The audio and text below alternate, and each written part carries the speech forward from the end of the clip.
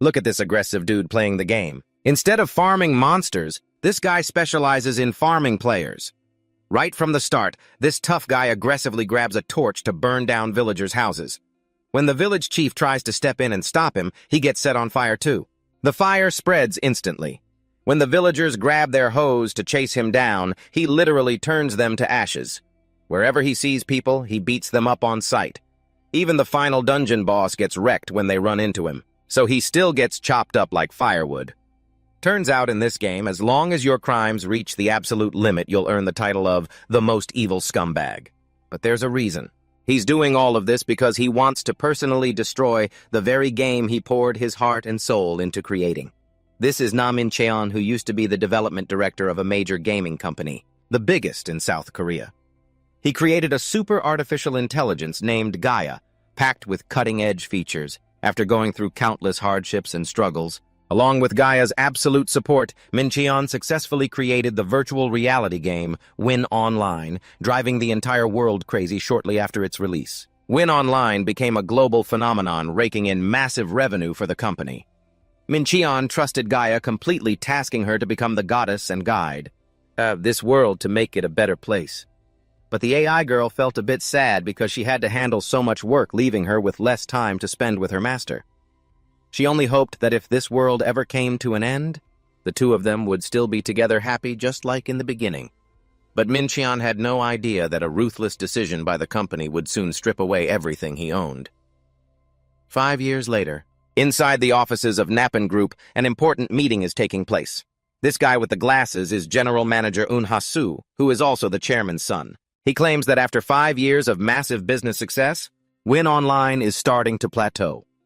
The proof is that the active player count is dropping and sales are nowhere near what they used to be. Therefore, the company has decided to add expensive pay-to-win items, VIP passes, and weapon skins that boost damage in the latest update. But of course, our main man is not going to agree to that, because doing that would completely ruin the game's balance, no different from digging their own grave like some of those old pay-to-win shooters. Min-cheon is spot on, leaving Ha-soo completely speechless. He can only make the excuse that it's all for company profit, but Min-cheon doesn't give him any face and fires back hard. What kind of profit comes from cheap pay-to-win mechanics? What players want is a fair playing field. Instead of finding ways to milk the players dry, why not improve the user experience? If you keep messing around, and the game shuts down, we'll all be eating dirt. Hearing Min-cheon's words, Ha-soo can only stay silent in rage. Our main man then makes a bold declaration to everyone in the room. As long as I am still at this company, that will never happen. He thought that would be the end of it, but 3 days later, a shocking event rocked Win Online. For some unknown reason, a player was corroded by a mysterious black mist. Even though nearby healers cast purification spells, the young man still, didn't make it and bit the dust. Receiving the news, team leader Lee Jong-ha quickly informed Min-cheon that an infectious disease was spreading rapidly inside the game. The terrifying part is that if a player dies from this disease, their character will be completely wiped from their account. Hearing this, Min-cheon quickly logs into the game to check the situation. When his character arrives, everyone is in a state of sheer panic. The crowd is arguing so loudly it's like a chaotic marketplace, giving Min-cheon a massive headache, left with no choice. He has to shut them up by temporarily muting the whole crowd. Once the area finally becomes quiet, Min-cheon has the time to investigate the plague. Examining the black residue on his hand, he realizes this is a plague he had personally created during an early testing phase. The goal back then was to recreate historical disasters. At the time, only he and Gaia knew about it, and he had clearly instructed Gaia to completely delete everything once the experiment was finished. His eyes suddenly narrow. Could this have something to do with Gaia? With that thought, Min-cheon immediately contacts Gaia. Report your status. But even after a long wait, there is no response. Just then, a shadow behind him speaks up. No matter how many times you call, you won't get an answer. Then General Manager Ha-soo slowly steps forward with a cold expression. He growls, "From now on, you can no longer access any company data." Min-cheon is completely confused. "What are you talking about, Ha-soo?" He smirks mockingly. "What am I talking about? I'm saying you're fired." Turns out this entire plague incident was orchestrated by Ha-soo. His goal was to frame Min-cheon and kick him out of the company. All he had to do was tell the media that the disaster happened because Min-cheon was disgruntled with the company and sought revenge. After that, the company had no choice but to fire him. Hasu looks at him with utter contempt. But hey, you don't need to worry about Win Online. I'll do my best to lead everyone. Though if they refuse to obey me just like you did, they'll just have to be discarded. Min Cheon never expected Hasu to be this despicable. Furious, he charges forward ready to beat this bastard's face in. But suddenly a pillar of light shoots down from the sky. Gaia appears just in time to stop Min Cheon coldly pinning him to the ground under her foot. Gaia looks down at him with pure disdain as if looking at a piece of garbage. He has no idea why any of this is happening. Right next to them, Hasu bursts into laughter. He sneers, "How does it feel to be betrayed by your longtime partner? You didn't expect an AI to actually be loyal to you, did you?" Hasu begins to expose the harsh reality of this world. Even if Min Cheon was the one who created Win Online, so what? In the eyes of capitalists, he is just a tool that can be replaced at any time. As long as he dares to stand in the way of their profits, they will discard him without a second thought. In the end, Min Cheon is kicked out of the very game he created. His life's work is turned into a dirty cash cow for greedy capitalists.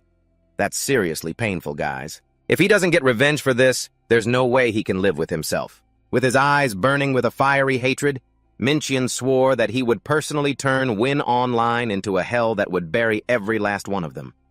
As night fell over the glittering city, a brutal plan for revenge was slowly being set into motion. Rumors of a disgruntled Naipan employee who, fed up with his bosses and company policies, had planted malware to destroy Win Online were spreading like wildfire. Sitting alone in the dark, Nam Min Cheon stared coldly at his computer screen. He muttered his enemy's name with sheer hatred. "So you like releasing viruses, huh? Let me beat this game and drive you straight into bankruptcy." Min Cheon knew all too well that Win Online was the lifeblood of Naipan, accounting for 70% of its annual revenue. If this world collapsed, the parent company would crumble to dust along with it. Stepping into the VR room, Min Cheon began preparing for his final counterstrike. He pulled on his gloves, his eyes burning with a fiery rage. "Just like you said. I'm only a cog in the machine of reality, but I am also a god in this virtual reality game." Sinking into his usual chair, he gritted his teeth and declared, "Let's see how you handle the consequences when a god is unleashed." A brilliant light flashed from his headset as he initiated a forced login into the system. To Min Cheon, there was only one path left for the world of Win Online now. This world of Win Online is going to crumble. The moment he materialized in the glowing digital space, a familiar, anxious voice rang out, "Master!" It was Oasis, the short, silver-haired AI companion staring at him with teary eyes. She anxiously asked, "I was so worried. I haven't seen you log in all day. Are you feeling all right, Master?" Oasis was originally an AI assigned by Gale as an operator. Even though she was purchased with company funds, she was still here and hadn't disappeared. Min Cheon guessed it was because the account used to register the purchase was his. Seeing his loyal assistant still here, he smirked deviously. "Perfect. My inside contact is still up and running." Not wanting to worry her further, he casually replied that he had just been a bit busy, then asked, "Do I have any messages?" Oasis immediately brought up the notification board and reported, "Yes, you do, Master. You received a message from Naipan. Because of..." Oasis froze, her eyes widening in sheer shock as she asked, "Master, have you been fired?" He realized he had completely lost access to Naipan's servers. Seeing her master consumed by bitter resentment, Oasis quickly tried to comfort him. She pulled up a long list of major tech conglomerates like Mason or Cacao, reassuring him, if one door closes, another opens. There are plenty of places that would roll out the red carpet for you. However, Min Cheon didn't pay the slightest bit of attention to those offers. He coldly brushed it aside. "All right, I see it." His hands began flying across the digital control panels, his eyes burning with intense determination as he commanded Sis Oasis open up the firewall. Despite a brief moment of hesitation, she immediately obeyed. Min Cheon began executing his dark scheme, bypassing the firewall, routing the connection through China, creating dummy accounts and linking them to the server. If one account got detected, all of them would vanish anonymously. When Oasis questioned the purpose of this, Min Cheon only replied coldly, "Just do as I say." The startup screen of Win Online lit up brilliantly, but to Min Cheon this was the beginning of the end. He declared with absolute steel in his voice, "This game is about to go to sleep, permanently." The moment he began to infiltrate the data stream suddenly turned chaotic. Digital static enveloped Min Cheon's body as the system repeatedly flashed red alerts regarding extreme content. The entire space shattered into pieces of blinding white. Yet the scenery suddenly shifted completely, revealing a peaceful village with lush green fields stretching into the distance. From afar, Oasis, dressed in explorer's gear, came running over excitedly. She waved her hand high and cheered with pure joy. "Master, I'm here!" Seeing Oasis spend half the day just creating her character, Minchin couldn't help but grumble about the delay. She argued that a girl had to focus on her appearance and customize her outfit, which was why it took a little longer. Looking fabulous comes first, even if the house is on fire. Experiencing it for the first time, Oasis was absolutely thrilled by the game's realism, cheering constantly at how incredibly fun everything was. Seeing Minchin coldly turn his back and walk away, Oasis frantically ran after him, calling out, "Master, wait for me!" Together, the two of them entered a peaceful starting village where all information regarding Win Online had been reset due to the lost connection with the company servers. Looking at the unfamiliar surroundings, Minchin secretly anticipated what was to come. Oasis, meanwhile, was filled with pure happiness. To her, being able to play this game with her master felt like a wonderful dream. She excitedly suggested, "What are we doing today, Master? Should we go hunt chipmunks again?" Since both of them were at level 1, Oasis figured simple quests would be the best starting point. But when Oasis suggested going to see the village chief to get a beginner quest, he suddenly handed her a torch, staring with deep gravity at the weapon specs showing its fire-starting capabilities. Oasis asked blankly, "Are you giving me this torch to light up my future or something?"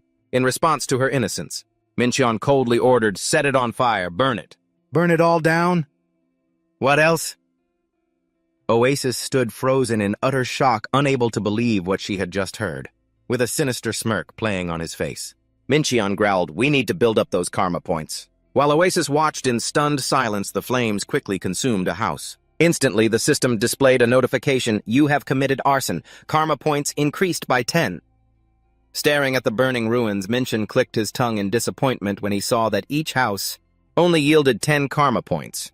He figured that since this was just a starting village, the values were naturally bound to be low. Amidst Minchin's satisfaction with the blazing fire, an old NPC suddenly rushed over, grabbed him tightly by the shoulder and yelled, "Hey you! What on earth are you doing? How dare you burn?"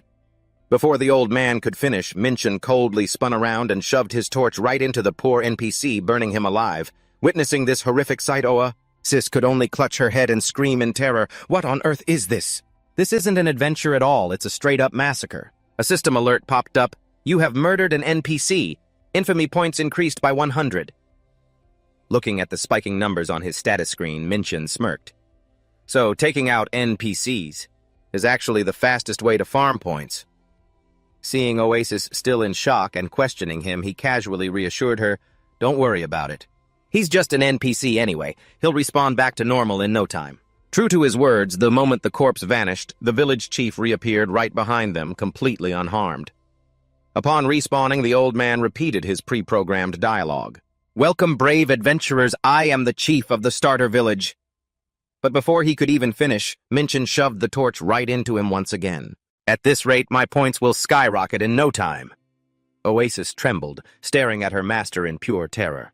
But Minchin merely gestured coldly for her to look ahead. A mob of angry villagers wielding hoes and shovels charged at them. "Who burned down my house? I'll bash your skull in."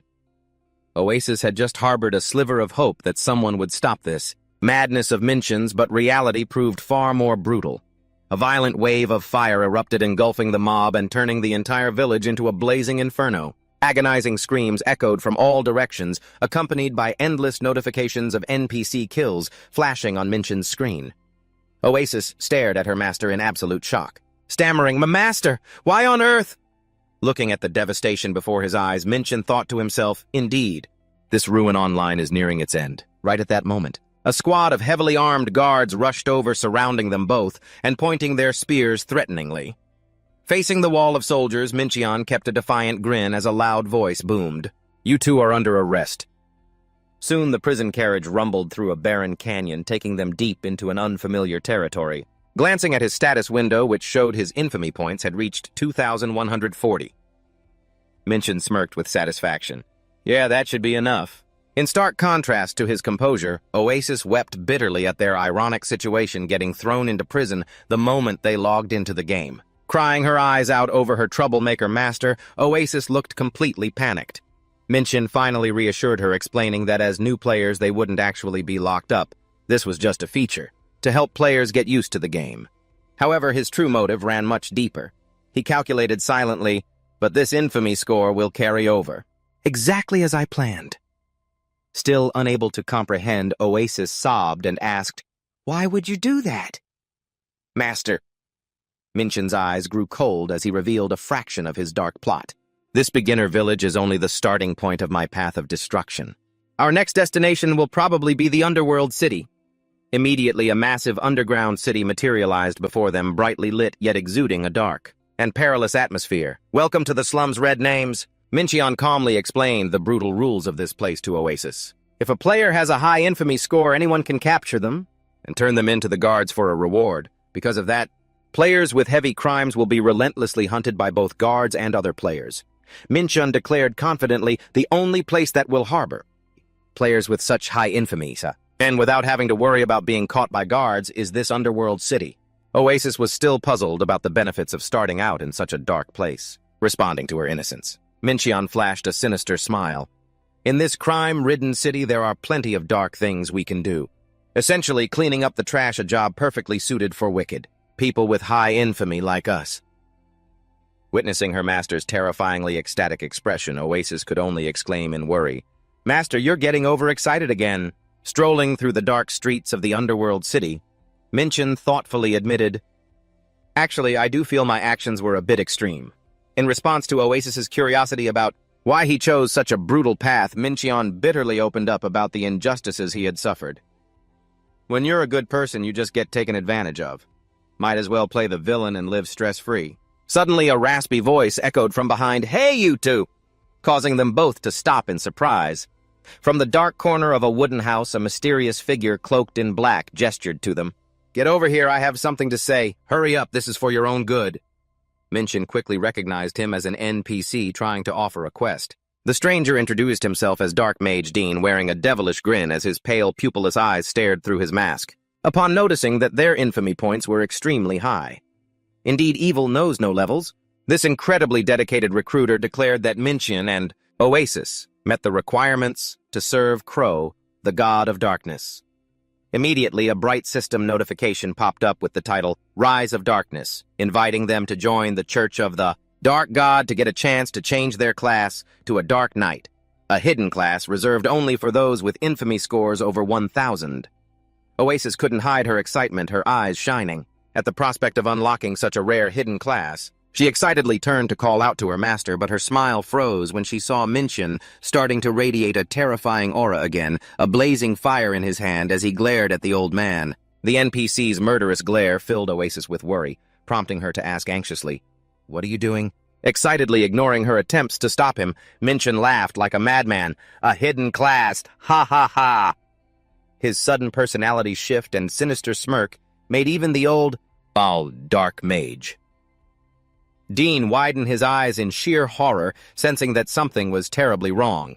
Without a single warning, Minchin swung his hand, burning the old NPC alive on the spot as the flames erupted violently. Dean shrieked in agonizing pain, "You bastard! I'm a high-ranking member of the church! I came to make you stronger! How dare you!" His body rapidly dissolved into thick black smoke.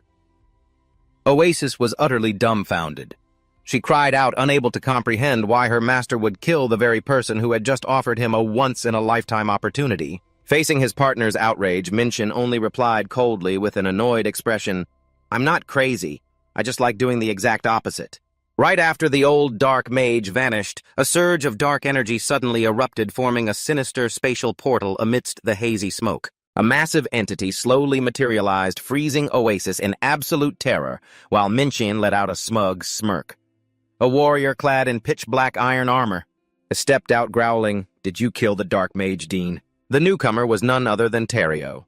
He looked at Minchin with deep admiration and declared, "We're cut from the same cloth. It took me forever to find someone even more wicked than me." Terrio believed Minchin was just like him, someone obsessed with rage and harboring a desire to commit ultimate evil. Oasis could only sigh in utter exhaustion. Seriously, another absolute freak. Introducing himself as the commander of the Dark Knights, Terrio ordered them both to follow him, to be rewarded accordingly for their cruelty and cunning. Immediately, "E para mais," a glowing system notification popped up, Successor of the Demon King. It turned out the Dark God Church had chosen Mincheon to receive an extremely rare hidden class, the Dark Knight. Only then did Mincheon reveal to a bewildered Oasis, "This is exactly why I killed that mage. The commander of the Knights is the person I actually needed to meet." He nonchalantly stepped into the teleportation portal, ignoring his assistant who scrambled after him, yelling, "Master, wait for me!"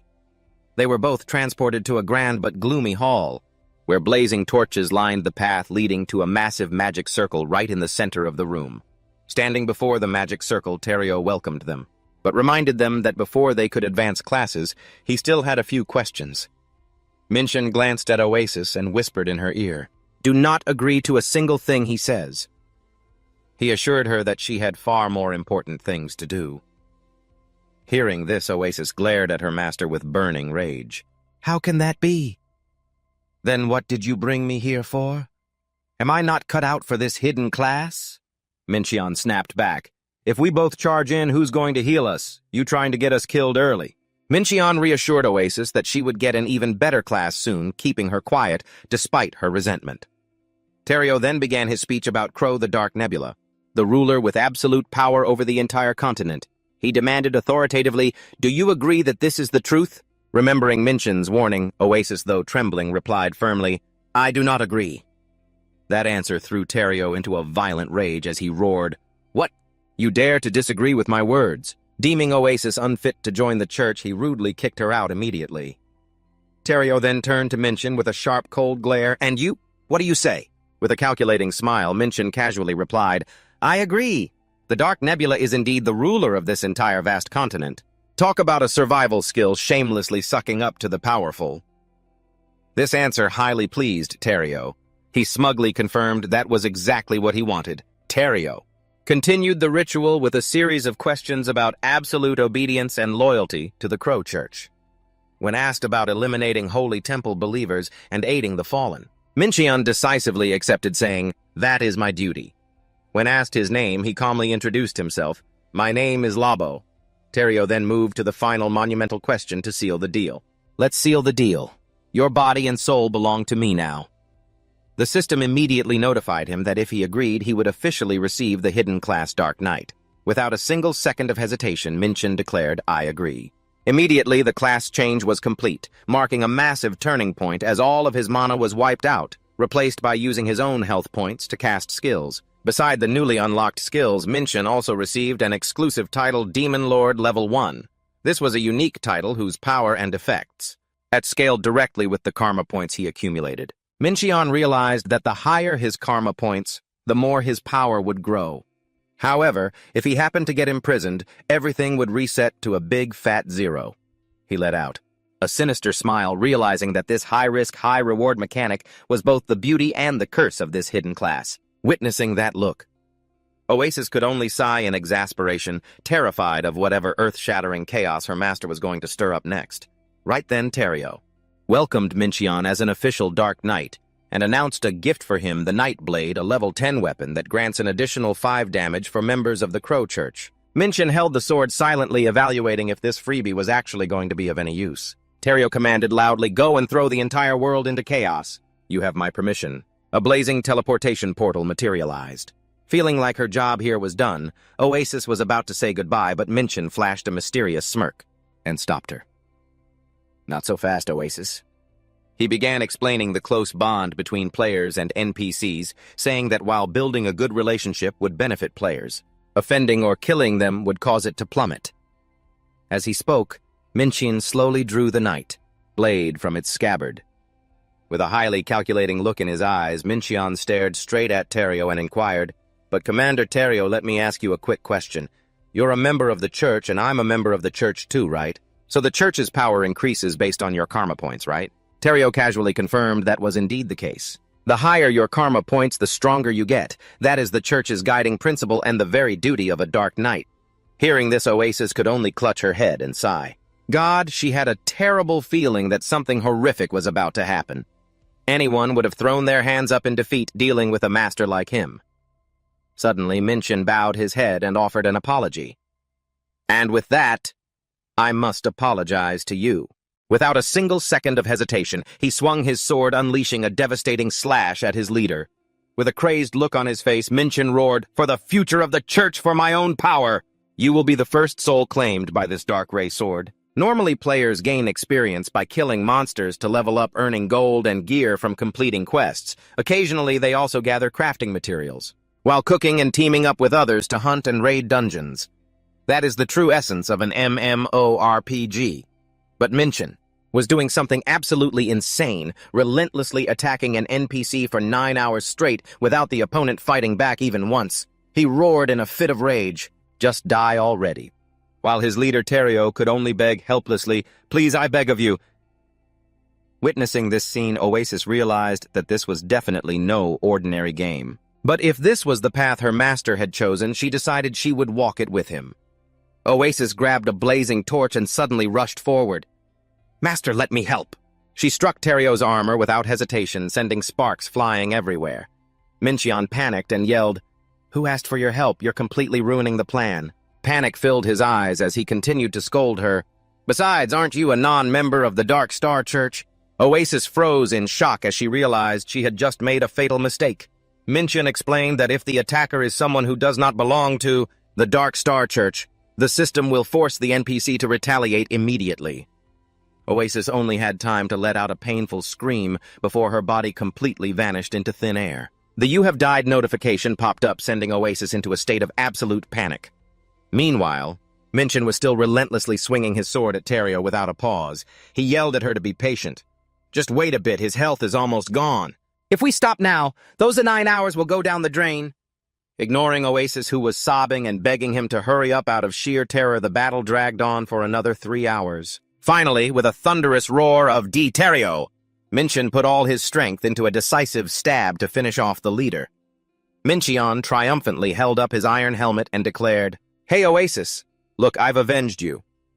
Seeing Oasis, still in soul form, constantly urging him to resurrect her, he casually took out a glowing resurrection stone.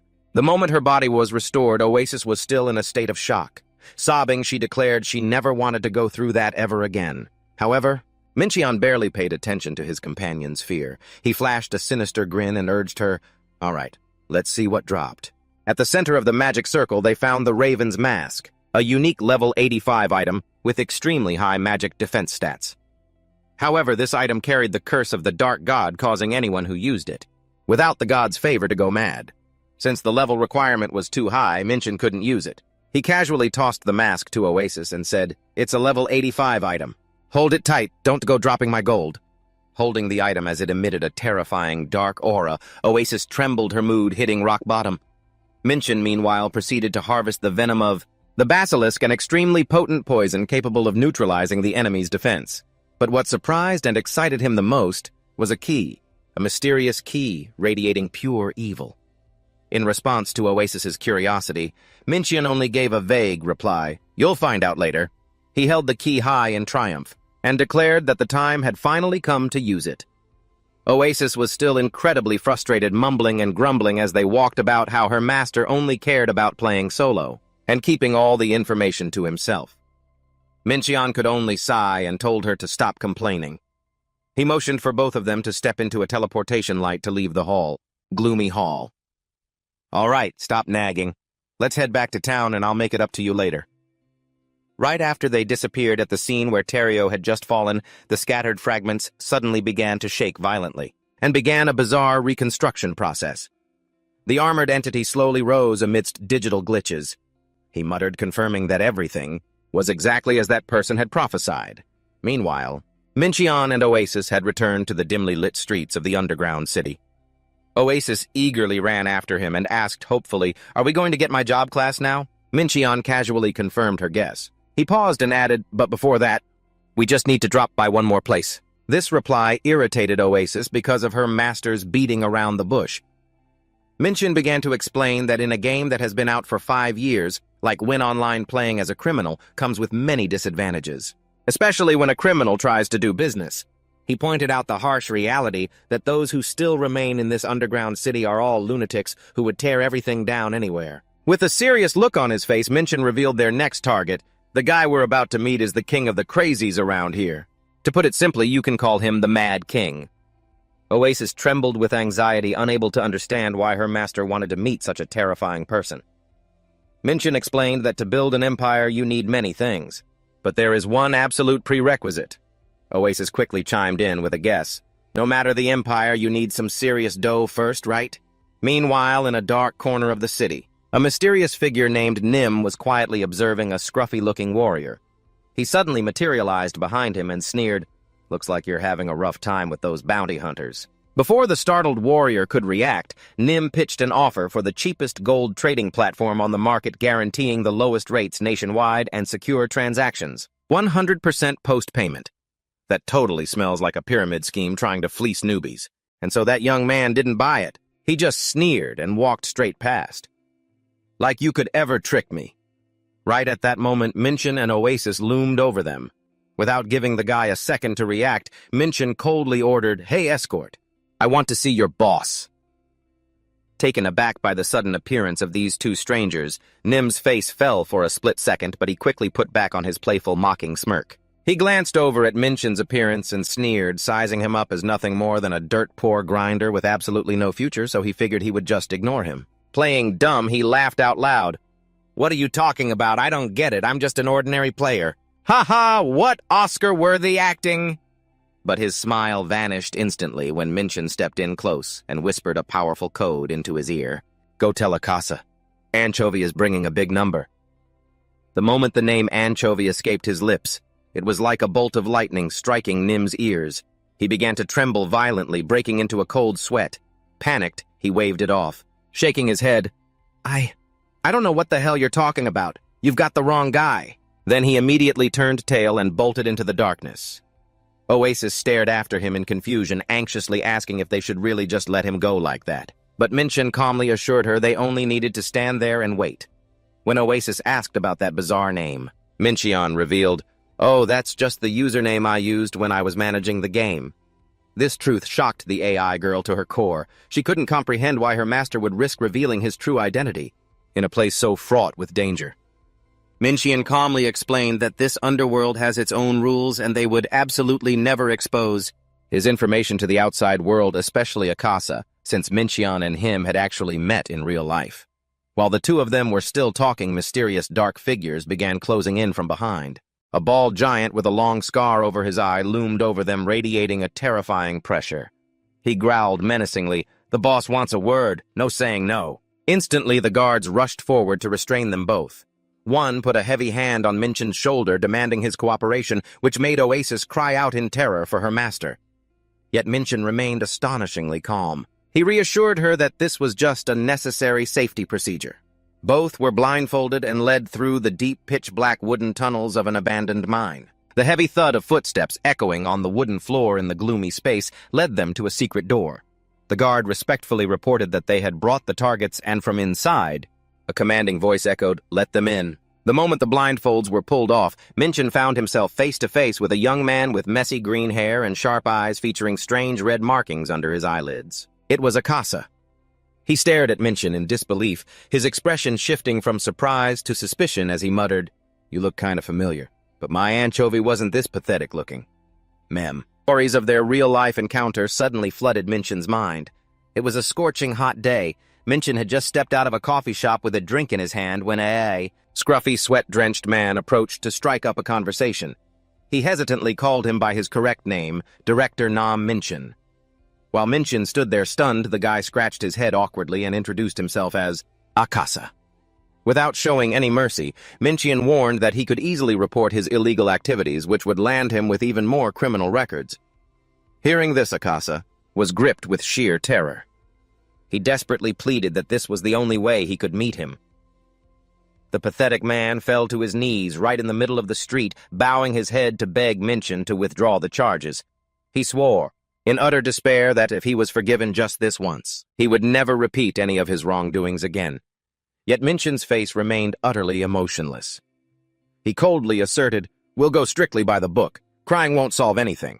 He even delivered a devastating blow, adding that even if he could help, he had absolutely no intention of doing so. Akasa completely broke down. Trembling on his knees, gasping for breath out of sheer panic, he could only repeat his desperate plea over and over, "I'm begging you.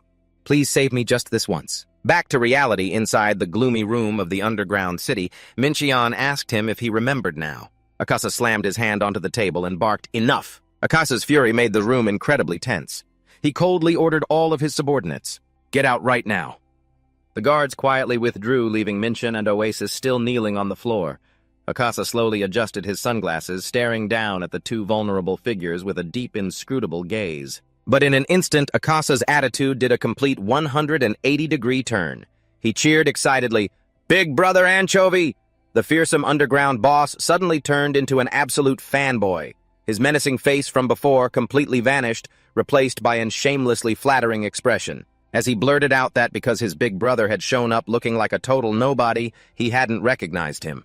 Akasa respectfully pressed to know why someone like him would travel all the way to a dump like this. Witnessing this scene, Oasis stood frozen in utter shock. Mincheon coldly told him to cut the dramatic act and asked if he knew about him getting fired yet. Akasa insisted that he wasn't so useless that he wouldn't know about something like that. He then listened intently as Mincheon declared that from now on his new nickname would be Labo. Akasa wondered what the name Labo meant, to which Mincheon casually replied that it was simply his username in this game. Akasa pondered for a moment, trying to deduce. If it stood for Last Boss, meaning the ultimate villain. This comment caught Mincheon off guard for a second because of the uncanny coincidence. He silently thought, exactly. Oasis looked at her master with deep concern, wondering if he actually intended to become the greatest enemy of this world. Wasting no more time, Mincheon demanded they get back to business. He announced that he was going to share a top-secret piece of information and demanded that Akasa pay in gold to get it. In the dim room lit only by a flickering light, Akasa listened intently as Mincheon laid out his speculation plan. He summarized, "So, big brother, you want me to hoard as many enhancement stones as, stocking up on them now to wait for the right time to resell for a profit."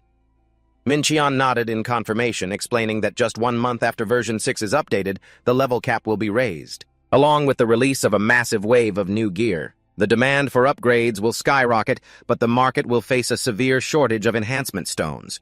Mincheon asserted that they would wait for the price to peak before dumping their stock to bankrupt everyone else. Even as a veteran merchant, Akasa couldn't help but worry. He hesitated and asked, "If you crash the server like this, who the hell am I going to sell to tomorrow, ghosts?" He asserted that this was just the beginning and there would be even more items causing far worse consequences later on. Mincheon knew all too well about Unhasu's greedy nature. He knew that as long as there was money to be made, they would do absolutely anything, completely ignoring the survival of Win Online. Right after that, a transaction notification popped up on Mincheon's screen. Akasa decisively transferred 1 million gold to him interest-free as a token of gratitude for the invaluable information. Mincheon nodded to thank Akasa and assured him he would repay it soon. Seeing his boss about to leave, Akasa curiously asked if he was going to use this massive sum of money to buy enhancement stones. Mincheon coldly denied it. "No, my goal isn't money." He gestured for Oasis to follow, and she quietly left the gloomy room staring at her master's back. Lost in thought, Oasis suddenly remarked, "You have a really good face, you know." Seeing Mincheon ask back in confusion, "What do you mean, a good face?" The AI girl then explained that his face looked exactly like theirs, the face of a villain who would do whatever it takes to achieve their goals. Oasis then brought up the past, believing her master had finally dropped the charges because Akasa called him brother and showed him respect. Mincheon walked on casually, explaining, "I only sued him for fun. It was mostly just to make a show of warning him." He believed it was a good way to get players to keep their guard up in a world full of scams. Mincheon confidently stated that even if Akasa hadn't approached him, he would have dropped the lawsuit sooner or later anyway.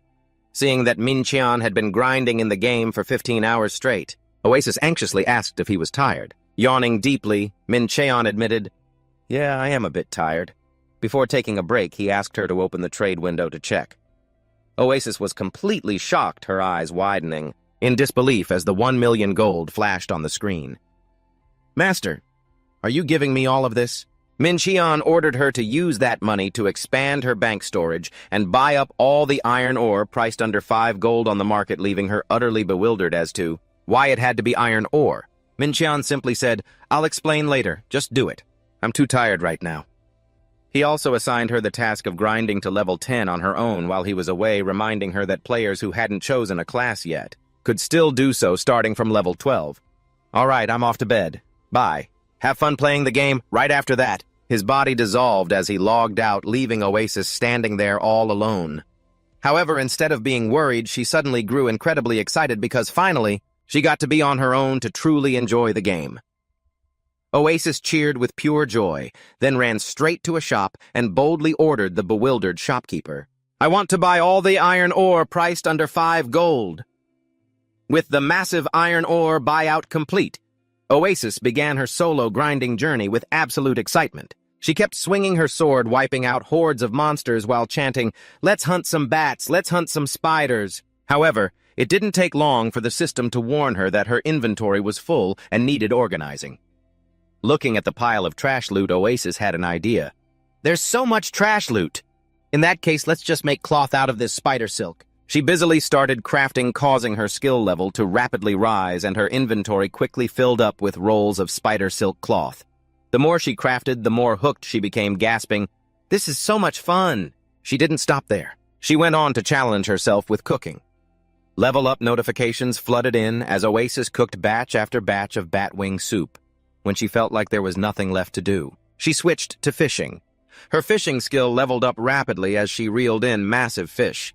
It was a full day's work for a true life skiller. Just by focusing on production skills, Oasis officially reached level 12. She thought to herself with satisfaction, "Wow, leveling up through production skills like this is great." But as she sat alone fishing by the water's edge, Oasis started to worry. "But why hasn't Master logged back in yet? It's already been a day." Suddenly, 2 rough-looking men appeared from behind. One of them gasped in surprise upon seeing a newcomer in this place. A newbie in the Undercity. "How long has it been since we last saw one?" He licked his lips greedily and ordered his partner, "Let's get her!" The other guy chimed in with excitement. "Let's go!" Both of them rushed straight toward Oasis with weapons in hand. Witnessing that, Oasis could only turn around in shock. The thug laughed crazily. "Hey there, little sister, now that you're in here, hand over your life." Meanwhile, Min Xian jolted awake in his sun-drenched room, by his phone vibrating relentlessly. Checking the screen, he was stunned to see 52 missed calls and dozens of urgent messages from CEO Shinji and Li Dongha. Realizing he couldn't just vanish without a trace, Min Xian told himself he had to come up with a plausible excuse for his absence. At a barbecue restaurant that evening, Min Xian casually announced to his former teammates that he was planning to go on a trip, leaving CEO Shinji utterly dumbfounded, the art team leader. He explained that after 15 years of working himself to death, it was time to go somewhere far away.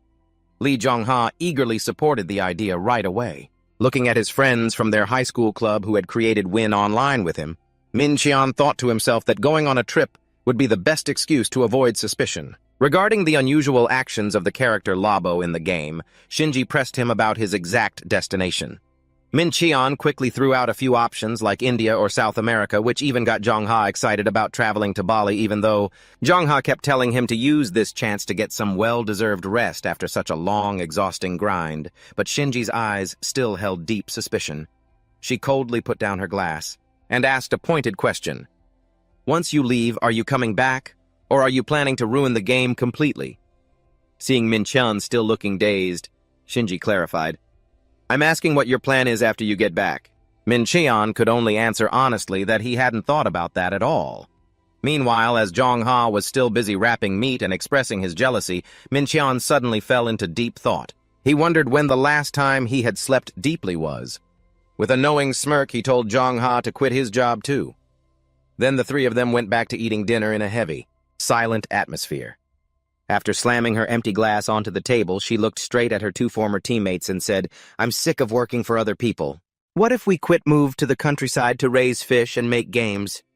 Shinji wanted the 3 of them to start over from scratch, just like their dreamy high school days. She looked at Min Xian and Dongha and said sincerely, "Look at how big this anchovy is. Let's start over, the 3 of us. We can open a small company just like back in high school. The 3 of us will make simple games." Hearing that, Dongha squealed with excitement. "Me, I'm in. If you open a company, I'm following you." The atmosphere at the table suddenly became unusually lively. Faced with their youngest teammates' enthusiasm, Min Xian could only smile. "Honestly, you idiots. How many drinks have you guys had to be this drunk already? But he suddenly dragged them back to harsh reality. With a serious look on his face, he reminded Shinji that she still had the burden of her mother's medical bills and her younger brother's tuition. Then he turned to the trembling Jongha. And your wife, is about to give birth. And you're still talking nonsense like that? Jongha was about to speak, but Mincheon quickly poured more alcohol to ease the tense atmosphere.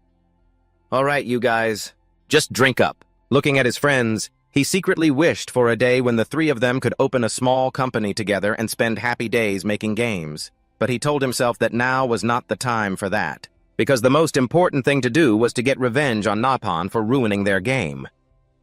Mincheon steeled his resolve. As for the villain, I can play that role alone. It was late at night when Mincheon left the restaurant, his mind drifting back to the virtual world. Anyway, I wonder if Oasis is doing okay. Right at that moment, a brutal attack was unfolding inside Win Online. A thug rushed forward at a terrifying speed, swinging his weapon to attack Oasis. A powerful collision erupted with a deafening crash, shattering the ground. The giant stared in, utter shock as his lightning attack was instantly neutralized. Oasis just stood there with an innocent look, asking in confusion, "Hey, is something wrong? Why did you suddenly—" The two thugs started to panic. They couldn't believe a greenhorn newbie could block their coordinated attack. Thinking this was just some silly technical glitch, the skinny guy yelled, "It's just a bug. Let's go again. Bad players always blame the game, bro." The big guy gritted his teeth in agreement. Both of them charged straight at the petite girl, determined to take her down instantly. But Oasis's eyes suddenly flashed with fierce determination. Facing the incoming blade and steel fist, she calmly swung her tiny dagger. Clashing sounds rang out as the system repeatedly flashed notifications, "Block successful." Both attackers were stunned to see all their efforts perfectly blocked, right before their eyes. Sick and tired of being bothered, Oasis snapped, "Why do you keep attacking me?" The two thugs froze. They began to suspect this was a major game glitch. The skinny guy muttered about how absurd it was that not even minimum chip damage was applied despite the block. Only then did the big guy realize the truth. He explained that in Win Online there was a one-of-a-kind weapon with a damage reduction rate of up to 100%. Something anyone could buy at the beginner shop. Realizing they were getting schooled by the cheapest item in the store, the skinny guy angrily claimed this was some kind of cheap, gimmick weapon. Since its attack power was so low, no one ever used it in actual combat. However, he started to shudder at the thought that Oasis could block all of their attacks with just that cheap weapon. He wondered if she was a PvP genius or actually a cheater using hacks. Since he had never encountered a hacker in this game before, he decided to test her skills himself. The skinny guy quickly pulled a crossbow from his back, determined to find out if his opponent was a cheater. The skinny guy roared, "Let's see if your little dagger can block my rain of arrows." He immediately activated his skill, Piercing Rain of Arrows, sending a volley of arrows charged with bright blue electricity pouring down like a storm. Standing in the middle of the Plaza Oasis, could only look up at the incoming rain of arrows with a worried face. Loud metallic clangs rang out continuously as Oasis struggled to defend against the relentless onslaught. Watching the scene, the two thugs became even more convinced. Yep, that's definitely a hack. But then a sharp snap rang out. Oasis's starter dagger had reached its limit and instantly shattered under the pressure of the magic arrows. The system coldly announced durability depleted, weapon destroyed. With her only defense gone, Oasis was completely helpless against the remaining incoming arrows. An arrow pierced her chest, sending her collapsing to the ground as the screen instantly went black with the words, "You have died." Looking at the lifeless body lying among the arrows, the two killers began to wonder if she really was a hacker or just a newbie with insane reflexes. Sensing something terrifying and wrong, they were about to report the incident to the GM when a cold voice suddenly rang out from behind, "Two big guys bullying a girl, huh?" Mincheon appeared with a pale, exhausted face, clutching his head, which was pounding with a splitting headache from last night's drinking. He muttered, blaming himself, "If I ever drink too much again, then I'm no better than a beast." Seeing a stranger suddenly appear, the two thugs panicked and barked, "Who the hell are you supposed to be?" Mincheon calmly pointed toward Asis, who was lying on the ground, and declared that he was a friend of that poor girl. Seeing her savior, Asis sobbed and wailed through her tears, "Master, please avenge me." Mincheon's eyes instantly turned razor-sharp as he slowly drew his sword from its scabbard with an overwhelming aura. Gritting his teeth, he delivered a chilling warning. If you plan on slaughtering someone, then you'd better be prepared to be slaughtered yourself. He lunged forward at a terrifying speed, catching the two thugs completely off guard. A swift slash grazed the skinny thug's body, leaving him unable to react. But the skinny guy suddenly paused. He blankly checked his wound and burst into a mocking laugh. Man, I thought he was going to be insanely strong. Geez, turns out he's just all talk, ha ha ha. Minchin gritted his teeth in bitter frustration as the system notified him that he couldn't deal any damage due to the massive level gap. Seizing the opportunity, the giant lunged forward and swung an iron fist, shouting, "Time for your beating!" He unleashed a thunderous strike which Minchin barely managed to dodge by a hair's breadth. Minchin quickly backpedaled and pulled out a ceramic vial, emitting an eerie mist, muttering to himself, "Using this on these guys is such a waste, but I have to do it." He decisively hurled the viper poison vial at them. A loud explosion rang out, and a sickening green toxic mist immediately enveloped the area. The two thugs began coughing violently. Realizing in a panic that this was poison, they scrambled and yelled to each other, "Oh my God, he used a stink bomb, run man!" The agonizing coughing made it impossible for them to breathe. Holding his nose, the skinny thug screamed in despair, "Damn it! Let's get out of here!" From high above, Minchin appeared holding a blazing torch, a sinister smile playing on his lips. He casually explained, "This toxic mist acts just like gas. So if you want it to disappear, you just have to burn it all up." With that, Minchin casually dropped the torch. One of the thugs shrieked in despair as the flames erupted violently. An earth-shattering explosion rang out, blowing away everything nearby and turning the street into a raging sea of fire. Watching from a distance, Aces could only call out, "Master," in utter shock. Thick smoke enveloped the blazing buildings. The giant thug hastily chugged a recovery potion, screaming to urge his partner, who was slumped flat on the ground. "What the hell are you waiting for? Use a revival potion, quick." But the skinny thug had completely lost his ability to fight back. Shaking, he cursed helplessly, "Damn it, I'm stunned." In this world, if a player loses more than 70% of their health within just 5 seconds, they fall into a stunned state. And if they take another hit before they can recover, it's game over for sure. Emerging from the raging fire and smoke, Minchin calmly walked out, silently evaluating his opponents. As expected of high-level players, they really are something. Looking at the two pathetic figures in front of him, he smirked mockingly. "Seems like you guys aren't dead yet, huh?" The skinny thug screamed in panic, blustering that his stun wouldn't last long. Determined not to let his partner get hurt, the giant gritted his teeth and lunged forward to shield him, shouting, "Don't worry!" He immediately activated his defensive stance skill, putting himself in an absolute defensive state, to absorb every incoming attack for his party member while drastically boosting his own defense. Minchin coldly declared, "It's over." He activated his dark aura, causing a dark purple demonic energy to envelop his entire body and sword. Building up momentum. Minchin dashed forward like a bolt of black lightning. The giant braced himself behind his shield. He was confident that a low-level scrub like Minchin could never break through his defense, but Minchin leaped high into the air, delivering a devastating downward slash straight onto his opponent's head. The enemy cried out in terror at Minchin's sudden surge of power. "What? His slash felt like a scratch earlier. Why does this hurt so damn much?" Minchin smirked sinisterly. "A bit different from before, isn't it?" That was thanks to his dark aura skill, an exclusive ability for Dark Knights that completely bypasses all enemy defenses, even though the price is losing 1% of his health every second. Minchin knew this was the only way to bridge the level gap, so he told himself to end the fight as quickly as possible. His relentless slashes left the giant overwhelmed, forcing the skinny thug to scream, "Drop your defensive stance, just attack!" Listening to his partner, the giant immediately leaped into the air, bringing down a fatal blow with a fierce shout, "This is where your little tricks end." A massive impact erupted, sending a terrifying shockwave through the area. Before the dust could even settle, the giant was stunned to see Minchin suddenly swap to a beginner's dagger right before his eyes. The skinny thug standing nearby trembled, unable to believe what he was seeing. Did he just swap weapons? But how is that possible mid-combat? In reality, weapon swapping requires absolute split-second timing. Even the slightest error would cause the weapon to drop to the ground, leading to instant failure. This was a high-level technique that most players had long forgotten due to its extreme difficulty. Their shock quickly turned to sheer terror. The skinny thug stammered, "How can he pull off a high-level technique like that so casually? Who the hell is this guys?" Realizing the danger, the giant screamed in panic, "Run! We messed with the wrong guy!" Hearing this, Minchian only replied coldly as he stepped through the smoke, "No, I'm far beyond a professional. I'm more like a veteran."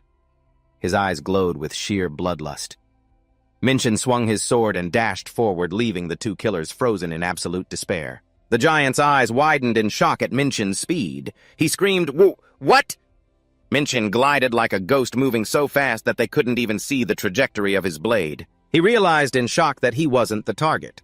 Minchian's real target was the skinny guy who was slowly regaining consciousness right as he yelled, "I'm not stunned anymore." This guy immediately faced death. A single fatal slash made him vanish completely into thin air. Standing at the scene, Minchin coldly watched the dissolving corpse and sneered, "Too weak to act tough. Go home and retire already." The remaining giant panted in agony, desperately fleeing through the gloomy wooden buildings of the underground city, cursing in sheer terror as he ran. What the hell was that? Realizing he couldn't escape the pursuit, the giant hastily triggered the log-out command. The system immediately displayed a notification, "You will log out in 5 seconds." He held his breath, watching the countdown, 5, 4, 3, but right at the 3rd second, a terrible premonition made him freeze, looking up just as the number 2 appeared. Minchin lunged down from midair with a murderous grin, his sword enveloped in pitch-black demonic energy. Right at the very last second, Minchin's blade pierced straight through the giant's head, finishing him off right before he could escape the game. A violent blast of dark energy erupted, putting an end to the two killers in the quiet expanse of the underground city. Oasis was still struggling in the water, sniffling and crying in self-pity for being left behind. "You forgot about me, didn't you, Master?" Minchin immediately used a resurrection stone item to bring Oasis back from the dead. Shrouded in a brilliant light, Oasis appeared trembling, completely broken, as she lamented to herself, "This is pure hard labor. I can't take this anymore." Seeing his partner in a state of utter panic, Minchin gently placed his hand on her head and offered an apologetic comfort. "Sorry, Oasis. I'm too late, aren't I?" However, that tenderness quickly vanished when Minchin casually added a line that left Oasis frozen in shock. "Keep getting resurrected and you'll get used to it eventually." Ignoring her speechless expression, the system immediately displayed Minchin's updated status board, where his infamy points had jumped to 4,380. Looking at the post-battle results, Minchin showed clear disappointment, muttering, "P. King. 2 guys only gave me this many points. What a waste of my poison potion." Seeing her master dissatisfied, Oasis innocently asked if those guys just weren't strong enough, or what. Minchin sighed and explained the harsh rules of the underworld. When players with infamy points PK each other, the winner gets half of the opponent's points. But I only gained 2,000. Currently, his level 2 Demon King class was granting him substantial bonus stats based on his infamy points, such as increased attack power and maximum HP. However, looking at his ultimate goal, Minchin could only sigh tiredly to himself. The road to the #1 infamy spot is still a long one. Walking down the street, Minchin suddenly turned to instruct Oasis on something important. "Your reaction speed might be suspected of cheating, so in the future you need to slow down your combat movements a bit." Oasis was bewildered, not understanding why she had to intentionally move slower. Minchin flashed a sinister grin and explained that it was a way to hide their true power, giving people a tiny break so they could keep torturing them later. Her master's deeply sarcastic words left Oasis speechless, her eyes wide with shock. Oasis was still in a daze, murmuring about the word humanity her master had just uttered. Seeing her freeze at the bottom of the stairs, Minchin turned back and urged, "What's wrong? Hurry up and get over here." He announced that they were going to get her class change quest making. Oasis squealed in excitement. Really? Standing before a grand, imposing structure with massive stone pillars, towering high and a brilliant light radiating from within, Oasis realized this was a sacred temple. Suddenly, Minchin stepped forward and firmly grabbed Oasis by both shoulders, startling her. With a serious face, he lowered his voice, called her name, and began explaining the fatal weakness of his class. Every skill of a dark knight consumes health instead of mana. Because of this, Minchin always had to keep his HP at a safe level to fight. He insisted that he couldn't just rely on regular healing potions, but absolutely needed direct healing from another skill. Minchin's eyes suddenly went wild, and he roared with determination, "Therefore you must become a priest!" To his assistant's utter shock, he demanded roughly, "You have to keep my health bar topped off." Oasis froze for a second, breaking into a cold sweat as she finally saw the truth of the situation. "So, I'm just a walking health pack. Minxion didn't wait even a second. He urged in absolute excitement, "Hurry up and take the class change quest. We have so much to do." Ignoring Oasis's thrashing and screaming as she was suddenly scooped up, Minxion dashed straight into the temple at breakneck speed. Even though Oasis had always wanted a useful class to support her master, she never expected to be forced into the role of a walking health pot like this. Minxion yelled as he ran, drowning out her protests. "I told you I'd give you a special job, didn't I?" The two of them plunged into the brilliant light at the end of the hall. The next day, Oasis dragged herself out of the temple with a tired look, quietly announcing, "It's done." Now she had officially changed classes to a priest wearing solemn robes and holding a scepter. The status board showed Oasis had reached level 12, possessing exceptional intelligence and mana ready for her backline support role. Seeing his partner's new look, Minxion was ecstatic, constantly patting her head and praising her to no end. "Oh my god, look at you, it suits you so well. You look exactly like a real priest, don't you?" Minxion even flattered her, saying that with such a noble and stunning appearance, parties would be lining up to invite her to raid dungeons. Faced with her master's over-enthusiasm, Oasis could only cry in helplessness. "I get it, so please stop already." Hearing Minxion confidently declare that the two of them were officially in the same boat now, she asked suspiciously, "We're not going to kill another NPC, are we?" Minxion shook his head in denial and decisively revealed his next crazy goal, reaching the top of the server in 1 month. "If we can't do it, we quit the game." Oasis was so shocked she froze. In just 1 month. She knew very well that by normal logic it would take players over half a year of relentless grinding to reach the max level. However, Minxion knew very well that time was running out. Exactly 1 month from now, the biggest update in history would unlock the new continent, bringing a massive wave of new gear, and it would raise the level cap to 100. With a devious smirk on his face, Minxion declared that they had to reach the max level before that time. To participate in the update and hoard all the best loot from the new continent, their very first stop was the Viper's Cave. It was a normal difficulty dungeon, but the recommended level was as high as 50. Standing at the entrance was a giant stone serpent head with its mouth wide open, looking incredibly eerie. Stepping into the dark cavern, Oasis asked anxiously, Master, aren't we still below level 50? Minxion just kept walking nonchalantly and reassured her, "Don't worry, I've got it all figured out. Worst case scenario, we just die." Suddenly, a pair of glowing red eyes appeared in the darkness. A giant serpent lunged out with a deafening roar. Minxion froze in surprise, while Oasis could only shriek in pure terror. Ah! A massive impact sent them both flying. Oasis crashed to the ground, groaning in pain as she struggled to look up at the monster looming right over her. Hissing terrifyingly, it prepared for its next strike on the tiny intruders. Minxion gritted his teeth in irritation, muttering, "Stupid thing, jumping out of nowhere and startling me." He instantly got into a fighting stance and activated his dark aura skill, wrapping his sword in a deep purple energy. Minxion barked out an order, "Heal me now!" Hearing the command, Oasis gripped her staff tightly, her eyes filled with determination. "Yes, I will protect you, Master." Meanwhile, Minxion leaped into the air, swinging his sword to deliver a devastating blow. The critical hit tore through the monster's tough scales, making it writhe and howl in agony. Minxion followed up with a barrage of lightning-fast slashes, leaving the beast thrashing around, completely unable to fight back. But suddenly a powerful counterstrike sent Minxion flying backward. Witnessing this, Oasis panicked and screamed, "Master!" She immediately cast her healing touch skill, wrapping Minxion's injured body in a warm green glow and glowing recovery symbols. Feeling his health bar refill, Minxion smirked with satisfaction. "Nice job, Oasis. Guess I can actually rely on your healing for once." Talk about praising someone just to set them up for a fall. While Minxion launched a relentless assault on the monster's tough scales, Oasis kept channeling her healing magic from behind to keep him safe. However, in her anxiety, she started spamming her skill, raining down endless bursts of healing light without stopping. Witnessing this massive waste of mana, Minxion's face went pale with shock.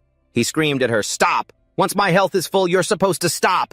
Why are you spamming it like that? You're going to run out of mana, plus doing that will draw the monster's aggro to you! How can you be so careless?" But his warning came too late. The giant serpent had already switched targets. Opening its fanged maw wide, it lunged straight at the defenseless girl. A violent impact shook the cavern right where Oasis stood, leaving Minxion to scream in utter despair, "Oh my god, my pocket healer just got wiped out!" To use his Dark Knight skills, Minchin had to sacrifice 1% of his health every second. Without heals or potions, he could only last for a little over 1 minute. If he died, the experience penalty would be massive. So Minchin told himself, I cannot lose this. Ooze. Charging straight at the monster, he reminded himself to stay calm. After all, he was the one who had designed every single attack pattern of these monsters. Talk about a taste of his own medicine. Instantly, the giant serpent unleashed a powerful tail swipe, shattering the ground right where Minchin had been standing. Next came the constrict move. Minchin quickly spotted an opening and skillfully dodged past the monster's massive body, calmly reading its movements because he knew exactly what was coming next. Just as expected, the serpent lunged for a lethal bite with its razor-sharp fangs. Minchin realized this was his one and only chance to turn the tables. Only one shot! This is it! Gritting his teeth, he channeled all his dark mana into his sword, preparing to deliver the final decisive strike, the blade surging with dark energy plunged straight into the monster's head, making it roar in agony. However, realizing the attack wasn't enough to finish it off, Minchin's face fell as he gasped, "Oh crap, we're done for!" The system immediately notified insufficient damage. Minchin was blown back, crashing heavily onto the ground. Groaning in pain and despair, he wished, "Man, I really need a heal right now." Suddenly, bright green particles began to envelop his hands and body. Minchin watched in disbelief as his wounds miraculously healed. Staring at the glowing recovery magic, he rejoiced, realizing he was still in the game.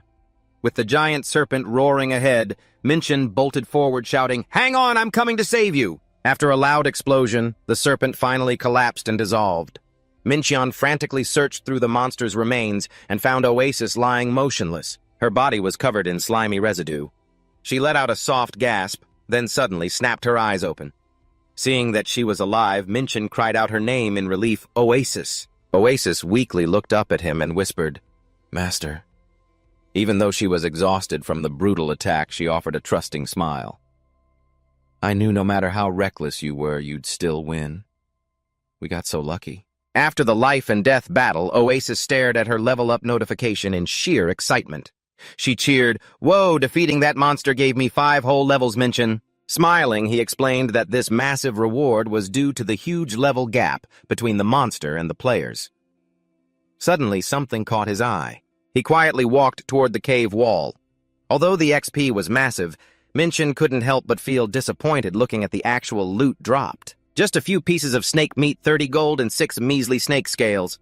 He muttered to himself that this loot was pretty trash and decided they needed to find a higher quality dungeon next time. Seeing Minchin carefully feeling the stone wall, Oasis asked curiously, "Master, is there something special about that wall?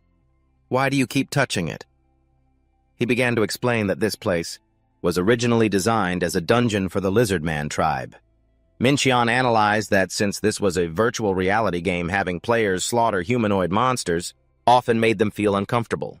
That's why the developers replaced them with other types of monsters so players would feel more at ease during combat. Still, he knew for a fact that the deadly intricate traps designed by the ancient lizardmen were still lurking in some dark corner around here. With a cold, sharp glare and a calculating smirk, Minchin declared with absolute certainty, "Check this out," he said before decisively pressing down on a hidden stone slab. Instantly, a loud rumble echoed and the ground shook violently as a massive spike trap burst up from the earth. Looking down into the deep pit bristling with sharp spikes, Oasis shuddered as she realized this was a lethal trap where falling in meant instant death. Minchin casually, indifferent, explained that this trap was no joke, as even the strongest monsters would die if they fell in. He then bluntly told her to keep moving, but when Oasis blankly asked where they were going, Minchin finally revealed his plan to herd the monsters straight into this pit. Realizing she was the one who had to act as bait, Oasis asked in utter shock, "Wait, you want me to do it?" All she got in response was a cold glare and a blunt reply from her master. "Well, who else you expect me to do it? Besides, you're a fast runner." Seeing Oasis still trembling with fear, Minchin smiled to reassure her, saying, "Look, if you're nervous, since it's your first time, just bring back a few monsters to start with. It's fine." That encouraging pep talk only made her head spin. Face pale and heart heavy, Oasis reluctantly trudged alone into the deep, dark cave, her eyes wide with terror, as she felt the presence of a massive creature stalking her from behind. Suddenly, a giant snake lunged out of the darkness, giving Oasis barely enough time to scream in sheer terror before she spun around and bolted back crying and screaming for her master at the top of her lungs. Meanwhile, Mincheon stood waiting, looking absolutely thrilled as he spotted about 10 monsters charging his way. Completely ignoring Oasis, who was sobbing in sheer terror, the giant snake bared its fangs and opened its massive jaws wide, hissing menacingly right at Oasis's heels. The poor priestess could only shriek in despair, running for her absolute life, her frantic footsteps, mixed with the roars of the monsters, creating utter chaos in the dark cave.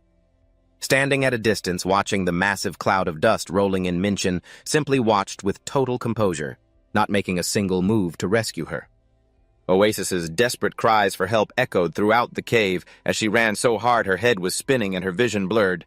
The giant snake was hot on her heels, ready to swallow her whole at any second. Seeing the monsters closing in, Mincheon yelled, "Hurry up, Oasis!" Shaking with tears as she ran for her life, she wailed, "I'm so scared, I don't want to die here." Just as the giant snake lunged right behind her, Mincheon muttered, "Perfect." He decisively slammed the lever on the cave wall to spring the trap. Summoning every last bit of her strength, Oasis leapt right over the pit. Carried by its own momentum, the giant monster plummeted straight into the spike pit, its body skewered, leaving it completely helpless. But in her sheer panic, Oasis misjudged her jump and began to slip, falling backward into the dark abyss. In that split second between life and death, she reached out her hand, crying for her master. Mincheon quickly lunged forward to grab her, shouting her name, but disaster struck. Their hands only grazed past each other, failing to lock together. Mincheon's face went pale with shock, while Oasis could only scream in utter despair.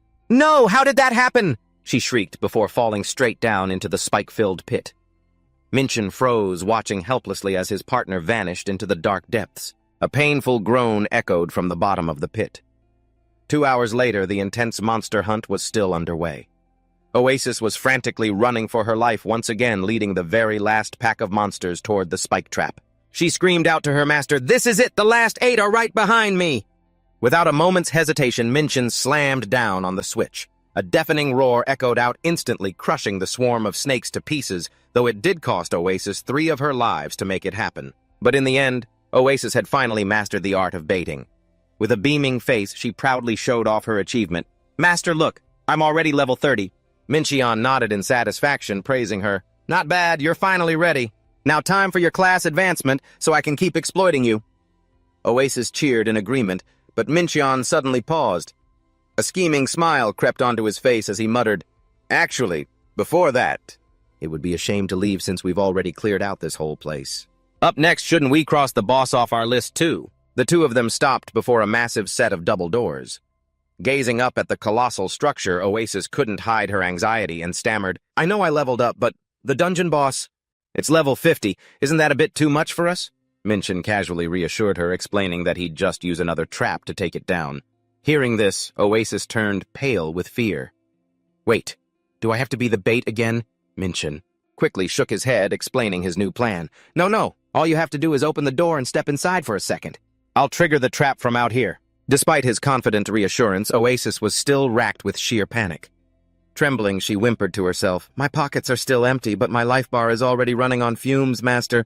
Her tiny hands slowly pushed the heavy stone doors open, revealing a dark, eerie abyss where danger lurked in every shadow. Holding her breath, Oasis stepped inside. Staring into the pitch-black void of the boss room, she muttered, I can't see anything."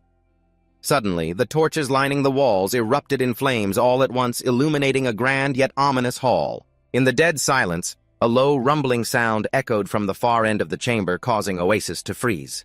Standing completely alone in the massive, perilous hall, pure terror washed over her face, as she realized exactly what she was up against. A basilisk, a terrifying beast capable of turning its victims to stone. Just then, Mincheon poked his head out from behind the door with a mischievous grin. "Hey, it's just a little petrification, no big deal. Just think of it as taking a little breather." Oasis stared at him in utter disbelief. Dumbfounded, she stammered, "Wait, what? Why would you do this?" But the monster's glowing red eyes were already locked onto her from behind. The colossal basilisk reared up, unleashing a suffocating aura that made the entire room tremble. Oasis could feel her limbs gradually turning to stone. Trembling in despair, she cried out, Master! Help! Ignoring his partner's sheer panic, Minchin remained casually tucked behind the door, offering some completely irresponsible reassurance. Don't worry, I'll trap it before it can even touch you. In that instant, the monster bared its razor-sharp fangs and lunged straight at the helpless girl. Minchin watched with a cold, calculating gaze and then slammed the hidden lever down.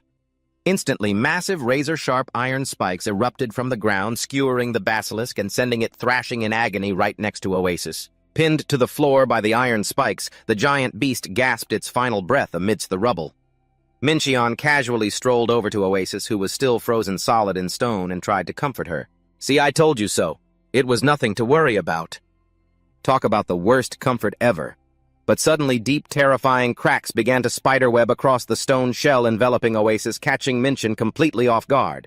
Her petrified body suddenly shattered, crumbling into a pile of stone dust and debris that rained down onto the floor. Minchin stood frozen, staring blankly at the pile of rubble and the lonely staff, belonging to his unfortunate companion. A bright flashing notification announced the dungeon had been cleared, but the atmosphere in the room was suffocatingly heavy. Resurrecting once more, Oasis gritted her teeth and growled, Just you wait. If I ever run this server, you're the first one getting deleted. Witnessing his partner's absolute fury, Minchin could only click his tongue, muttering to himself that sometimes the realistic physics engine of this game was actually a bit of a curse. Oasis kept huffing and puffing, her face twisted in pure annoyance after being used as bait yet again. When Minchin reminded her that it was time to go, complete her first-class advancement, she could only snap back in a drippingly sarcastic tone, Yeah, of course we have to go. Oasis was completely exhausted and bewildered by his insane strategies. Sensing that his partner was in a truly foul mood, Minchin scratched his head awkwardly and told her to go finish her class advancement at the Dark Cult Temple, promising he'd meet up with her, after taking care of some personal business. Minchin quietly walked away, leaving Oasis shooting daggers at his back. He offered her a silent apology. Sorry, kiddo, but I've got to go embrace the dark side so I can carry us later. I'll be seeing that guy very soon. Minchin stepped into the teleportation portal and was immediately greeted by a priest of the Dark Church who spread his arms wide in pure excitement. Welcome, child of the Dark God. Have you already reached level 30? The priest showered Minchin with endless praise for his rapid growth, assuring him that Lord Crow would be absolutely thrilled. Facing this fanatical reception, Minchin kept his face completely blank silently, noting that his affinity with the church was remaining stable. Looking at the swirling dark energy, the priest declared solemnly, And now I shall awaken more of your latent potential. Do you wish to advance to a dark night? Without a single second of hesitation, Minchin nodded. Of course. Instantly, the magic circle beneath his feet flared, enveloping him in a torrent of pitch-black energy. A flurry of system notifications popped up congratulating Minchin on officially advancing to a dark night. He had also unlocked 2 powerful new skills, Shadow Link and Hand of Darkness. Feeling the raw power surging through his veins, Minchin smirked with satisfaction. Perfect. From this moment on, I'm a real dark knight. His gaze turned ice-cold as his eyes locked onto the priest. He thought to himself, time to test out these new skills. But suddenly a soft, mysterious voice echoed through the air. Adventurer, can you hear my voice? If you can hear me, please, come find me. Great, another troublesome quest. A system notification suddenly popped up. The goddess is calling you. Will you answer, Minchin? Realizing this was the goddess encounter event, a special privilege reserved for players who completed the first-class advancement, he smirked slightly and said, I'm so glad to meet you, my lady. Before the goddess departed, Minchin coldly left a parting greeting. See you next time, Terrio, and then disappeared in a brilliant pillar of light piercing the sky. Minchin was transported to a magnificent shrine set amidst a glittering field of stars. From within the stream of light, a woman of ethereal beauty gradually emerged, clad in a pure white dress. Her long golden hair flowed freely with a brilliant halo shining behind her. It was Gaia in the form of a powerful Eastern goddess. Gaia smiled gently and welcomed him. Welcome, adventurer. Minchin looked up with a deeply skeptical gaze, causing her to flusteredly correct her form of address. Master. Seeing Gaia's radiant smile, Minchin suddenly snapped upright in anger. Oh, so now I'm master. Just a second ago, who was the one that stomped on my head like a cockroach? Gaia flusteredly made excuses, claiming she didn't mean to step on him but had simply happened to land right on his head. Mincheon could only bark in annoyance. Cut the crap! The atmosphere suddenly turned somber as Mincheon looked straight into Gaia's eyes and called her name Gaia. His playful demeanor was completely gone. Instead, he seriously asked the question that had been haunting him for so long. I want to ask you something. Why didn't you delete the plague data? Facing Mincheon's cold, sharp glare, Gaia only looked at him in silence, her expression deeply solemn. A horrific scene flashed back, flames engulfing everything as tiny citizens ran around in utter despair. What a tragedy. There's nothing more we can do. Standing before the digital map of the burning city, Mincheon had decisively ordered, "Delete all data on this incident, Gaia." With a sorrowful look in her eyes, Gaia had still respectfully obeyed. Yes, Master. She immediately operated the control panel, and the system quickly processed the data, reaching 100%. However, when the confirmation box, "Do you want to delete all data?" popped up, presenting two options, OK and Cancel. Things had apparently not gone as he expected. Returning to reality, Mincheon stared straight at the goddess in front of him and demanded answers. Let me ask you something, Gaia. Why didn't you delete the data on that virus? Responding to his suspicion, Gaia, in her noble goddess form, simply declared coldly, Your contract as my master has expired. Now I just do whatever I want. Mincheon was stunned. He continued to expose her shady actions. You told Yunhasu about the existence of that virus. I can understand that part. But for you to actively attack me like this? Everything you've done up until now was a conspiracy against me. Confronted with these fierce accusations, Gaia only bowed her head in deep melancholy. I'm so sorry. I cannot answer this question. Mincheon went speechless, his eyes filled with bitterness at the chilling silence of his once closest partner. Mincheon sighed, bitterly muttering, After all, you're just a pile of mindless... code. Why did I even waste my breath on you? In the face of Gaia's silence, Mincheon pointed his finger at her, declaring war with fierce determination. Just you wait, Gaia. I'll show you how I'll put an end to you and this entire world. In contrast to his rage, Gaia smiled gently and remarked, Master, you haven't changed at all.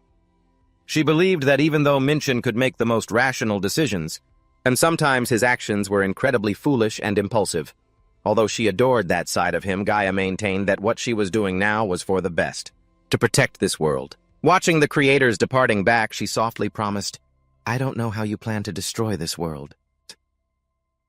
But if you want me to wait, I will wait, Master. Mincheon clenched his fists and growled in determination. I won't disappoint you, Gaia. As he walked out of the magnificent shrine, he swore to himself that when the final moment came, he would bring this win online to a terrible end. Witnessing his resolve, Gaia suddenly snapped her fingers and flashed a playful smile. How exciting! Let's have a little fun match, shall we? Immediately after the goddess's snap, Mincheon realized with a shock that something was wrong. He stared in disbelief at his wrist where a strange object had just materialized out of thin air. Mincheon asked in utter shock, What kind of gift looks like a pair of handcuffs? Gaia smiled and explained that for someone brave enough to challenge a god, this bracelet was a sort of advantage that would be highly useful to him on the road ahead. Looking at the strange object on his wrist, Mincheon mockingly asked if she was being too arrogant by treating him like a normal adventurer. He flashed a defiant smirk and growled, Gaia, I can't wait. Gaia calmly replied that she too eagerly anticipated the moment her master's blade would rest against her throat, before sending him on his way, and she didn't forget to leave a meaningful blessing. Well then, have fun with your rebellion, Master. A brilliant beam of light erupted from the center of a magic circle enveloping Mincheon, and sweeping him out of the goddess's shrine. He stared blankly at the bracelet on his wrist as a cold system notification appeared. Upon reaching level 70, your restriction will be lifted. Mincheon collapsed onto the ground, silently staring up at the virtual sky with a troubled mind. He muttered in utter confusion, What on earth is this? Meanwhile, back in the shrine, a panicked voice cried out, Sister Gaia! Oasis!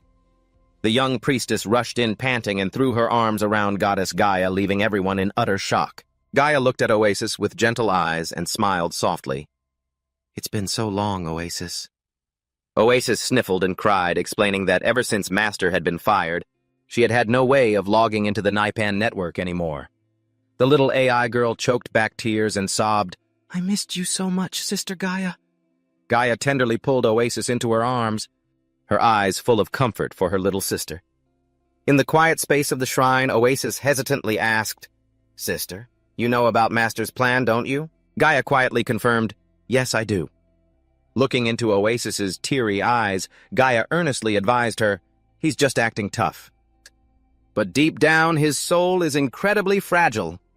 Oasis lowered her head and softly whispered her agreement, overcome with emotion. Gaia gently reached out. "I really envy you, Oasis." Huh. She hugged Oasis tightly and confessed that she had always yearned to go on adventures around the world with Master. Then Gaia curiously asked her how she felt about playing this game with him. Instantly, a flood of horrific memories flashed through Oasis's mind, being swallowed alive by a giant snake falling down into a pit of spikes and even being petrified and shattered into pieces. Faced with Gaia's question, "It was a lot of fun, wasn't it?" Oasis could only stare blankly, completely speechless after those unforgettable, traumatizing experiences. She forced a helpless smile and replied, Yeah, I guess it was fun, in its own way." Gaia smiled and told her to have enough fun for both of them. Oasis nodded with determination. "Yes, I'll do my absolute best." Gaia smiled and pushed her forward. "Now go on, Oasis. This is only the beginning of your adventure." Oasis waved goodbye as she gradually faded into a beam of light. Gaia watched her depart, whispering to herself that they would definitely meet again. Back in reality, Mincheon was sitting lost in thought, checking his data on the temple steps. From behind a stone pillar, Oasis secretly watched him with a hesitant look. Gaia's words about how jealous she was that Oasis got to accompany Master were still echoing in her mind. She hurriedly ran toward Mincheon. Seeing Oasis appear, Mincheon looked up and asked, "Oh, Oasis, are you okay?" He then asked if she had finished her class change. Oasis beamed with joy and boasted, "Yes, I did, just as you ordered. I've become a healer." Mincheon stood up in satisfaction. "Excellent. Let's go level up some more, shall we?" Both of them eagerly ran toward the dark dungeon ahead, with Oasis energetically replying, "Yes, sir." The hunt in the Serpent's Cave had entered its second exhausting day. After defeating their 30th deadly viper, the atmosphere in the cave suddenly turned gloomy as the glowing red eyes of a giant entity began lurking in the darkness.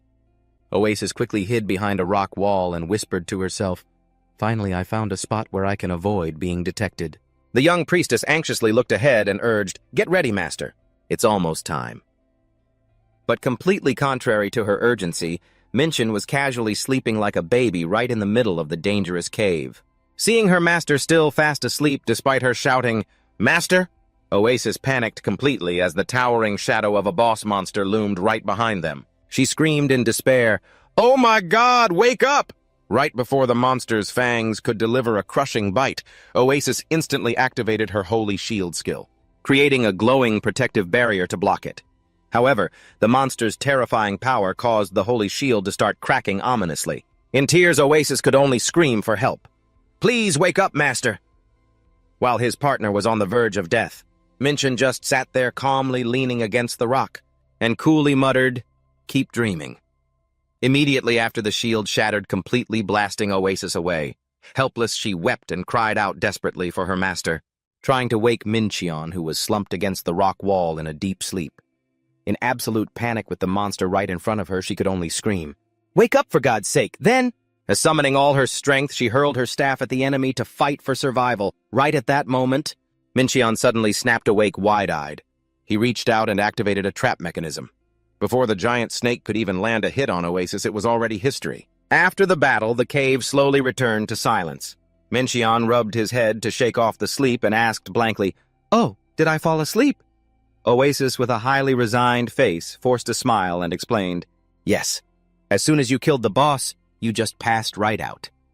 Checking his status window, Mincheon was surprised to see he had shot straight up to level 50. He turned to ask his partner how she was doing.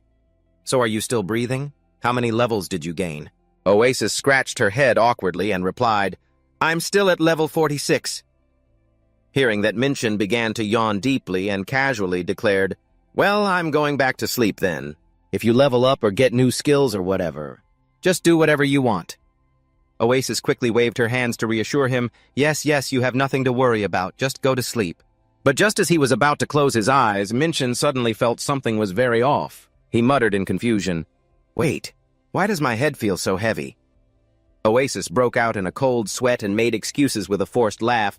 "Oh, it's probably because you're just too tired." He could only mumble, "Is that so?" Feeling his body had reached its limit after days of grinding, he lethargically announced, "All right, I'm logging off. The staff stuck in my head hurts so bad I can't take it anymore." Immediately after, Mincheon logged out. His body dissolved into a brilliant blue light. Looking at the spot where her master had just vanished, Oasis showed absolutely no remorse. Instead, a sly, wicked smile spread across her face. She thought to herself with smug satisfaction, "For some reason, this feels so good." Meanwhile, in the real world, night had fallen over the brightly lit high-rise buildings. In Mincheon's room, the TV on the wall suddenly chimed with a series of notification sounds breaking the silence of the room. The screen displayed the word "connecting," along with the caller ID JBiz. As soon as the connection successful notification popped up, Mincheon casually cracked open a can of beer and took a long swig. On the other end, a surprised female voice exclaimed, "Wow, look who it is. The Anchovy King." "My, what a powerful name." Mincheon smirked, a deep look in his eyes as he asked, "How have you been, Rabbit? It's been a really long time, hasn't it?" Rabbit laughed out loud and replied warmly, "Ha ha, yeah, I think it's been about 3 years already." "How have you been lately?" Looking at the screen displaying a rabbit icon. Mincheon nodded slightly. "Yeah, I'm good. Are you still living in Bali?" She excitedly confirmed. "Bali is a wonderful place," and didn't forget to invite him. "That's right. Bali is great. If you have time, you should come visit. I'm a pretty great tour guide, you know." Mincheon's face suddenly turned serious. Lowering his voice, he revealed his plan. "I'm actually thinking of heading over there. There's something I need your help with." This unexpected request from her former leader left JBiz stunned. She gasped in utter disbelief. "Are you kidding me?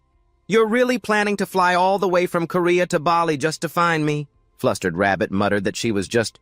The low-level hacker kept pressuring him, asking if Mincheon was really going to fly all the way from South Korea to Bali just to find her. In response to her doubt, he coldly demanded that she repeat what she did 3 years ago, hack into Nightban. His powerful words left her completely frozen in shock, stunned by the audacity of her old partner, who appeared looking stylish in a modern VR headset.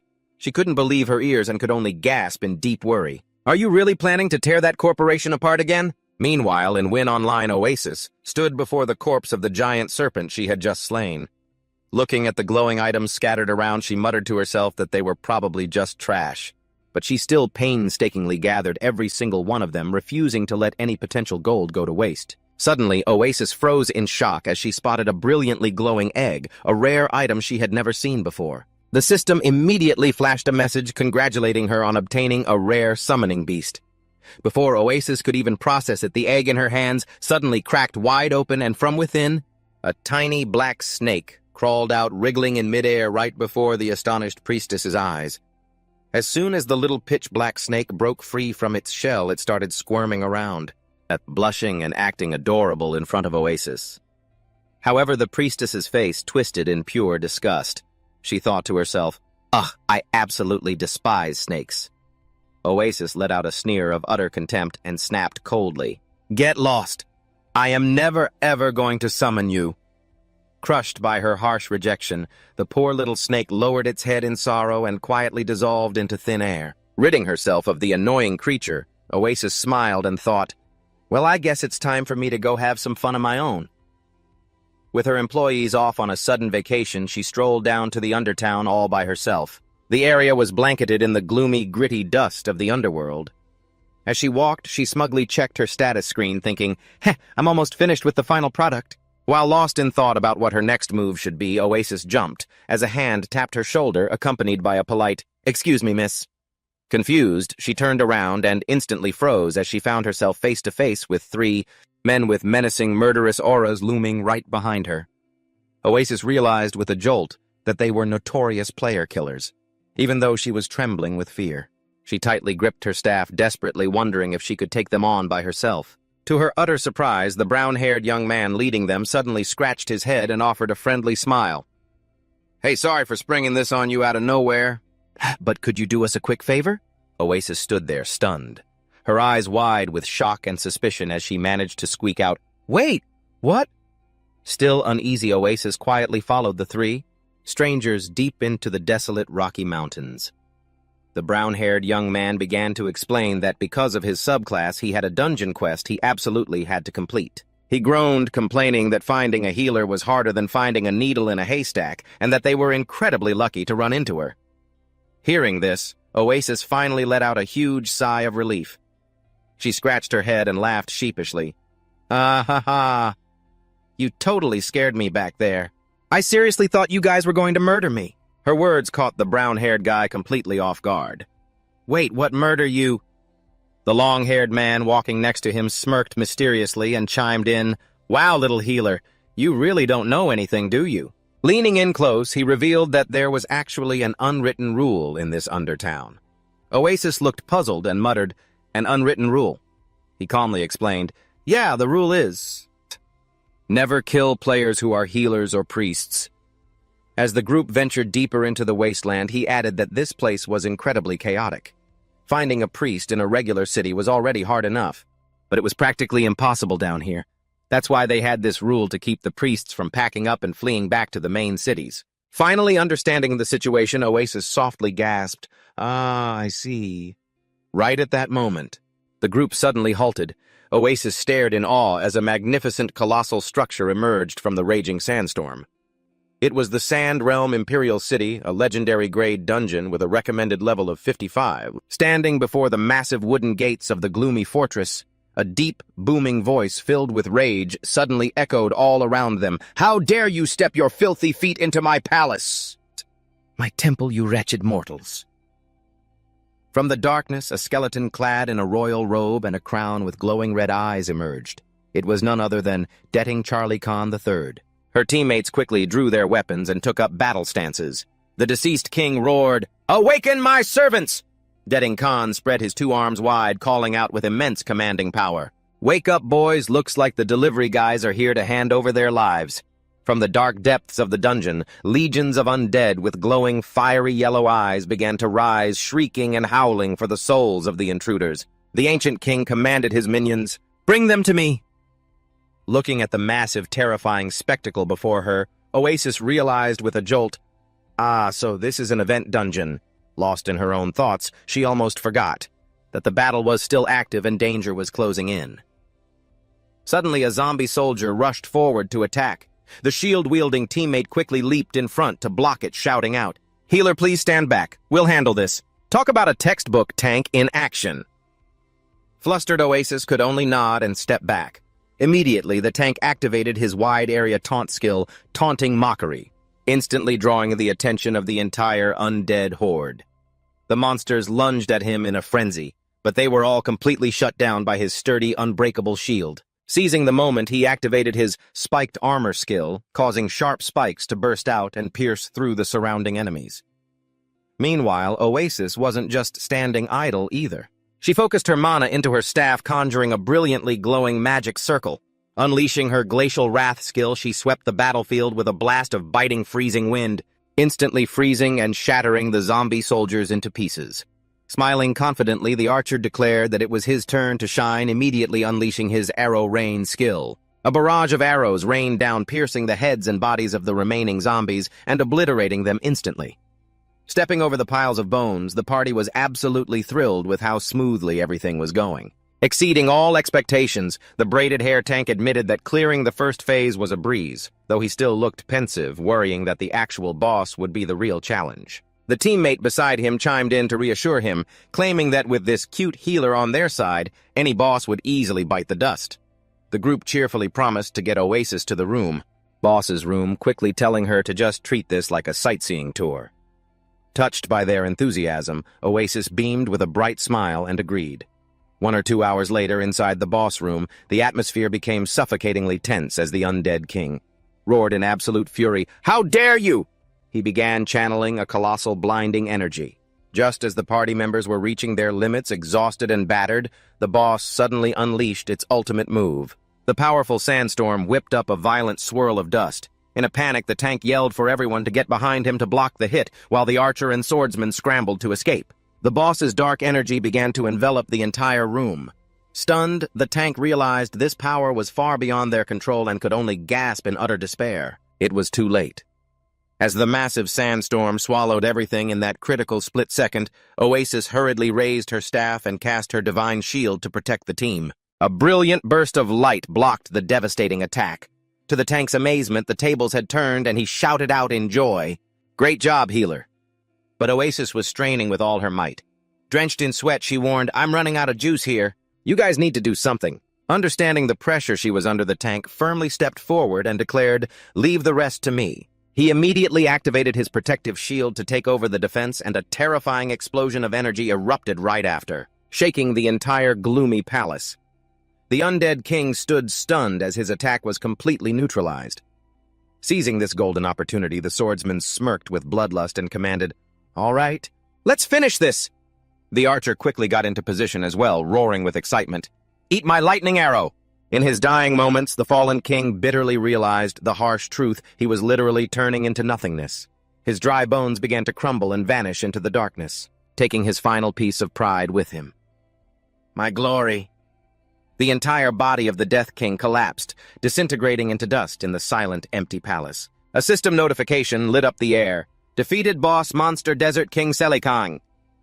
The three teammates burst into pure joy, jumping up and hugging each other to celebrate their hard-fought victory after that life-or-death battle. Watching from a distance, Oasis was deeply moved by the warm atmosphere, the passion and the bond of her new companions. Seeing their beaming faces and proud thumbs-up, Oasis smiled softly, realizing, this is why playing games is so much fun. The priestess quietly enjoyed the warmth of a real adventure, something she had never experienced by her master's side. But a sudden chime made her smile fade. A system notification popped up right in front of her, startling Oasis. It was a message, demanding and dripping with pressure, sent by Minshin. "Hey, where are you? Why aren't you moving faster?" Oasis stared blankly at the virtual screen. As her three new friends chatted happily behind her, she bitterly realized this joyful moment wouldn't last. The moment Oasis returned, Minshin questioned her with a stern face. "Where on earth have you been?" Flustered Oasis scratched her head and honestly confessed she had joined another party to clear a dungeon. Contrary to her worries, Minshin just replied nonchalantly, "Oh, so you were doing some freelance work on the side." He then gently patted his partner's head, but this gesture only made Oasis suspicious. What was with this reaction? As her master kept repeating, "Good, good," Minshin suddenly asked in a low voice, "By the way, did you add them as friends?" Upon receiving her nod, a sly smirk spread across his face. Deep down, Minshin was thrilled because everything was going exactly according to plan. Everything is going perfectly. Just as I thought. Everyone wants to be friends with a healer. His bizarre excitement left Oasis utterly bewildered, wondering, does my master really like that so much? At that moment, Minshin finally revealed the true reason behind his calculations. He explained that the prerequisite for his second-class change was 25,000 reputation points, a ridiculously high number that made Oasis gasp. That is highway robbery. The system is literally bullying honest players. But that wasn't all. The requirements for the third and fourth class changes skyrocketed to 50,000 and 100,000 points. Faced with the dilemma of how to earn such massive reputation in a short time, Minshin came up with a daring idea. Should I just do something bad? Oasis was horrified as she realized her master's chilling plot. No, there's no way. Minshin confirmed it and coldly ordered, exactly. Oasis, you'll introduce your new friends to me, won't you? The scene shifts to an enchanted forest where Oasis greets her new friends with a bright smile. Thanks for coming on such short notice. Don't worry about it. If our healer calls, of course, we'll run right over.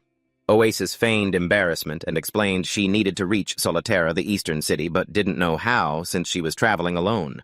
That was why she decided to contact them. Her new friends eagerly supported her, saying they needed to head that way anyway to register the teleport gate and explore other cities. Seeing her prey completely take the bait, Oasis could only force a smile, sweating bullets from intense guilt. However, in stark contrast to their friendly appearance, these guys were secretly harboring dark schemes of their own.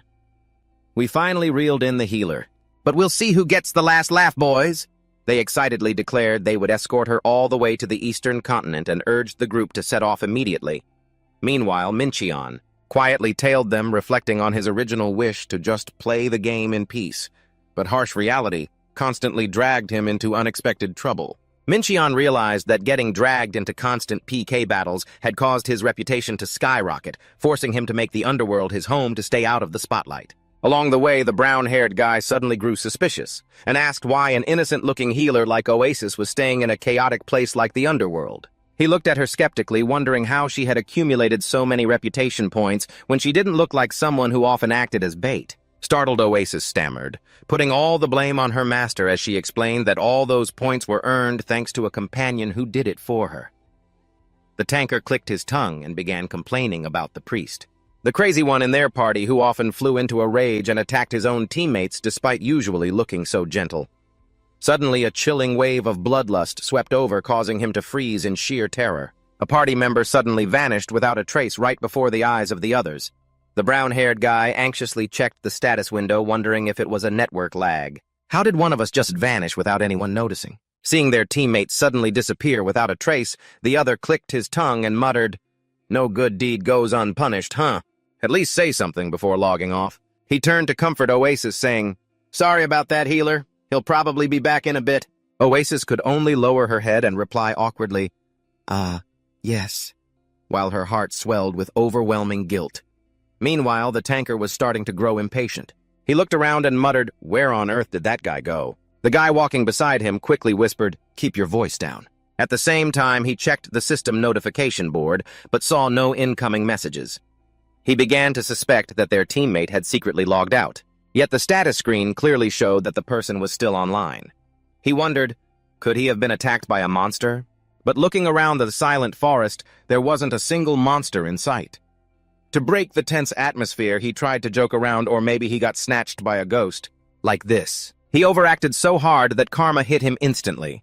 He twisted his face to mock the tanker, completely unaware of a massive shadow looming behind him, radiating dense purple demonic energy. The tanker froze, breaking into a cold sweat at the sight of that terrifying entity. Trembling, he pointed behind his friend and stammered, "What is that behind you?" Ignoring the warning, the brown-haired guy casually smirked. "What the hell are you talking about?" Thinking his teammate was just playing along with the joke, he laughed triumphantly. "Nice try, trying to scare me."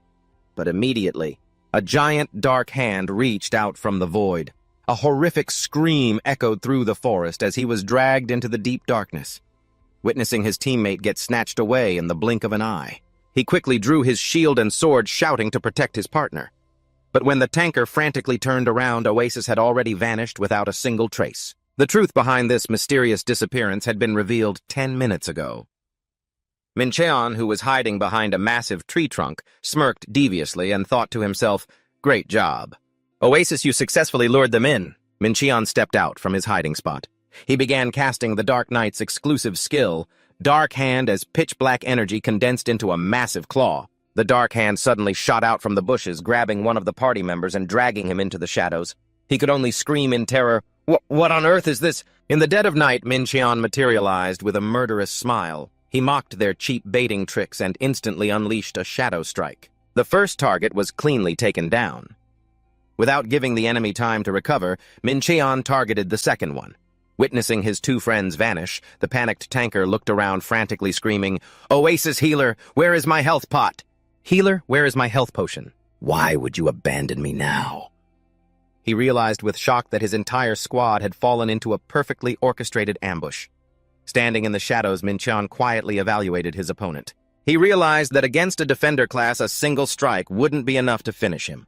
Looking at his opponent's health bar, which had already dropped by half, Mincheon clicked his tongue and muttered, "Well, that's good enough." He leisurely stepped out of hiding, his heavy footsteps echoing on the dry ground.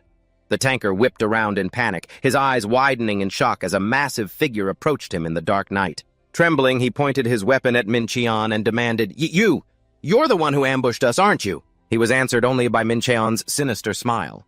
Before the tanker could react, Mincheon lunged forward at a terrifying speed, leaving him utterly stunned. He gritted his teeth, wondering, what kind of skill is that? Talk about insane speed. Sensing the danger, the tanker quickly activated his defensive stance, hoping his shield of light would protect him. However, Mincheon coldly declared, "Before the shadow of the Demon Lord, defense is useless." A slash infused with dark magic struck down, penetrating right through his shield and leaving the tanker dumbfounded. What kind of monster is this? How can he deal damage while I'm defending? Watching his health bar plummet, he realized his situation was critical and decided to change his tactics. He immediately retaliated with charged shield, charging forward with the force of lightning. However, Mincheon quickly dodged the frontal assault. While the tanker was still struggling to prepare for the next attack, Mincheon closed the distance and landed a vicious slash to his flank. The tanker was shocked at being completely red, but right after, he smirked deviously. It turned out his move had just been a skill to close the distance from the very beginning. The tanker triumphantly declared, "Now the real fight begins." He poured all his strength into shield bash, but the smirk on his face instantly vanished, replaced by sheer shock as he witnessed an unbelievable reality. Right before his eyes, Mincheon smirked mockingly as he blocked the attack. "Don't think only tankers know how to use a shield, you noob." It turned out to be the greater dark hand skill which allowed him to completely negate any attack. The tanker screamed in helpless frustration, having never seen such an absurd skill before. Before he could recover, Mincheon instantly unleashed his next skill claw. Why can't I see anything?" Before falling into the paralyzed state, he panicked, realizing his vision was completely gone, and his body was frozen, unable to budge even an inch due to the effect of the dark hand skill. Glow stuns for 1 second and blinds for 3. This is the golden window for Mincheon to end the match. He coldly swings his sword, pouring all his strength into a strike that carries massive damage multiplied by 1.5 times his normal power. Even as a defense-focused warrior, there is no way that tanker can survive this crushing blow. Mincheon calmly counts the victims. 3. A smug smirk plays on his lips. Easy peasy. This is just too simple. Splayed out on the ground, the tanker can only curse in bitter frustration, "You cheap bastard." But to Mincheon, the concept of being cheap doesn't exist in a life-or-death battle. He coldly replies, "A win is a win, we can worry about morals later." Right after that, he turns around and calls out, "Hey Oasis, you're up!" The tanker can only stare in confusion, clueless about what's coming next. Still flat on the ground, he glares up and screams in desperation, "Run, healer, you're so busy worrying about everyone else, you're forgetting about yourself." But Oasis only steps forward silently, her face completely blank. Mincheon stomps his foot hard right onto the tanker and snaps. "Shut up already, you're too loud."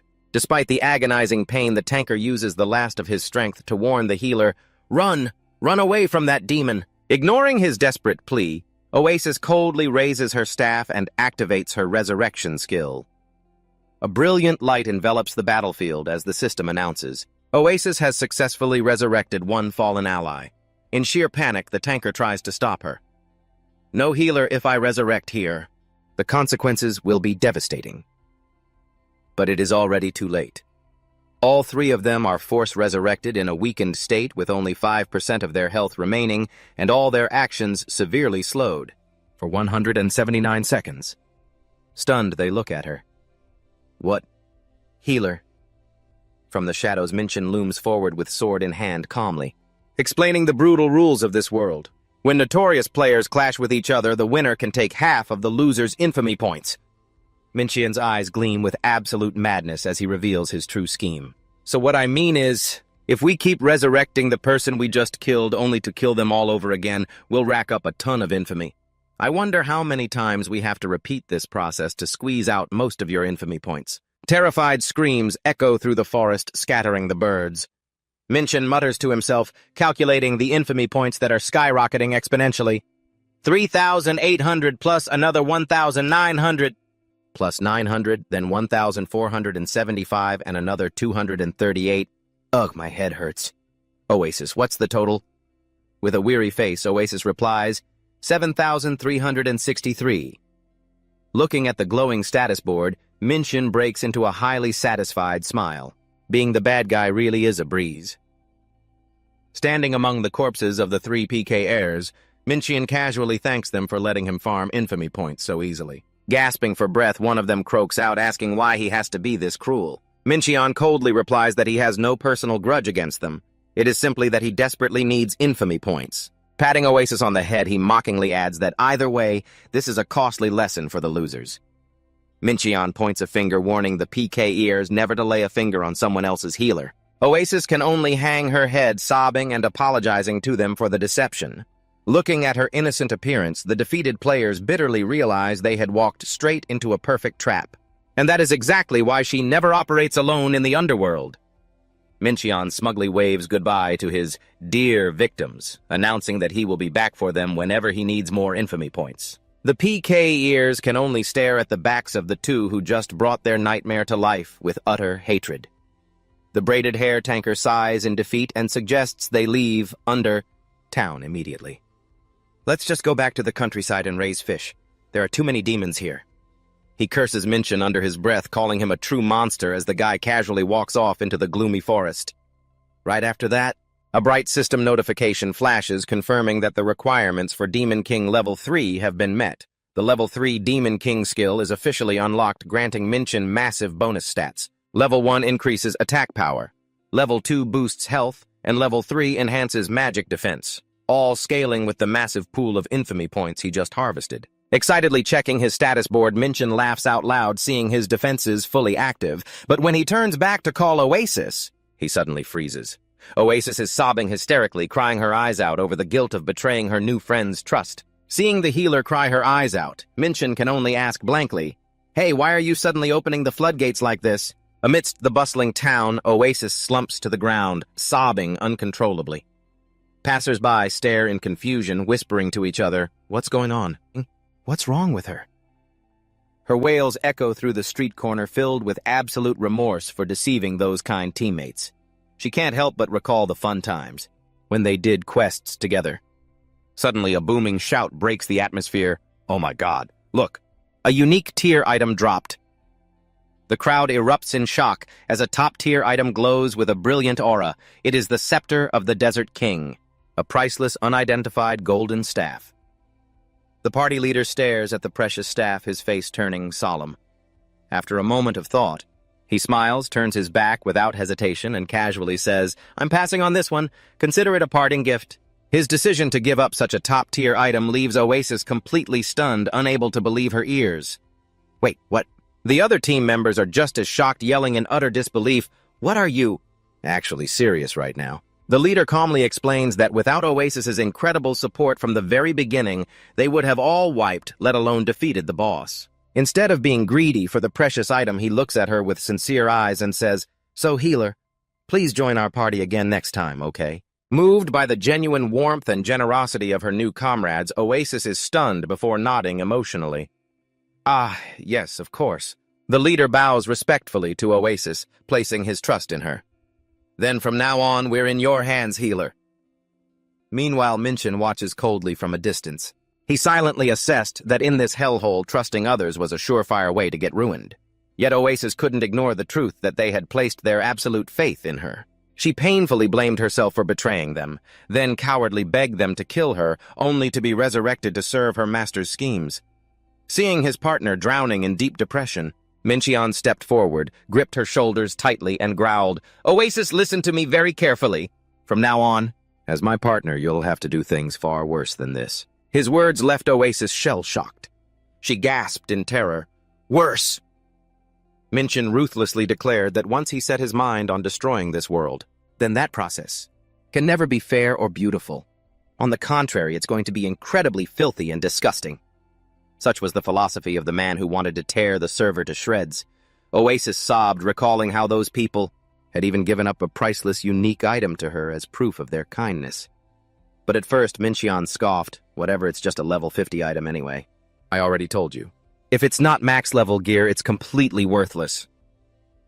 But the moment he snatched the staff to inspect it, his face went pale, his eyes widening in sheer shock. All his arrogance vanished instantly as he looked at the stats of Authority of the Desert King, a unique level 50 item boasting insane damage stats and massive bonuses to intelligence and mana.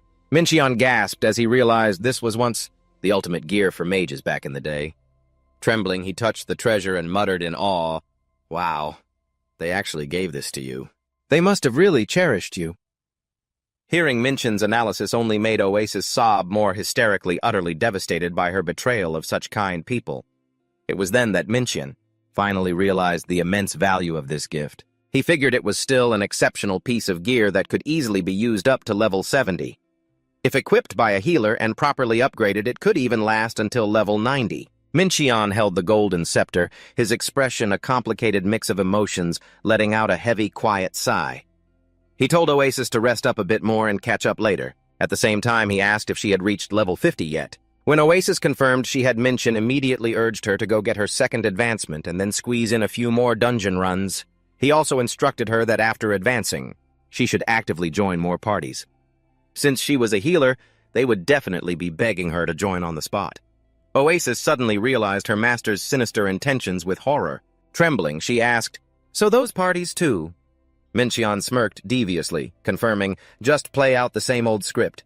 Revive them and do it again." He didn't forget to remind her to remember to join some more parties while he was away. Minchin's body then began to pixelate as he logged out. Left all alone, Oasis collapsed to the ground, utterly exhausted. She wondered in agony, has Master completely given up on his humanity? Trying to calm herself down, she told herself to steady her heart.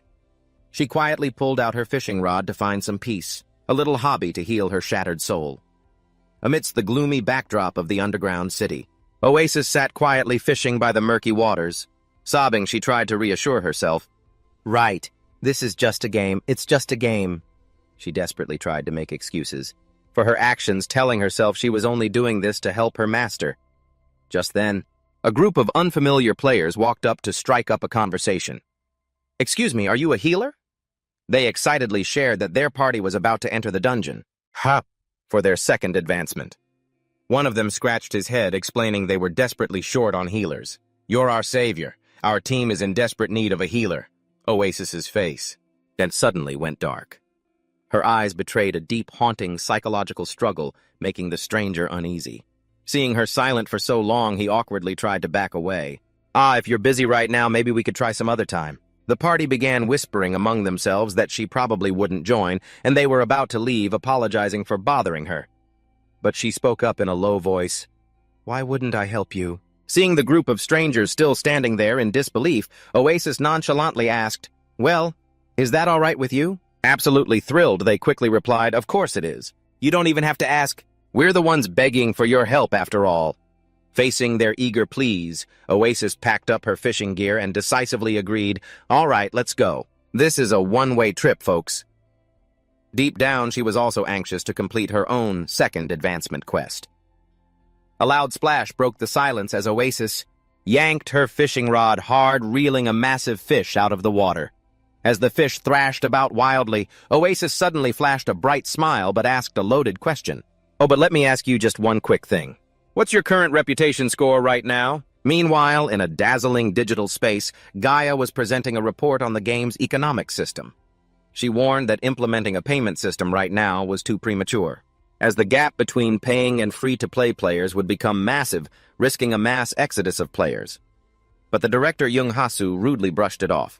"Who asked you about that garbage?" He growled, asserting that his only concern was finding the perfect timing to sell paid items to maximize profits. Gaia bowed her head in apology, stating that the stock market's fluctuations were too complex for her to provide an exact answer. This infuriated Hasu, who mockingly sneered that she was supposed to be the most expensive artificial intelligence in the world, but she could only answer trivial questions. He loomed over her and raised his fist. "I wonder, does this expensive machine feel anything when I punch it?"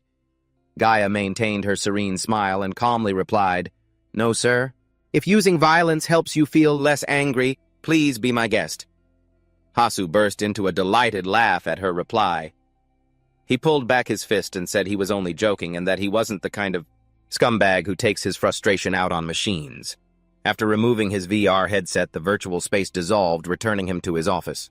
With a sinister glint in his eyes, he coldly ordered his subordinate, "Get all the team leaders in here!" At the Nippon headquarters, the atmosphere grew tense as an emergency meeting was called. Catching up to Sung Shinji Lee Dong-ha, asked breathlessly, "Sis, why is there suddenly an unscheduled team leader meeting like this?" With an annoyed look, Shinji replied, "I have no idea. Ever since he became director, he's got so much to say. Who knows what kind of nonsense he's going to spew this time?" Entering the meeting room, Ha-su took his seat at the head of the table and confidently announced, "Starting next Monday, we are changing our service package and introducing paid items." This out-of-the-blue deadline threw the entire room into shocked murmurs. "Next week, is he kidding?" Dong-ha anxiously warned. "That's way too sudden.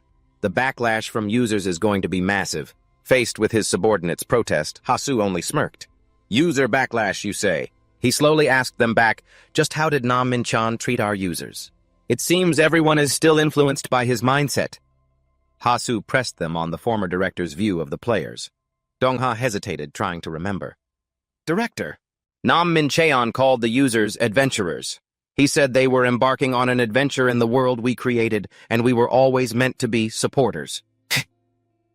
Assisting them on their journey. Hearing the words adventurers, Hasu suddenly burst into a sarcastic laugh. He laughed so hard the whole room practically shook. Bwahaha, no wonder our revenue is so pathetic. He slammed both hands on the table.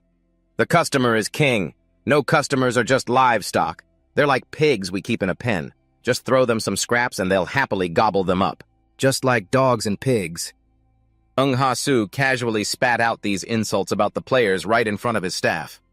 Seeing that Shinji and Dongha were too shell-shocked to speak, he smirked and asked mockingly, did I go too far? He told them to just wait and see because he had planned it all out. Hasu admitted that suddenly releasing paid items would definitely cause a massive backlash, but his solution was incredibly simple. So just throw them some scraps. He immediately called out the planning team leader who was trembling beside him. Hasu ordered them to pre-credit an equivalent amount of paid gems to all users who still had active subscription packages. He even allowed them to purchase half of the paid items using in-game currency and gave all users a free 2-week package of XP and crafting rate boosts. He smirked, plotting to appease the crowd. Just feed them well first. When Shinji tried to stop him, arguing that everything was happening too fast, Hasu suddenly roared, cutting her off. What passion! The only goal here is to line our pockets. He shouted about the harsh reality despite being the #1 game in the world in terms of player count. VR World's revenue was struggling to stay in the top 5. Hasu didn't hesitate to humiliate everyone in the room. There's only one reason for this, your sheer incompetence. He firmly asserted that the most incompetent person of all was none other than Nam Min-cheon. Ignoring the furious glares from Shinji and Dongha, Hasu scoffed at the word adventure that Min-cheon used to worship. He slammed his fist on the table, repeatedly declaring that this was nothing but an entertainment hub. A simulation game, not something real. Hasu's eyes gleamed with pure greed as he compared Win Online to an amusement park. He laid out his plot to squeeze money out of every single corner of the game. We have to sell drinks, sell food, sell souvenirs. His face contorted with excitement as he announced his ultimate ruthless goal. We must sell until we've milked their very souls dry. Hasu clenched his fists, trying to suppress his rising anger. He took a deep breath to calm himself down. Looking straight at his terrified employees, he asked in a soft tone, sigh. Sorry I lost my cool for a second. It's been a while since any of you received a bonus, right? When was the last time? Back when the game launched, talk about an SSS rank empty promise. Faced with the dead silence of the meeting room, he confidently guaranteed that if they did things his way, revenue would soar far past the initial launch numbers. And of course, everyone will receive extremely generous bonuses.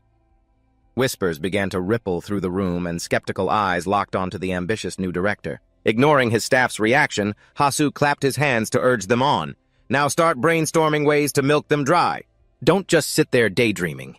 He announced that they had exactly 5 days until next Monday when Win Online would officially transition to a free-to-play model. Just as he was walking out the door, Hasu suddenly spun around to drop another bombshell. Oh, and in 3 weeks we launch Season 6. We'll also start selling 100% success rate enhancement tickets. He paused as if remembering something, then asked, Oh, wait. I don't think we've named the item yet, have we? Looking at the exhausted and weary faces of the development team, Hasu made the decision himself. All right, how about we name it the Goddess's Dance? He struck a dramatic pose, forcing his employees to offer half-hearted praise. Yes, sir. Amazing. A few gave thumbs up, but their eyes were filled with silent suffering. Hasu, satisfied, ordered everyone to delegate the tasks among themselves before leaving to meet the board of directors, leaving the meeting room in a stifling silence. The moment Hasu was completely out of sight, chatter about the bonuses erupted. Well, as long as the bonus is good, it's fine. Does pride even matter at this point, really? But he said he'd give us even more than that. Sung Shinji and Lee Dongha could only glare in silent resentment. They felt sickened by the deceit and greed that was slowly swallowing their life's work. Meanwhile, in another space, Nam Min-cheon had just woken up from a long sleep. He stretched refreshed after 10 hours of rest, preparing himself to continue his journey of destroying the world. Oasis, whom I created, caught sight of my familiar figure and rushed over excitedly. "Master, you're back!" Mincheon casually replied, "Yeah, I'm back. Did anything happen while I was gone?" With a dead serious look on her face, Oasis leaned close to his ear and whispered, "No." "But something huge is going on, Master. Have you heard the news yet? Starting next Monday, the game is going free to play and they're introducing paid items." She also mentioned the rumor that Yunhasu had climbed his way up to become the new director. Mincheon stared at the announcement deep in thought. "So the announcement is already up, huh?" He clicked his tongue softly. "Oh, is that so? That's faster than I expected." Seeing her master's silence, Oasis said regretfully, "You used to be so strongly against paid items. You must be really upset right now."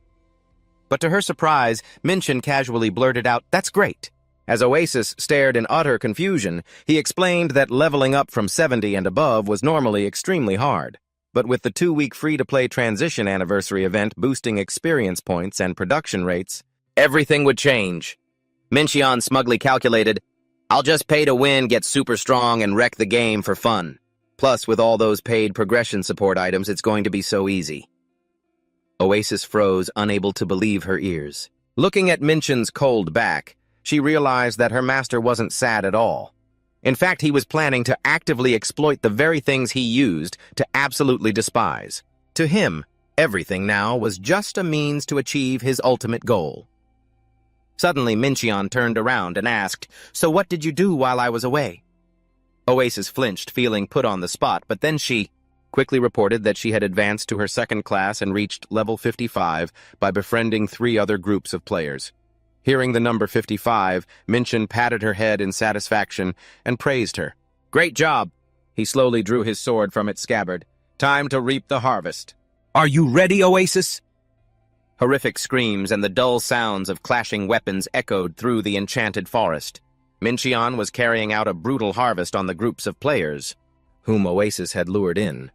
While the victims groaned in pain, Oasis appeared quite relaxed. She sat under a tree, diligently knitting a piece of yellow cloth. Watching the scene unfold before her, she let out a bored sigh. "Ah, this is so boring." Suddenly, Mincheon's roar shattered the silence. "Oasis, you're up next." Startled by her master's command, Oasis immediately stood up to perform her resurrection duty, continuing the endless cycle of torture. One poor player still believing, Oasis was a kind healer, desperately screamed out a warning. "Healer, don't come any closer. Run." Heart-wrenching screams echoed once again through the deep woods. "Ah, no healer!" Finally, a bright system notification popped up to confirm that the objective was complete. Mincheon had officially reached level 50 with the True Dark Knight class, possessing a terrifying infamy score of 27,120 points. Satisfied with the results, Mincheon turned to Oasis with a bright smile. "All right, we've met the requirements. Shall we go do the class advancement?" Oasis happily replied, "Yes, good luck, Master." Mincheon immediately pressed accept on the advancement quest for his second class titled Demon King's Inheritance 3. But as he looked closely at the requirements, he suddenly realized something important. "Get in here and carry me, Oasis. This looks like a tough match." With his partner's agreement, the two of them stepped into a thick swirl of purple demonic energy twisting deep into the void. Mincheon quietly thought to himself that the messengers of the church could sometimes be even scarier than actual demons. As soon as the demonic energy dissipated, a massive warrior clad in dull gray iron armor loomed out of the darkness. He spoke in a booming voice. "Welcome, welcome, rising star of the Dark God sect." The priest asserted that with his current notoriety, Mincheon was fully worthy of a higher position in the church.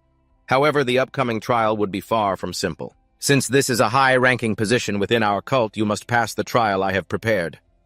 He warned, "This is an extremely difficult and perilous trial. Even so, do you still wish to test your strength?" Mincheon smirked confidently and replied, "The harder and more grueling it is, the more it's worth the challenge, sir." Talk about overconfidence. This answer pleased the priest immensely. He laughed heartily, "Mwahaha. Indeed, you are the rising star of our sect."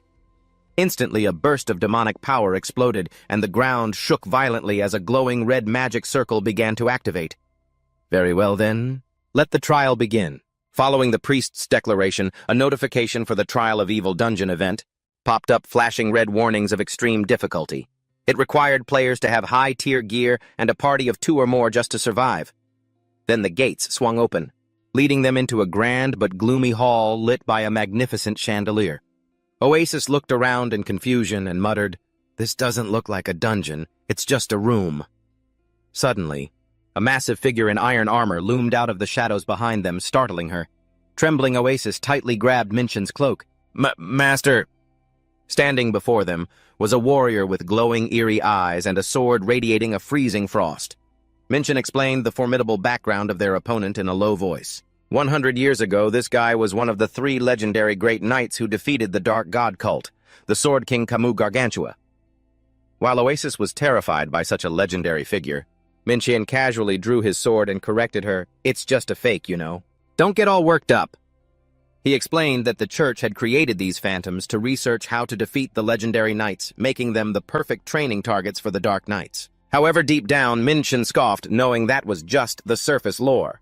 In reality, the design team was simply too lazy to make new character models, so they reused old NPCs. He recalled how he used to humbly beg the head of the art department to design a few new NPCs, only to be brutally rejected by Sung Shinji, due to their jam-packed schedule. Ah, the sheer struggle of game developers. Minchin then warned Oasis to get ready because even though it was only level 50, the combat artificial intelligence of this NPC, is top tier. Instantly, Camos's ghost lunged forward at a terrifying speed. Minchin quickly activated Dark Hand to block, but he soon realized this guy was on a completely different level. Unlike his previous opponents, Camos constantly unleashed thunderous strikes from above, forcing Minchin to brace himself and take the hits.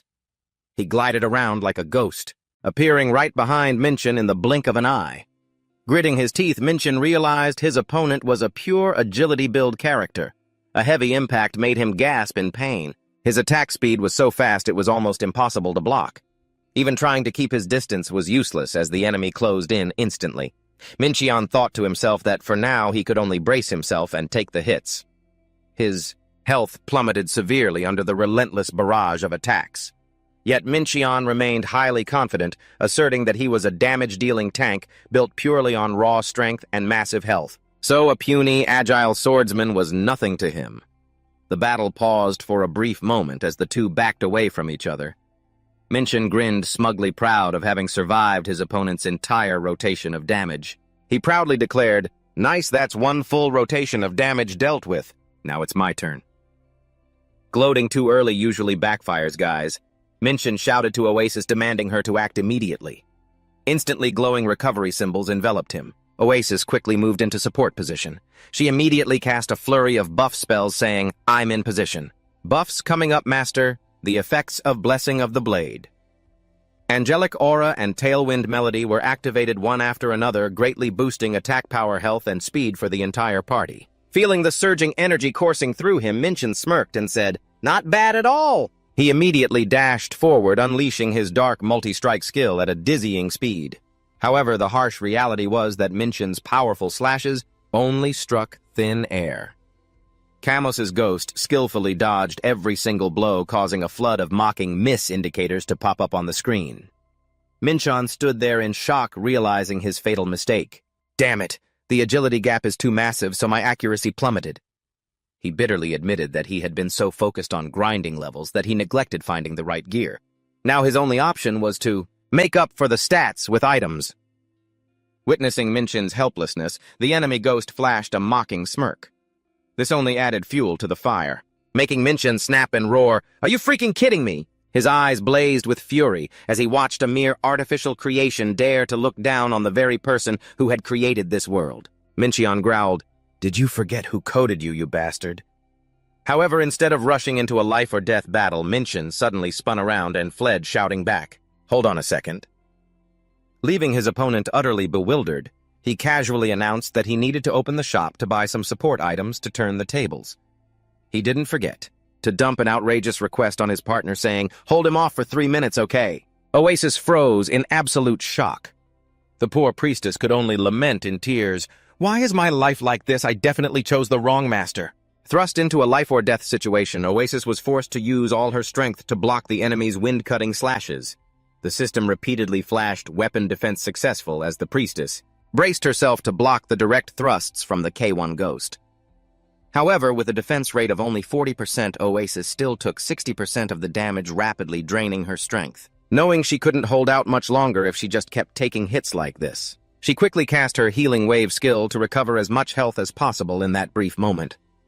Catching sight of Minchin still lingering behind, Oasis screamed in desperation, "Master, I am seriously going to die here!" In response to her desperate plea, Minchin casually told her to hang on just a little longer, making Oasis scream in pure frustration, begging him to save her. Right then, Kamos's ghost unleashed a lightning attack that blew Oasis away, leaving her gasping in agonizing pain. As the enemy raised his sword high for the finishing blow, Oasis fell into total despair, believing she had reached her absolute limit. But at that very moment of impending death, a world-shaking energy suddenly crashed down, crushing the earth. The epic comeback has begun, guys. Oasis decided to gamble once more on her absolute defense skill, proudly declaring 100% damage reduction from the beginner dagger is now active. But Kamos's ghost only paused for a brief, doubtful moment, then immediately swung his sword. A sharp crack rang out and a cold system notification appeared. Durability reduced to 0, equipment destroyed. Clutching the broken hilt in her hand, Oasis froze in absolute shock, seeing that his prey had lost her only protection. Kamos flashed a sinister grin and charged forward like a whirlwind. Oasis could only let out a desperate gasp as the blade of death loomed right before her eyes. At that critical moment, a burst of dark energy exploded violently along with a resounding roar.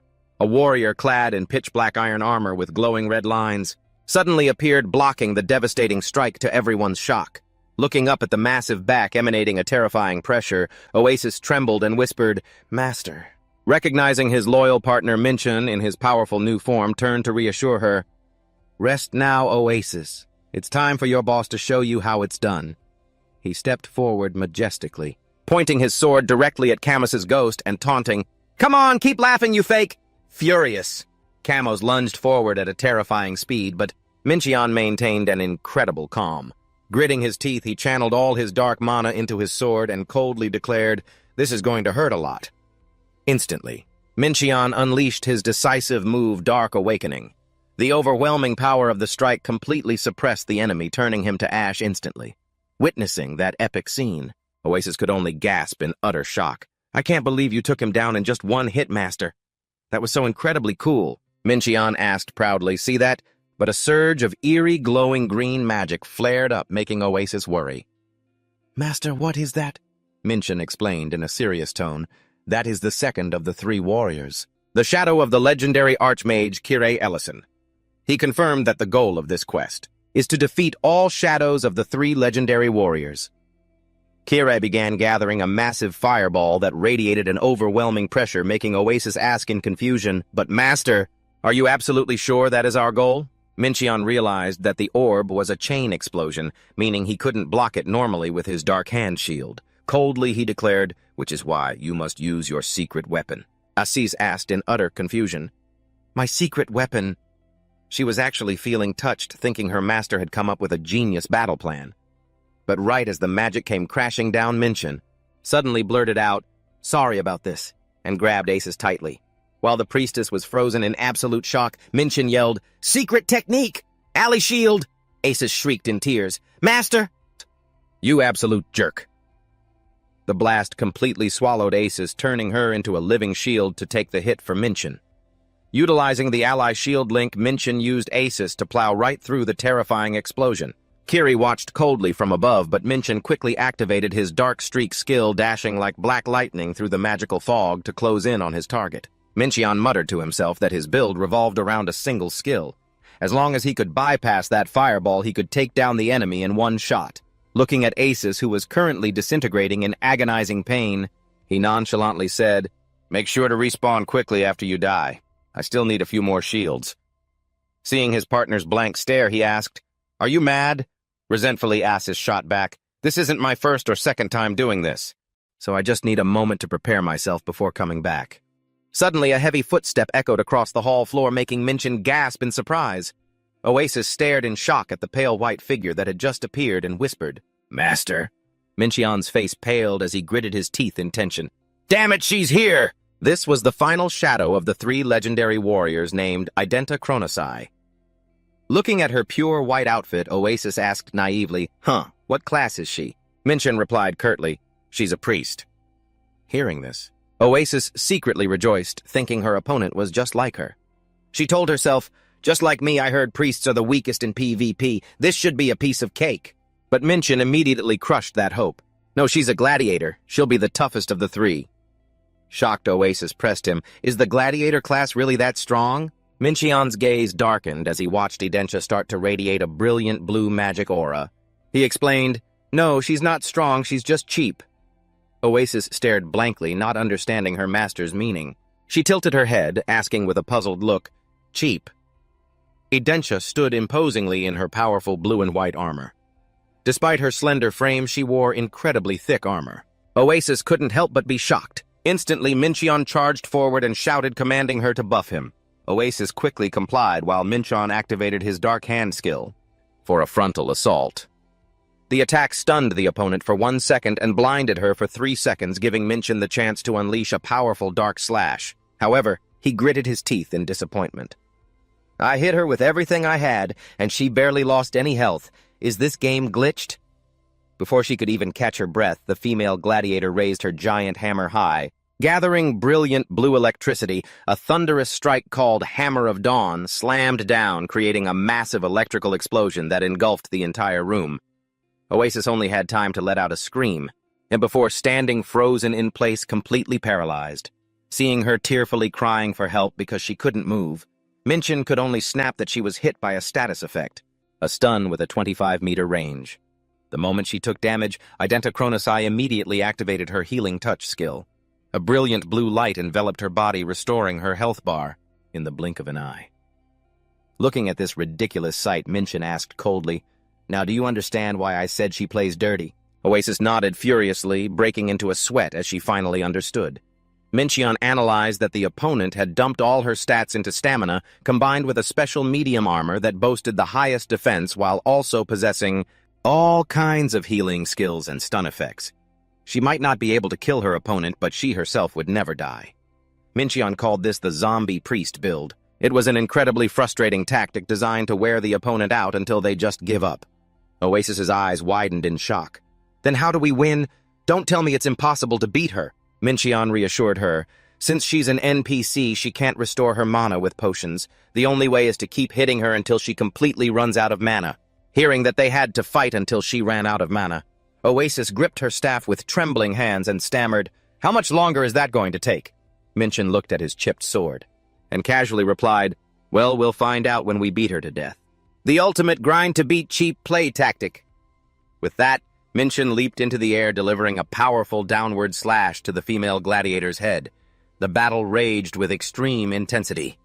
Identia continuously swung her giant lightning-charged hammer, creating earth-shattering electrical explosions that engulfed the entire room. Time passed in extreme tension. Minchin had been getting hammered on the head for 4 consecutive hours, making him so angry he was about to lose his mind. Suddenly, Oasis cried out to her master when she noticed a change. Identia stood motionless as the magical aura around her hands fizzled out. Minchin cheered joyfully. Finally, she's not healing anymore. The opponent's mana bar was completely depleted. Minchion silently put away his shattered sword. Oasis stared blankly at her master, who was now holding a wooden club in his hand, and asked in confusion, Master, where did your sword go?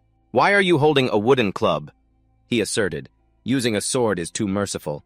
I have to beat her with a club so she really feels it. Minchin repeatedly swung the wooden club down on the female gladiator's head without mercy. As he beat her, he sneered with satisfaction. How does that feel? Pretty annoying, isn't it? Hurts a lot, doesn't it? Standing aside and witnessing this violent scene, Oasis could only break into a cold sweat out of sheer pity. She thought to herself, thank goodness I wasn't reincarnated as an NPC. Having vented all his anger, Minchin felt incredibly refreshed. Right after that, the system notification window popped up brightly, confirming that the side quest, Akmaba's Legacy, had been completed. All 3 shadows of the legendary warriors, including swordsman Cosmos Archmage Kiri and Emperor Identia, had been cleanly defeated. Minchion packed up his things and urged Oasis. All right, let's go complete our class advancement. Looking at the opponent, who was lying half dead on the ground, Oasis clasped her hands in prayer. I hope you reincarnate in peace, sis, and watch out for wooden clubs next time. Along the way, Mincheon couldn't stop complaining about the bizarre features in this world. From reckless fighters to mages who only know how to cast a single fireball. He continued to mutter about how frustrating it was to face a zombie priest like that. Oasis asked, curiously, if shame NPCs are already this bizarre, real players must have even weirder playstyles. Mincheon glanced at her and told her to watch the video of last season's martial arts tournament to see for herself. This made Oasis wonder if it was a serious tournament or just a contest for weirdos. Mincheon explained that those unexpected and bizarre playstyles were exactly what made the duels so appealing, helping Win Online grow into a world-class esports title. Oasis quietly walked behind him, looking at her master's back and thinking to herself that they were both truly breaking this game. She wondered if he was actually having fun deep down. The two of them returned to the magic circle where the priest of the Dark Church was waiting. He laughed triumphantly. "Congratulations on passing the trial. I knew you could do it." Mincheon crossed his arms smugly, acting like it was a piece of cake, leaving Oasis completely speechless. He fought for 4 whole hours and calls that easy. Meanwhile, the priest formally declared that from now on, Mincheon would lead the forces of the Black Cult with the title of Legion Commander.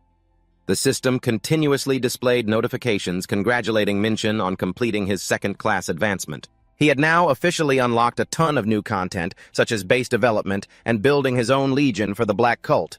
Mincheon also received the fast travel privilege from the lower city to the Black Cult base. He needed to head to the base immediately to receive further detailed instructions. Mincheon casually explained to Oasis that this was a new feature unlocked upon his second-class advancement. While she wondered, what kind of sketchy headquarters is it this time? He only offered a mysterious smile and said, "You'll see when we get there." Urged by the priest to spread his name across the continent, the two of them immediately set off back to the lower city. Suddenly, Mincheon called out, "Hey, Dean!" The black-cloaked figure who was strolling along froze in his tracks. He growled in annoyance that someone dared to call him by his name. But the moment he recognized Mincheon waving at him, "Hey there, old friend. Remember how it felt to get your butt kicked?" The crazy dark mage was so terrified his limbs went weak. He immediately dropped to his knees and shouted respectfully, "My humblest greetings, Legion Commander." Witnessing this, Oasis broke into a cold sweat, thinking the old man must still be traumatized by that horrific massacre from before. Wasting no time, Mincheon got straight to the point and demanded Dean lead them to the Black Cult base. The dark mage quickly confirmed, "Boss, you've come to the right place," and respectfully invited the two of them to follow him. Dean led them to an old, run-down wooden structure. Oasis started to get a bad feeling about this, nervously wondering, just where on earth is this place? Meanwhile, Dean casually reached out and opened a secret wooden door right in front of them. The moment the door swung open, a ridiculous scene unfolded, making Oasis shriek in horror. A secret outhouse. Talk about a breezy spot choice by the system. Inside, a man who was busy doing his business suddenly jumped in shock, screaming and cursing at them for violating his privacy. Mincheon could only bury his face in his hands, groaning in absolute embarrassment. A system notification popped up asking if he wanted to activate the base. Mincheon gritted his teeth, regretting that he had previously set the base entrance to random, only for it to end up in such an awkward spot. Suddenly, a dark purple demonic energy exploded right in the middle of the narrow entrance. "It's just a little smelly. Why are you making such a big deal out of it?" Mincheon could only grit his teeth and curse under his breath, "Damn it!" While Oasis stood beside him holding her nose, her face pale with nausea, groaning in misery. "Master, I don't feel good at all." The two of them had no choice but to hold their breath, close their eyes, and jump straight into the swirling black vortex beneath their feet. The moment he stepped out of the portal, Mincheon began throwing up violently. He screamed in absolute disgust, "What the hell?" Oasis wasn't doing any better. She kept coughing violently, holding her nose tightly to keep that horrific stench from rubbing off on her. After pulling herself together, Oasis looked around the vast space in bewilderment and asked, "Master, where are we?" Mincheon had now regained his composure, his crimson eyes gleaming with depth as he introduced, "This is the base where the Black Cult Legion is stationed. This is the lower city branch of the Black Cult base." In front of them stood a massive wooden fortress with towering watchtowers. Suddenly, hurried footsteps echoed, followed by a respectful greeting, "Welcome, Master of the Second Legion." Two girls with bright pink hair appeared and introduced themselves as Alpha and Beta, the managers of this place. They offered to guide their new master on how to operate the base. although in his heart he had to admit he had forgotten almost everything he once created. Mincheon still nodded calmly, sure. Well, might as well just nod along and see how things go first. At Beta's invitation, the two of them began walking deeper inside to learn the absolute basics. Beta explained that this base was just one of the church's many locations across the land, and restoring this ruined place depended entirely on Mincheon. She introduced him to the golems, the loyal creatures specialized in gathering woodstone and iron ore to develop the base. Although there was only one golem at the moment, Mincheon could invest to accumulate as many as he wanted. Hearing the word invest, Oasis was still quite confused. Beta clarified that Mincheon needed to accumulate a large amount of gold and especially infamy points to upgrade the facilities and build his army. Only then did Mincheon proudly ask his partner, "Do you understand now why I need such high infamy?" Oasis finally got it. She cheered with excitement upon realizing that infamy points could also be used as currency to buy items. This is where you can recruit military forces for the Shadow Church. However, besides accumulating enough infamy points and gold to raise an army, you will also need a certain amount of time for them to assemble. Looking at the tiny creatures in front of him, Mincheon silently evaluated.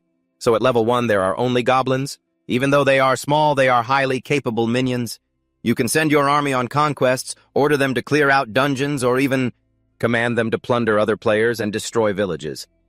Fighting monsters will help you earn gold, while attacking other players will be the key to increasing your infamy points. However, the manager also issued a warning: you can still fail. If you assign tasks that are too difficult for your army, and you will lose some of your soldiers. Therefore, carefully considering before deploying them on missions is extremely important. And finally, but just as crucial, is the command tent. Here you can issue any command regarding this base. Stepping inside, Mincheon was met with absolute deference from the managers. "So, Commander, please give us your orders." Glancing at the red velvet chair positioned in the center, he leisurely sat down and remarked with satisfaction, "Not bad, I quite like it. Is this what being born at the finish line feels like? Even his seat is pretty nice, huh?" Starting from scratch was supposed to be Mincheon's style, but this is something else. Witnessing this scene, Oasis froze in shock. She wondered to herself, why did the master, despite just sitting on an old chair in this ruined base, still exude the majestic aura of a mighty sovereign? With a sharp, cold gaze and an ambitious smile, Mincheon softly asked, "All right, where should we start?" In the gloomy lower city, Nim, a shady broker, approached two haggard-looking players and sneered, "I'm honestly surprised you guys are still surviving in the lower city. After all this time with that garbage gear of yours." Right after that, Nim began his usual sales pitch. He clapped excitedly, offering the cheapest prices in the country, guaranteed 100% safe with installment plans available, all while rubbing his hands together deceitfully. He insisted it was the best deal they could ever find, urging them to make the trade at the gold exchange to get stronger, completely ignoring their blunt rejection. "Forget it, we're not buying anything," they said, but Nim stubbornly held on, leaning in close with a secretive look. "Hey, look, I don't just offer this to anyone you know. You guys can pay me in enhancement stones instead of gold." This immediately raised the player's suspicion as to why a max-level player would even need enhancement stones. Nim quickly came up with a convincing excuse, explaining that selling on the auction house would just eat up his gold and transaction fees, so he was willing to give them a friendly discount. Seeing his prey start to waver and admit they had a few stockpiled in storage, Nim pressed his advantage. "I mean, you guys aren't even using them anyway. Sell them to me and use that cash to upgrade your gear or do whatever you want. This is literally straight out of a pyramid scheme playbook." While the two players were still debating what to do, a mysterious dark figure from high above had been quietly watching the whole scene. After the deal was done, Nim excitedly checked his loot. 2, 4, 6, 80 stones. I crushed my quota again today. The boss is going to be thrilled. But before the joy could even sink in, he realized he was being tailed. Panicking, Nim picked up his pace, trying to lose the mysterious figure who was casually strolling behind him. As Nim ran, he cursed under his breath, "What the hell is wrong with that guy? Why won't he stop following me?" Relying on his rogue skills, he leaped across rooftops to lose his stalker, but the moment Nim landed, a chilling voice whispered right in his ear, "Gotcha, dumbass." A brutal punch sent Nim crashing to the ground. He cowered, trembling and stammering. I was only following orders. Is buying enhancement stones a crime?" The mysterious man growled at Nim, who was cowering at his feet. "Take me to Akasa. I have a few things I need to ask him myself." Meekly, Nim led him deep into a dark wooden cellar. I don't know if you've got balls of steel or if you're just plain stupid. Did you really think our hideout would be unguarded? He immediately shouted out, "Get over here!" A crowd of henchmen emerged from the shadows. The smug leader taunted, "Why don't you try touching me, huh? You brat!" The mysterious man sighed in sheer disappointment. Slowly removing his disguise, his eyes turned cold as he drew his sword from its sheath. Pathetic trash like you guys are always the ones bullying others in games like this. His pride wounded, the masked man shrieked in a fury, "Pathetic, you bastard!" He immediately ordered his lackeys to charge. "Get him, tear him apart!" Amidst the swirling dust, he calmly analyzed every movement. To him, these weaklings were absolute jokes, barely enough to scratch an itch. His strike was so devastating that his target knocked out cold instantly. The watching lackeys gasped as they recognized his true identity. That's Ken, the guy who took second place in the first PvP tournament. The monster who hunts bounty hunters.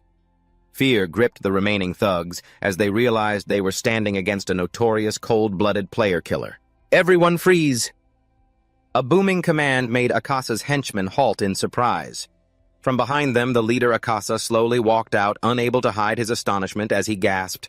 "Wow, it really is you, Ken. Haha, long time no see, you still haven't quit the game. When was the last time we met last year? I honestly thought you'd quit by now, since I haven't heard a single thing about you lately." While his words were warm and welcoming, Akasa was shaking with fear inside, silently cursing and wondering what on earth Ken wanted with him. Without giving him a second to think, Ken cut straight to the chase. "Why are you suddenly hoarding enhancement stones in such massive quantities?"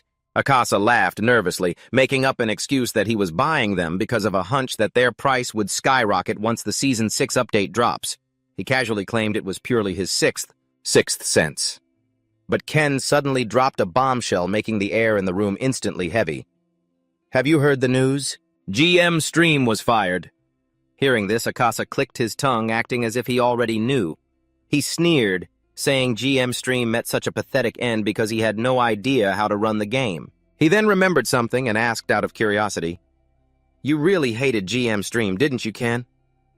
Ken's eyes instantly darkened, his expression twisting with pure bloodlust as he smirked. "I don't hate him. I despise him.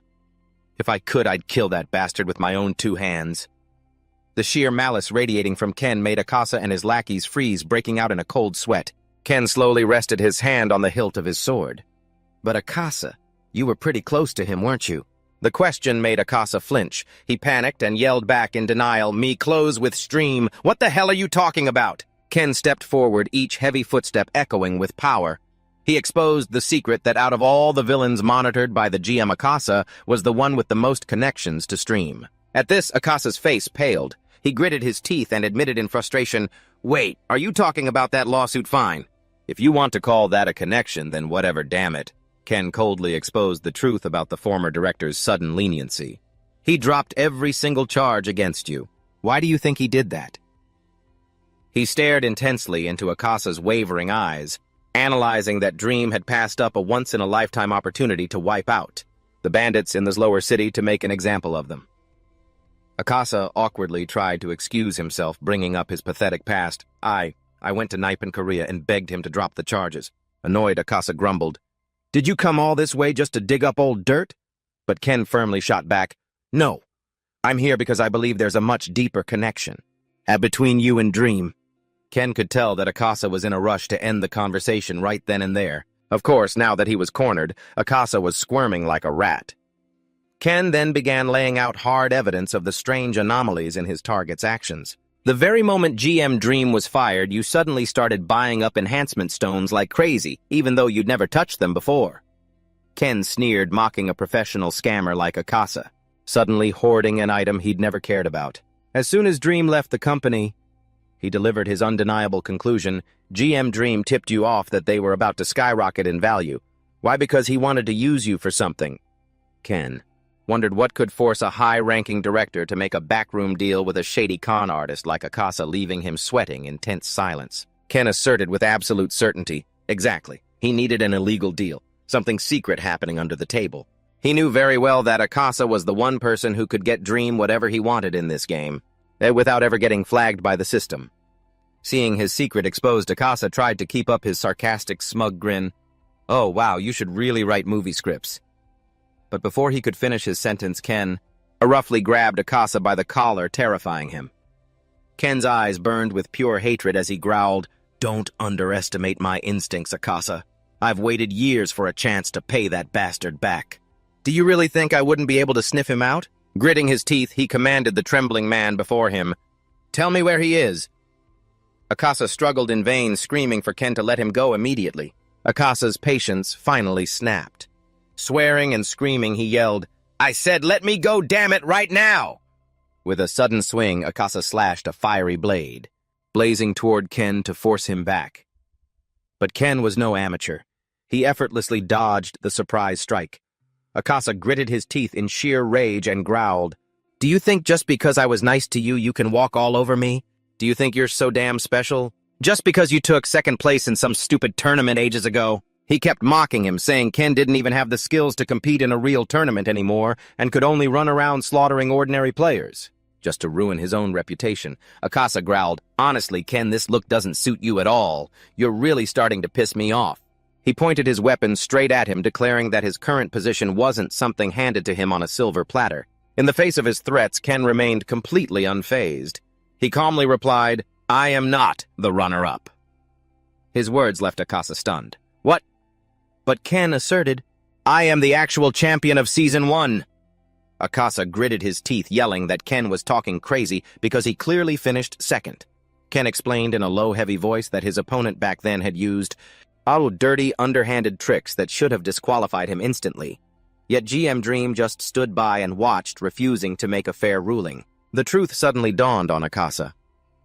"So, the reason you're so obsessed with finding Dream is because of the ruling in that tournament." "That's right. A gentleman's revenge is never too late, even after 15 years. Ken slowly drew his sword, a dark, ominous look in his eyes. "I'm asking you one last time. Where is GM Dream?" He coldly threatened to slaughter everyone if he didn't get an answer. Breaking out in a cold sweat, Akasa frantically tried to backpedal. "Come on, man! You don't have to take things so seriously, you old outdated relic." Ken let out a dark, maniacal smirk. "So your refusing works for me." He declared that the only real joy in this garbage game was slaughtering players. Enraged, Akasa charged at him, screaming, "You're all talk, get him!" A chaotic brawl broke out in the dark basement. Akasa laughed with sadistic delight, but a moment later, the reality proved absolutely brutal. Akasa collapsed to the ground, his digital body glitching and starting to pixelate away. "You absolute monster!" Looking around at the gruesome scene, littered with defenseless players, he trembled, gasping out his final words. "Are you even human?" Ken towered over Akasa, his voice cold as ice. "Tell me where GM Dream is." He threatened to hunt Akasa down relentlessly until he finally talked. "I will kill you over and over, countless times, countless times. Every time you set up a shop, I will come and tear it down. Every time you set up a new base, I will find you and kill you again." His eyes burned with cold cruelty. "I will make sure you can never do anything in this game ever again. I won't hesitate to do it, and you know damn well I mean it." "Right, Akasa." With Ken being this ruthlessly overpowered, Akasa wouldn't be able to escape this time, even if he grew wings and flew away. He looked down at this defeated man one last time, putting on the ultimate pressure. "This is your last chance. Where is GM Dream?" Immediately after, the scene shifts to the VR world lobby, where Na-Min-chun is standing amidst glowing streams of digital data. Watching the digital fragments swirl around him, he thought to himself, "Everything is going exactly as planned." Min-chun understood the looming danger, but as soon as Win starts to collapse, the people at Napan will start suspecting me. To avoid getting caught, he knew he had to make sure absolutely no one could link his real identity to his character, Fimbo. The first step was changing his IP address. Min-chun tapped away on his virtual interface. "I need to make it look like I went straight home. Just like what I told Shinji and Dongha." He planned to connect wirelessly to his home computer so that his main account and Fimbo could be online at the exact same time. If he could generate access logs showing both accounts, by being online at the same time, Min-chun would have a perfect alibi. However, Naipan has blocked all remote access and disabled multi-accounting. At the same time, the system would throw an access denied error. To pull this off, he has to bypass the company's security system, even though he knows every vulnerability inside out. Normally, this would take weeks. Min-chun smirked with absolute confidence. This is child's play to him, especially since he has one of the world's best AI systems working under him. Instantly, Oasis appeared in her AI form to help him hack into the company's system. She quickly reported, "System infiltration complete, Master." Minchi nodded in satisfaction. "Excellent. Now it's time to take my main account out for a spin." He decisively hit the start button. A sudden burst of energy transported him back into the virtual world wearing a completely different avatar, a warrior. Clad in magnificent white armor, his username is Anchovy, a max-level 90 paladin decked out in insanely powerful gear standing in the gloomy depths of the wandering forest swamp. Suddenly, a colossal creature rose from the still water. It was none other than Gulas, the master of the swamp. It let out a furious roar. Who dares disturb my slumber?"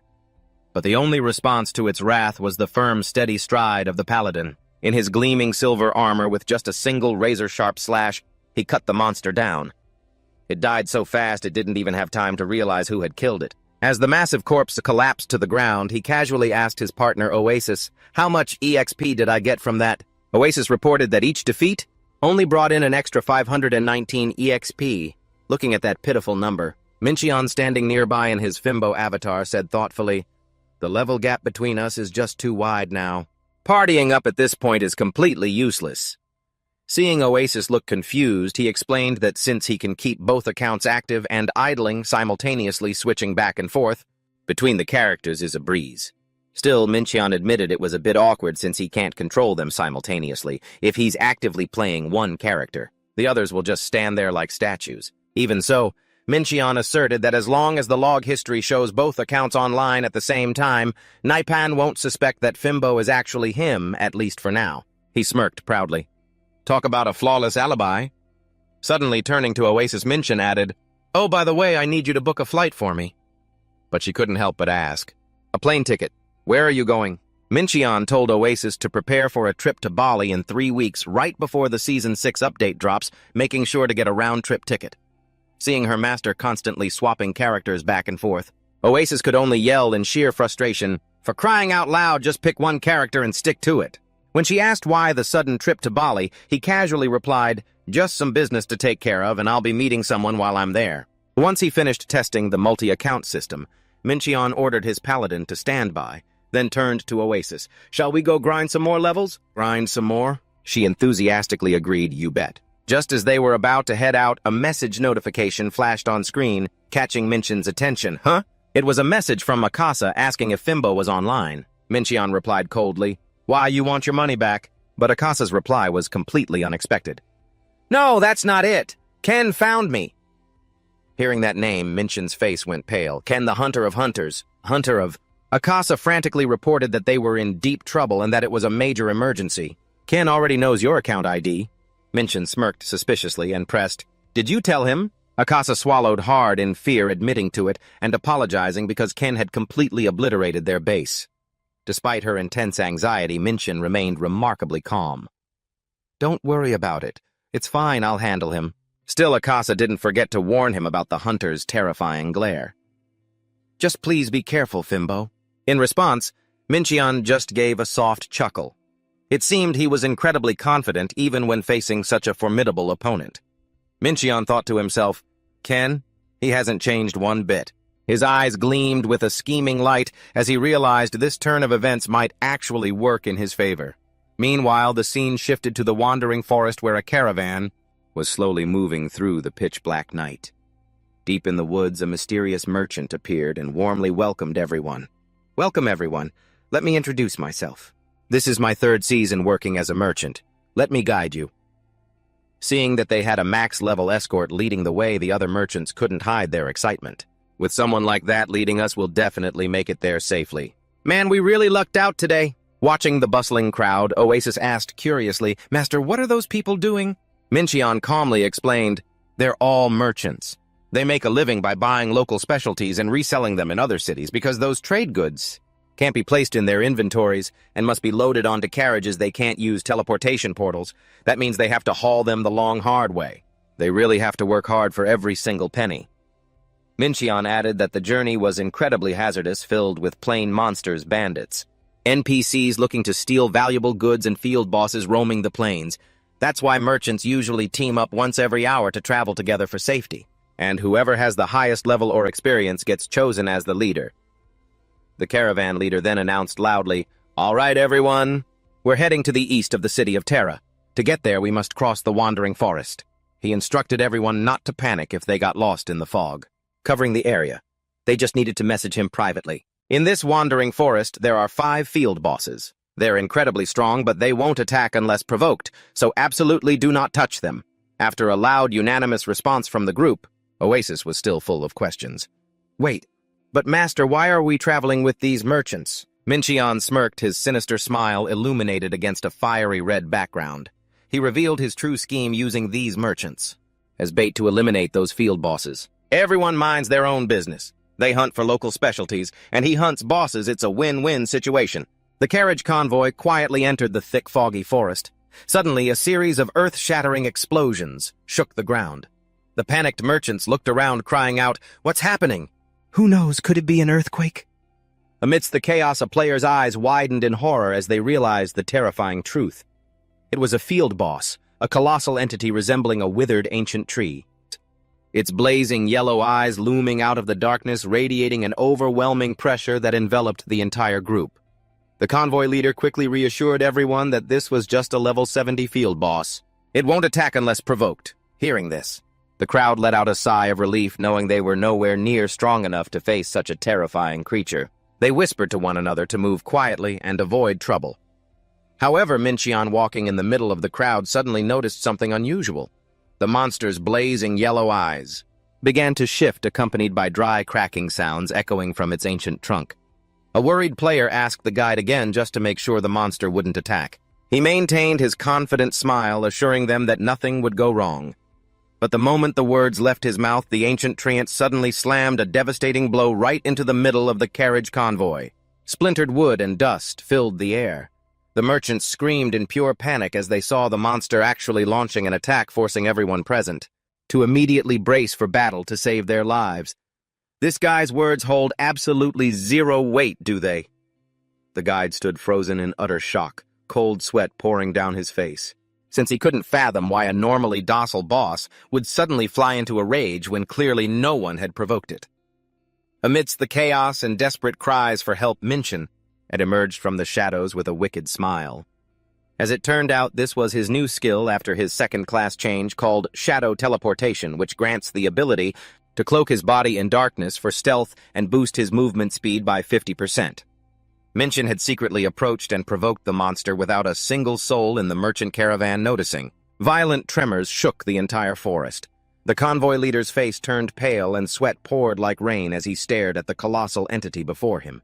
In his mind, he screamed in disbelief. A treant normally never attacks unless provoked. So why is this happening? Realizing their lives were hanging by a thread, the guide yelled, "We have no choice. There's no escaping this. Everyone prepare for battle." The merchants panicked completely, screaming in despair. "Wait, how are we supposed to kill that thing? At least give us a battle plan." But time waited for no one. Demands to form parties drowned out the monster's thunderous roars. Massive, devastating blows rained down consecutively, scattering the crowd. Desperate cries for help echoed throughout the gloomy forest. The guide grit his teeth and swore in sheer frustration, frantically searching for whoever was behind provoking the monster. Right then, a group of high-level warriors suddenly appeared. 4 level 90 experts. Peroring Zed beat Moonbeam Cutter, and Gus threw themselves into the fray. Their leader quickly ordered the rest to deal only enough damage to avoid drawing the boss's aggro. The treant roared, swinging its colossal arms to attack, but the elite warriors quickly took their positions. Gus braced himself against the pressure while she darted like the wind to cast. Her skill, Twin Dragon Slash, carving deep gashes that tore through the tough bark. Immediately after, Moonbeam Cutter gathered brilliant lightning energy in his hands. With a roaring shout of thunderstrike, a massive bolt of lightning slammed directly onto the monster's head, enveloping its entire massive body in a powerful electric current. Seeing the high-level players taking the hits, the merchant crowd began to cheer excitedly, shouting, "Look! Those high-level players are tanking the blows for us!" With a shared determination to defeat a boss at least once in their lives, they charged forward in a frenzy. Watching from the back, Mincheon smirked deviously. Everything was unfolding exactly as he had planned. Standing beside him, Oasis felt deeply moved by the solidarity of people who had only just met for the first time. She turned to him and asked if her master really didn't plan on stepping in to help them. He was the director, after all. How fast it ended was completely up to him. Minchin gave a soft smirk and reassured her that he would definitely help, but just not yet. He calculated that with his current attack stats, jumping in right now would draw all of the boss's aggro, and his health pool wasn't deep enough to survive those earth-shattering slams. Watching the crowd struggle amidst the electric mist, Minchin silently told them to hold on. He then ordered Oasis to go heal them. Despite Oasis's confusion at his instruction, he simply replied that he would join the fight when the time was right. Oasis eagerly took the order and dashed off immediately. Staring at his partner's retreating back, Minchin thought to himself that she was quite hasty.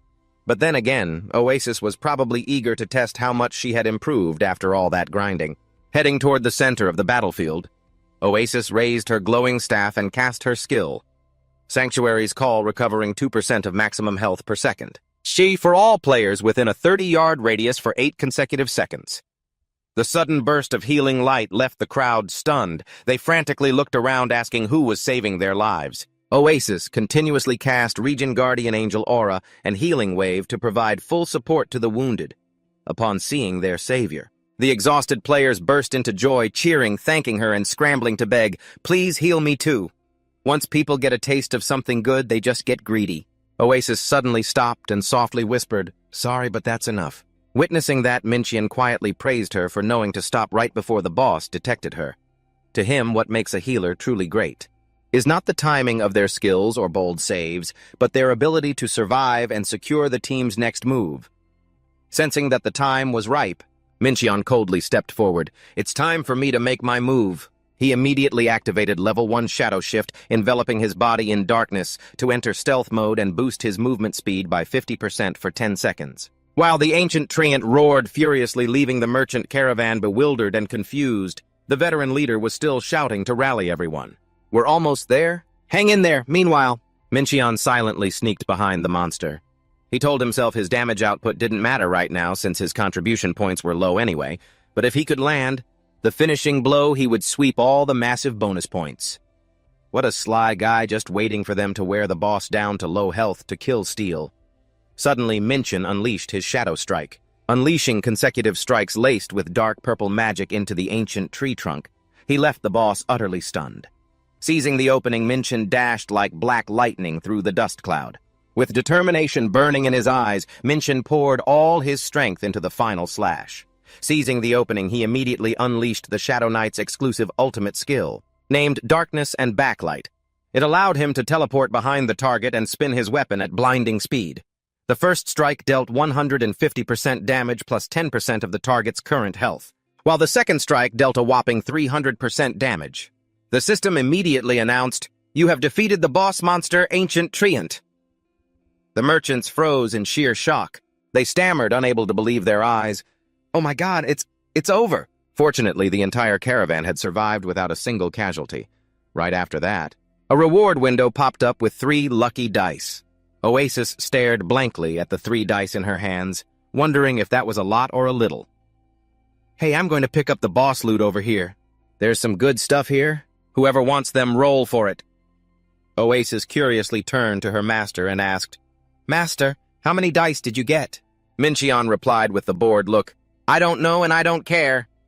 He knew this was only a level 70 boss, so the loot was bound to be utter trash. What Minchin actually cared about right now was the 20 Wandering Forest boss coins he had just received. These coins, proof of defeating boss-level monsters, could be traded for rare items at the Adventurers Guild. Minchin calculated, "I'll probably need 100 boss coins to buy what I want, which means I have to do this 4 more times." On the other side, the caravan leader chugged down a recovery potion, wiped his mouth, and muttered, "Ha, talk about a windfall. But at least we beat it." He still had no idea who had set the stage and who had pulled the curtains on this fight. The leader started to suspect the person who delivered the finishing blow. Who was the one who attacked that boss? Was it one of us, or was it some passerby looking for trouble? Realizing he wouldn't find an answer, he decisively ordered, "All right, let's keep moving. I want us to reach the campsite on time." He sternly warned, "If we get attacked by another boss while we're this exhausted, we won't stand a chance." One of the merchants laughed it off to reassure him, "Oh, come on. Do you really think we're going to run into another boss?" He claimed he had crossed this forest many times and had never encountered more than one boss. Still, the leader kept a serious face. Better safe than sorry. Their reasoning was actually sound, as it was almost impossible to encounter two field bosses back-to-back in this area. But through the pitch-black night, glowing red honeycomb-like hexagons suddenly appeared and shone brilliantly. From within that blinding light, a female-shaped entity, with glowing red eyes and delicate wings, loomed large. A cold system notification popped up, Field Boss Queen Bee. Talk about a surprise old man, ha-ha. Even though encountering two field bosses in a row was supposed to be impossible, the brutal reality was right before their eyes. Standing before this terrifying entity, the players could only cry out in shock and despair, "This can't be!" The caravan leader quickly regained his composure. Sensing that this opponent might be easier to deal with than the last one, he immediately ordered the archers to fire. A barrage of arrows and magic rained down on the target in a brilliant display. He screamed madly, "Attack her! Tear her to pieces!" Consecutive explosions enveloped the queen bee, but instead of falling, she only grew extremely furious. Realizing that magic damage was completely useless, the panicked leader yelled for everyone to switch to physical attacks immediately. A female archer quickly took her position, highly focused, and let loose a decisive shot. However, the queen bee moved with terrifying speed, gliding through the rain of arrows and dodging every attack with masterly ease, leaving the crowd stunned. She suddenly closed in and delivered a violent crash, completely scattering the merchant formation. The queen bee wore a sinister smile as she brutally pinned down a player, severely injuring them. Witnessing that sight, a warrior cried out in tears, "My God, attack!" However, the monster quickly lashed out with her razor-sharp legs and leaped high into the air. "We have to bring her down right now!" the leader screamed in despair. But the bewildered crowd could only yell back, "But how?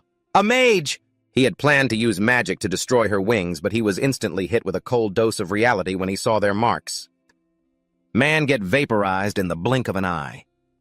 Flipping upside down in midair, the queen bee began to charge up a massive fireball that radiated terrifying pressure. Witnessing that terrifying sight, the mage's face went completely pale. She can cast magic while still in midair. The situation right now is hanging by a thread. Even with master spellcasters here, it's just too hard to turn the tide in their current completely exhausted state. It seemed all hope for the caravan was completely extinguished. But before the queen bee could even unleash her attack, a cannonball flew out of nowhere and struck her, wounding her. The intense heat from the blast scorched one of her wings. The crowd stood frozen in shock. Something had just blasted her wing. Everyone looked up in utter disbelief. Look up there! Someone is standing on the tower." Their savior had made quite the grand entrance. Atop the towering watchtower, a mysterious figure was operating a giant cannon. That person decisively loaded a shell and activated the war machine's entire magic system.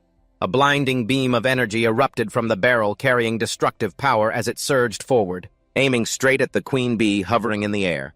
The direct hit triggered a terrifying explosion, sending the queen bee hurtling down to the ground.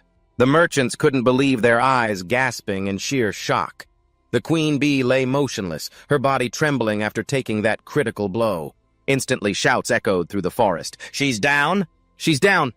The leader swung his sword, ordering everyone to charge. "All-out attack! Finish her off!" The crowd rushed in frantically, surrounding her to rain down final blows upon the dying boss's body. Standing high above Minchin, calmly watched the battlefield. He thought to himself, "I originally designed this terrain to be used in situations like this. But it seems the players didn't notice the little helping hand I laid out for them." Seeing that the time was ripe, Minchin muttered to himself, "Oh, right, time to steal the kill." Meanwhile, down below, some merchants were still furiously pressing the queen bee with brutal strikes. Suddenly, her stinger twitched and shot forward like a bolt of lightning, piercing right through a warrior. He only had time to scream in agony before collapsing. The leader's face went pale with horror at her last-ditch counterattack, though he still roared to encourage his team. "We're almost there." But a blinding energy radiating from the boss began to envelop them all, followed by a devastating sweep that blew everything away, sending the party members flying completely helpless against her overwhelming power. The leader realized with despair that although they were so close to victory, the group simply didn't have enough firepower left to finish the fight. "We're probably all going to get wiped out, guys." At that critical do-or-die moment, a dark figure plummeted from above at a terrifying speed. A loud crash echoed as the mysterious stranger landed right in the center of the battlefield, leaving the leader gasping in utter disbelief. Mincheon immediately activated his dark and backlight combo. A surge of intense deep purple magic erupted violently, devouring the queen bee amidst her final agonizing screams. The leader stood frozen, staring dumbfounded at every movement of the guy who had just snatched the boss from right under his nose. Mincheon landed firmly amidst the magical haze of dust and smoke, officially bringing the epic battle to a close. Meanwhile, the exhausted merchants had fallen into a state of extreme exhaustion after back-to-back battles. One player turned to the leader trembling and asked anxiously, "Sir Ba, that was the last one, right?" Last one. There are no more bosses left, right? How could the leader answer that? He could only encourage them to stay strong. What else was there to say? The old guide stood there in silence. Deep down, suspicions began to arise in his mind about how unusually this sequence of events had unfolded. This was no coincidence. Running into a single plains boss would have been understandable, but two in a row was practically impossible. Connecting the dots, he realized a critical common factor: both battles had only one single player, who secured the final blow. He must be the one behind all of this. He gnashed his teeth in anger, realizing they had been used as pawns. Suddenly, a loud laugh echoed through the forest. Mincheon was absolutely thrilled as he checked his item notification panel. Awesome! Another 30 coins in my pocket. He smugly wondered, now who's next? As he rested by the base of a tree, the leaves suddenly rustled violently from a strange wind. Mincheon gasped and looked up, sensing an incredibly oppressive pressure weighing down on him. It was the Lord of the Forest, the Heavenly Eagle, an entity with a hidden level that loomed large. With glowing blue eyes and a massive wingspan, it aimed straight at Mincheon. Mincheon panted heavily. Drenched in sweat after nearly losing his life to the beast's talons, he grit his teeth and muttered to himself, "Whew, that was a close call. I almost died." The Heavenly Eagle was supposed to spawn randomly only once a month, yet he was unlucky enough to cross paths with it right now. At this rate, how was he any different from the unfortunate merchant caravan he had just taken advantage of? Watching the shadow of the giant beast fly away, Mincheon thought to himself that if he had to fight it head-on, he'd be finished. But then, he suddenly froze, noticing something unusual. Mincheon's face fell, his eyes widening in anxiety. Wait a second. The caravan is heading in that direction. Meanwhile, at the caravan's location, the scene was utterly disastrous, with several players collapsed on the ground after the boss's attack. Oasis was busy casting healing magic. A brilliant green light enveloped the victims. Wiping the sweat from her brow, she smiled in relief. All done? A merchant beamed and thanked her, feeling bad that their group didn't have many healers, which forced her to do all the hard work alone. Oasis kept her warm smile and replied sincerely, "It's all right. After all, healing everyone is my job." Another warrior approached with a look of deep gratitude, offering Oasis a small gift in return. The young priestess waved her hands in a panic, refusing, "What? No, please. There's no need, I was just doing my job." But as she took a closer look at the glowing item in his hand, Oasis gasped. She realized it was a high-grade mana potion, something capable of instantly restoring 100% of her mana. He's just giving away something this high quality. He laughed heartily to reassure her that warriors like him didn't really need mana anyway, and that he was just lucky to have picked these up, so it was no big deal. Looking at the precious potion in her hands, Oasis felt deeply moved by the kindness of her new teammates. In the quiet night forest, she smiled brightly, feeling proud of her decision. "I'm so glad I chose to become a healer." Remembering how her master used to force and torment her, Oasis suddenly had a strange idea. Maybe I should thank Master Oasis, thought to herself. Come to think of it, I haven't seen him in a while.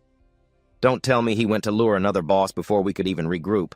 Just to be sure, she sent a message to her master. "Master, where are you?" Suddenly, a flurry of pinging notifications and garbled text flashed rapidly across the screen, leaving Oasis stunned. What is this? Is his game glitching? Did a shark bite the undersea cable again? Amidst the chaos, a voice roared, "Everyone prepare for battle!" It was the Lord of the Forest, the Celestial Eagle, whose level was still a mystery. Oasis froze in terror as a cry of "Healer" rang out, pulling her back to reality. A guild member grabbed her by the shoulder and screamed, "Focus! We don't stand a chance against it! Run now!" The monster unleashed an attack that crushed the ground. Amidst the rising dust, Oasis was shocked to realize her teammate was bracing himself to shield her, even though his body was trembling violently from his severe wounds. He still grit his teeth, urging her, "Get out of here quick." Seeing her teammates risking their lives for her, Oasis cried out in dismay. "Everyone!" A female warrior resolutely dashed forward with incredible speed to distract the boss. From behind, the bard nodded slightly in signal. His hands began to sweep across the strings, creating a rapid driving rhythm as the Vitality Melody skill was activated, increasing movement and attack speed for the entire team by 30% for 10 seconds. Empowered by the magical buff, another blonde female warrior with fire in her eyes immediately charged, straight ahead to confront the monster. Seizing the moment, the leader roared in encouragement. "This is our chance! Everyone attack! Go all out! It's the only way we're getting out of here alive!" The entire team immediately gave it everything they had.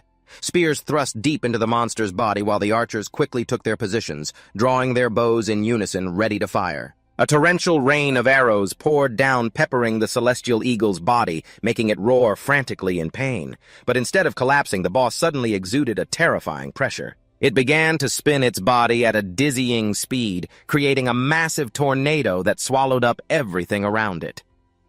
The violent sandstorm lifted the entire group high into the air, sweeping them into a deadly vortex. The warriors could only scream in helplessness as they spun wildly in midair, while the celestial eagle continued its frantic devastation right at the eye of the storm, turning the battlefield into a living hell. It gave no one a chance to escape. As the tornado cleared, the scene was left in ruins with players scattered everywhere, completely helpless. Oasis struggled to crawl up from among her fallen teammates. She raised her staff with trembling hands, trying to whisper with the last of her strength, "Resurrection." But a cold system notification popped up. "You are out of mana."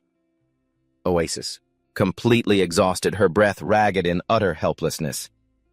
I can't do this anymore." Oasis choked back tears of belated regret. "I'm sorry, Master." But Mincheon gently placed his hand on her head and reassured her. "What are you talking about, you dummy? You're the reason they managed to hold out until now." He looked at his partner with eyes full of trust and said, "You did great, Oasis."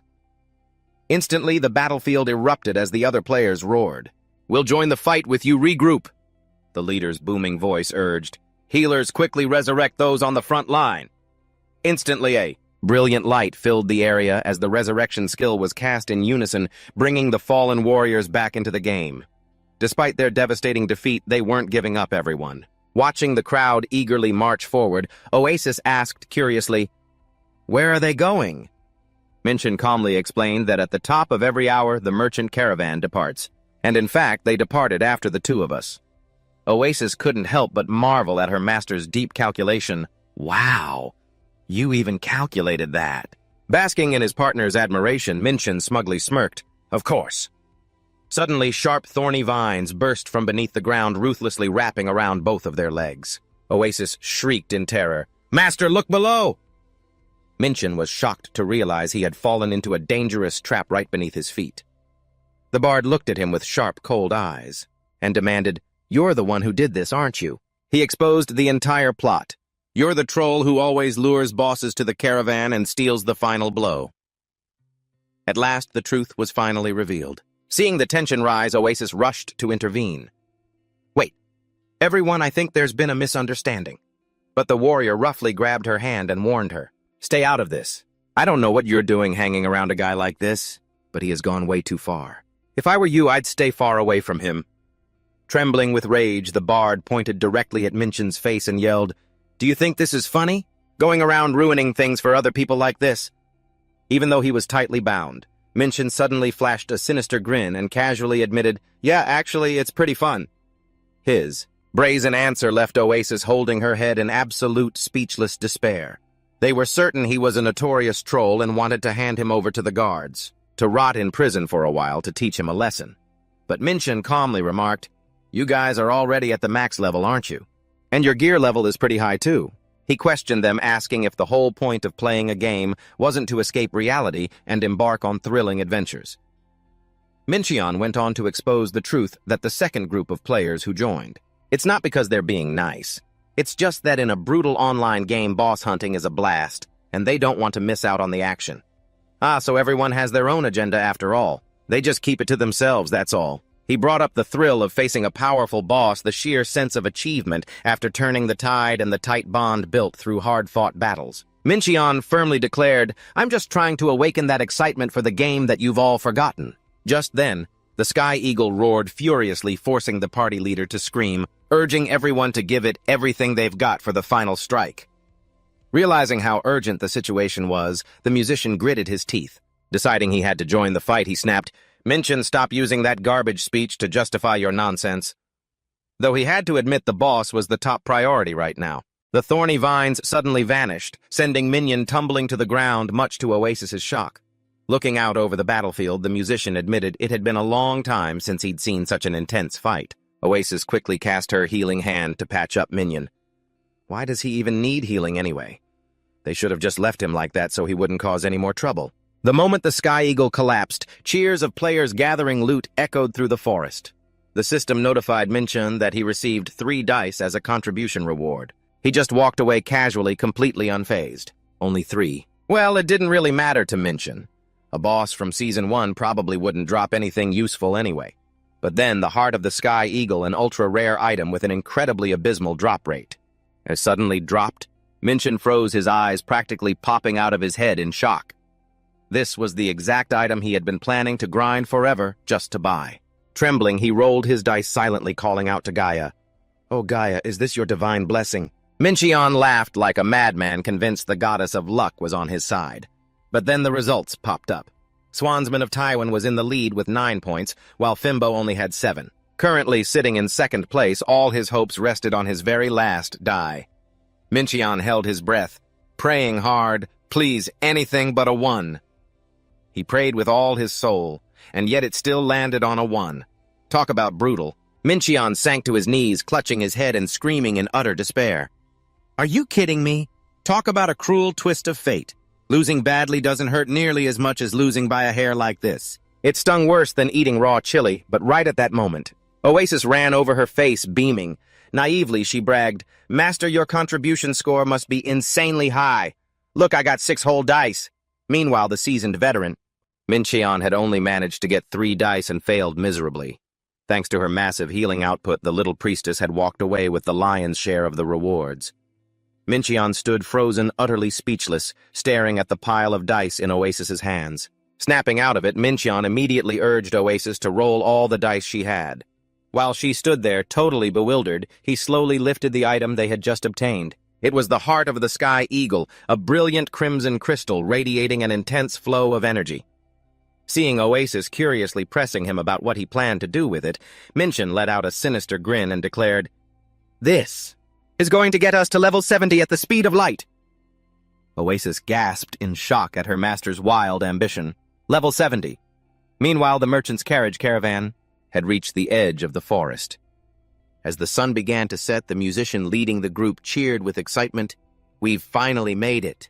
Everyone let out a collective sigh of relief, glad that their grueling journey was finally over. It had been an exhausting trek for the whole group, one they'd likely remember for the rest of their lives. Looking up at the magnificent city glowing in the evening sun, they couldn't help but marvel at its breathtaking beauty. "Great job, everyone. It wasn't exactly smooth sailing, but we made it to the destination."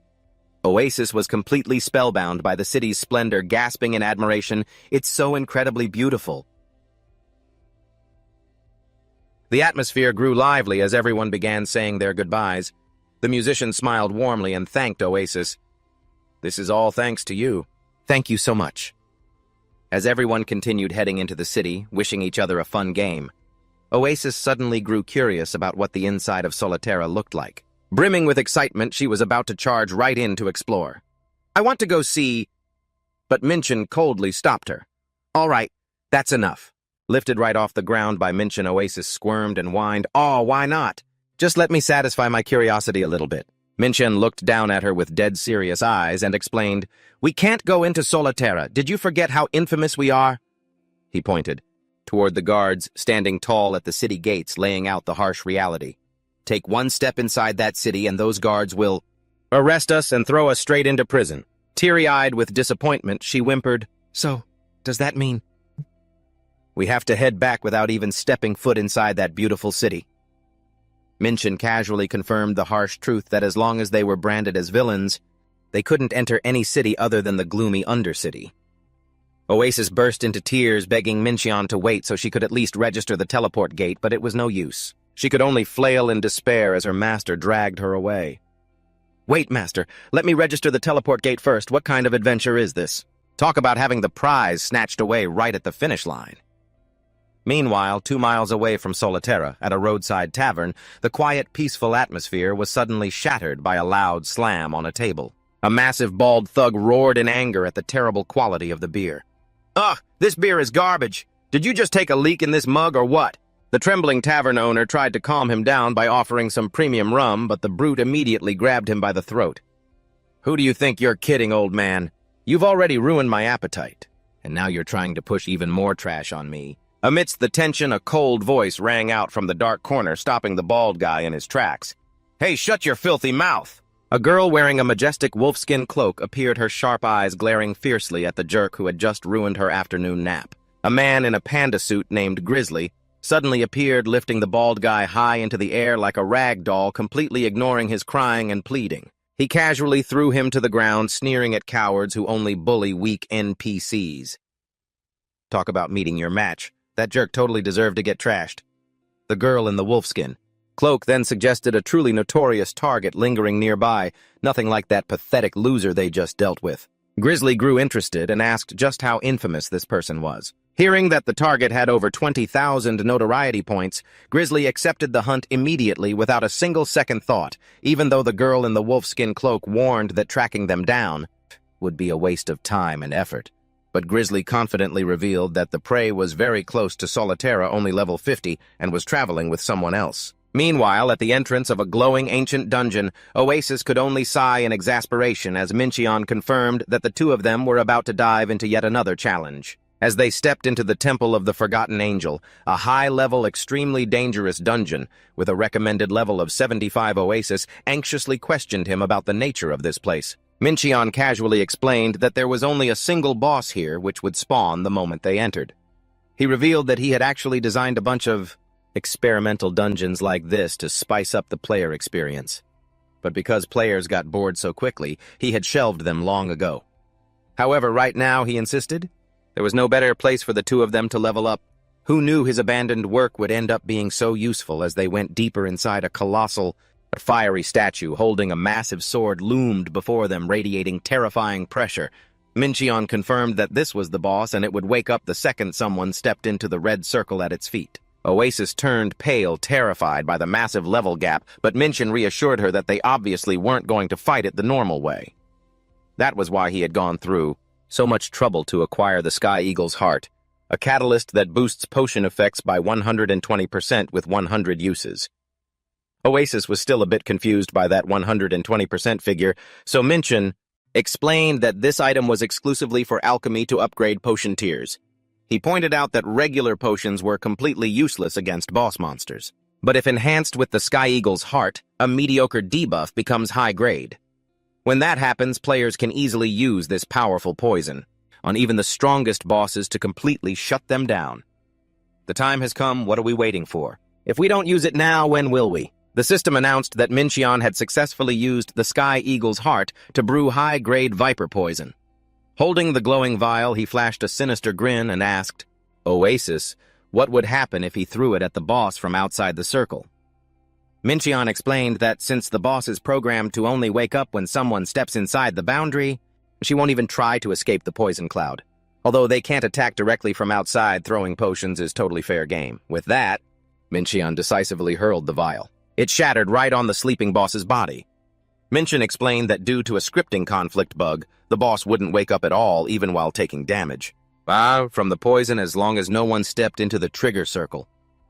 He casually sat down on the floor and told Oasis to take a break and wait for the experience points to roll in. Seeing his partner's anxiety over whether this was a game glitch, Mincheon just gave a knowing smile and told her to start praying. He revealed that this boss occasionally dropped level 70 legendary items, making Oasis's eyes instantly light up with excitement. Speaking of treasure, but honestly, if it were me, my eyes would be glowing like high beams too, haha. However, reality was brutal. After 10 hours of continuous grinding, they had absolutely nothing to show for it. Exhausted, Mincheon dragged a hysterically crying Oasis out of the dungeon, even though she begged and pleaded to do just one more run because she felt a drop was right around the corner.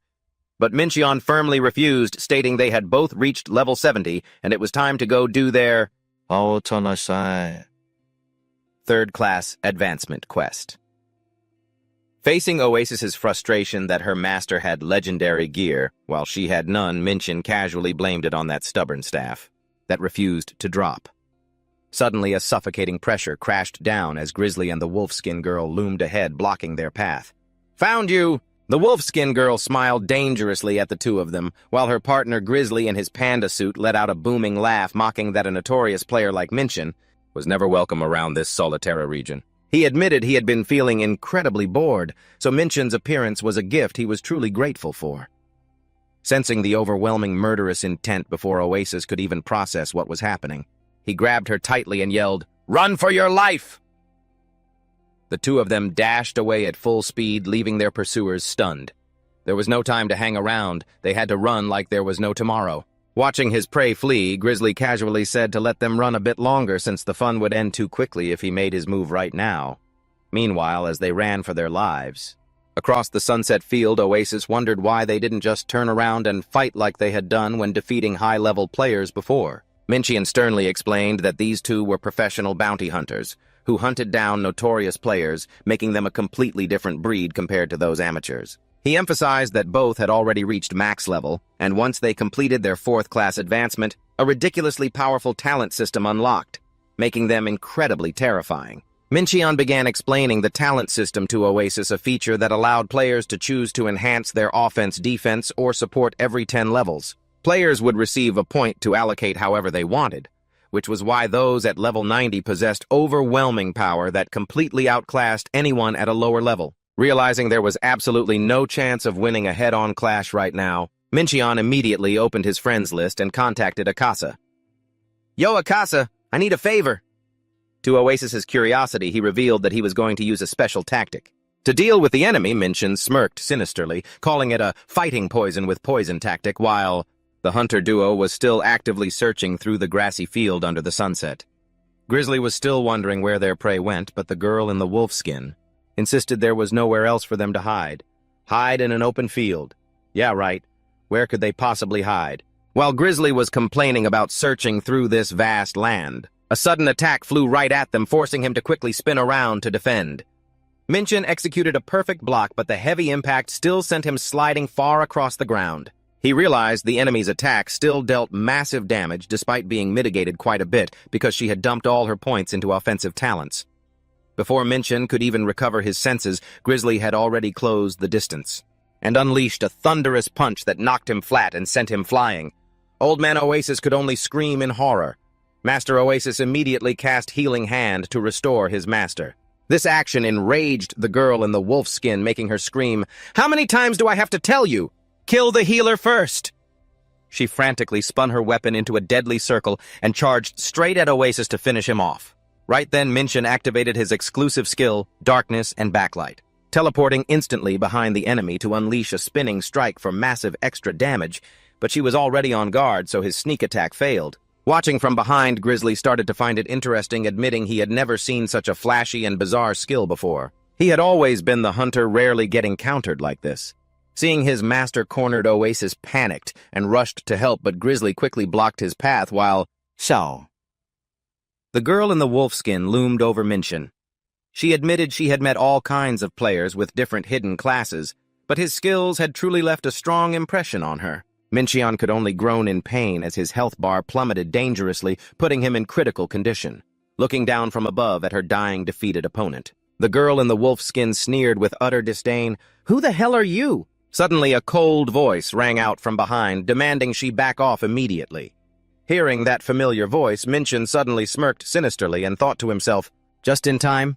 I was this close to meeting the Grim Reaper. The one who just showed up to turn the tables is none other than the notorious Hunter Ken."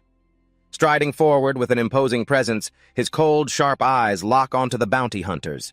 He casually mutters, "Looks like I've finally caught my prey." Seeing Mincheon pinned down, Ken coldly warns them that stealing someone else's loot is incredibly rude. He slowly draws his sword from its scabbard with a sharp metallic ring. Ordering her to let go and get lost immediately, the wolf-cape girl looks down at Minchin, who is face down on the ground with utter disgust. She sneers that his infamy, score is too low to even be worth harvesting. But when she looks over at Ken, her eyes suddenly light up with greedy desire.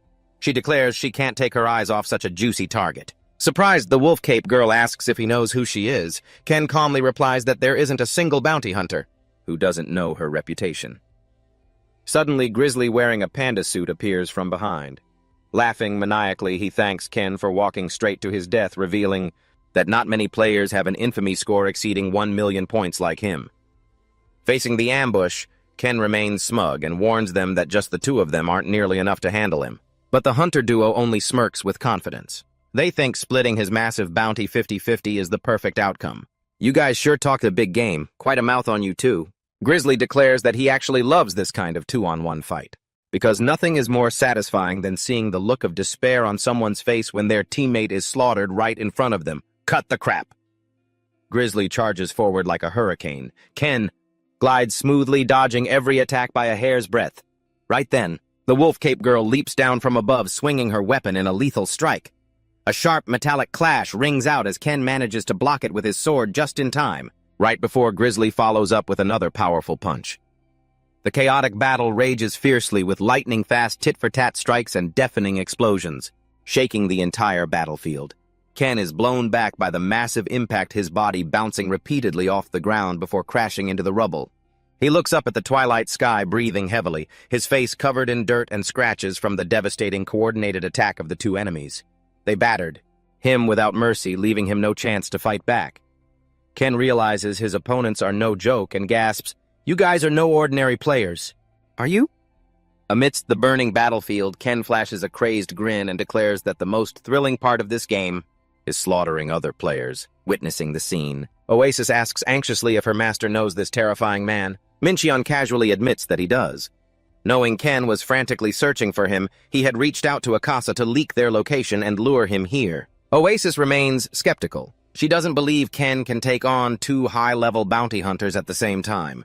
Minchin just calmly tells her to keep watching closely and take notes, as this is a rare opportunity to witness top-ranking global pros in actual combat. After a breathtaking battle, the wolf-cape girl has no choice but to admit defeat to Ken's legendary power. She concedes that his runner-up finish in the past tournament was fully deserved, but wonders why a genius like him chose a notorious path of slaughter instead of returning to the pro scene. At the mention of the PvP tournament, Ken's eyes grow dark. He reveals he was set up by someone with the ID Fimbo, who is actually the streamer GM. But the moment that name leaves his mouth, a blade suddenly impales him, from behind, catching Ken completely off guard. He has been backstabbed while his guard was down. Minchin appears right behind him with a sinister smirk, saying, "Long time no see, Ken." Capitalizing on the stealth state of his teleportation skill, he immediately unleashes Shadow Link, attack landing a series of devastating consecutive slashes on Ken that cause his health bar to plummet. Witnessing the sudden turn of events, the wolf-cape girl can only watch in shock as things aren't going at all how she imagined. Minchin laughs triumphantly, utterly thrilled at the thought of the 500,000 infamy points he's about to claim. But right in the middle of his victory, a lightning-fast slash slices him in half. Ken coldly reminds him that he should have double-checked Ken's health bar before getting so smug. Even though he's near death, Ken still has enough strength to land one final counterattack. Witnessing the horrific scene, Oasis screams, "Master!" in sheer panic. Ken quickly downs a potion to heal his wounds, then strides imposingly toward Oasis and orders her, "Hey, healer, revive him. He deserves to die 100 more times." This move catches her completely off guard. Minchin loved reviving and torturing others, but now karma has come back to bite him hard. He can only scream, begging for a civilized talk to stop this madness. He asks why he has to be so angry. Ken tells him to remember what happened at the Season 1 finals, asserting that back then he surely had no excuses. Those words make Minchin freeze. It was the Season 1 individual PvP tournament where Ken and his rival Aaron had both made it to the finals. By a razor-thin margin, Ken suffered a bitter defeat, handing the first championship title to Aaron. While his rival basked in glory and fame, Ken was forgotten like a pathetic loser. Back in reality, Ken grits his teeth, points his sword at Minchin, and roars in absolute rage. "This is all your fault, and you know it." Time has passed, but what Ken suffered still hasn't faded. Ken roars in absolute fury, You knew damn well that Aaron cheated. In the finals. Painful memories rush back of being absurdly backstabbed by his opponent. Ken remembers realizing how off it was. There was no way Aaron could have dealt that amount of damage. How is that much damage even possible? He stared straight at Minchin, his voice low and sharp as he insisted it wasn't just a regular match, and that Minchin knew it better than anyone.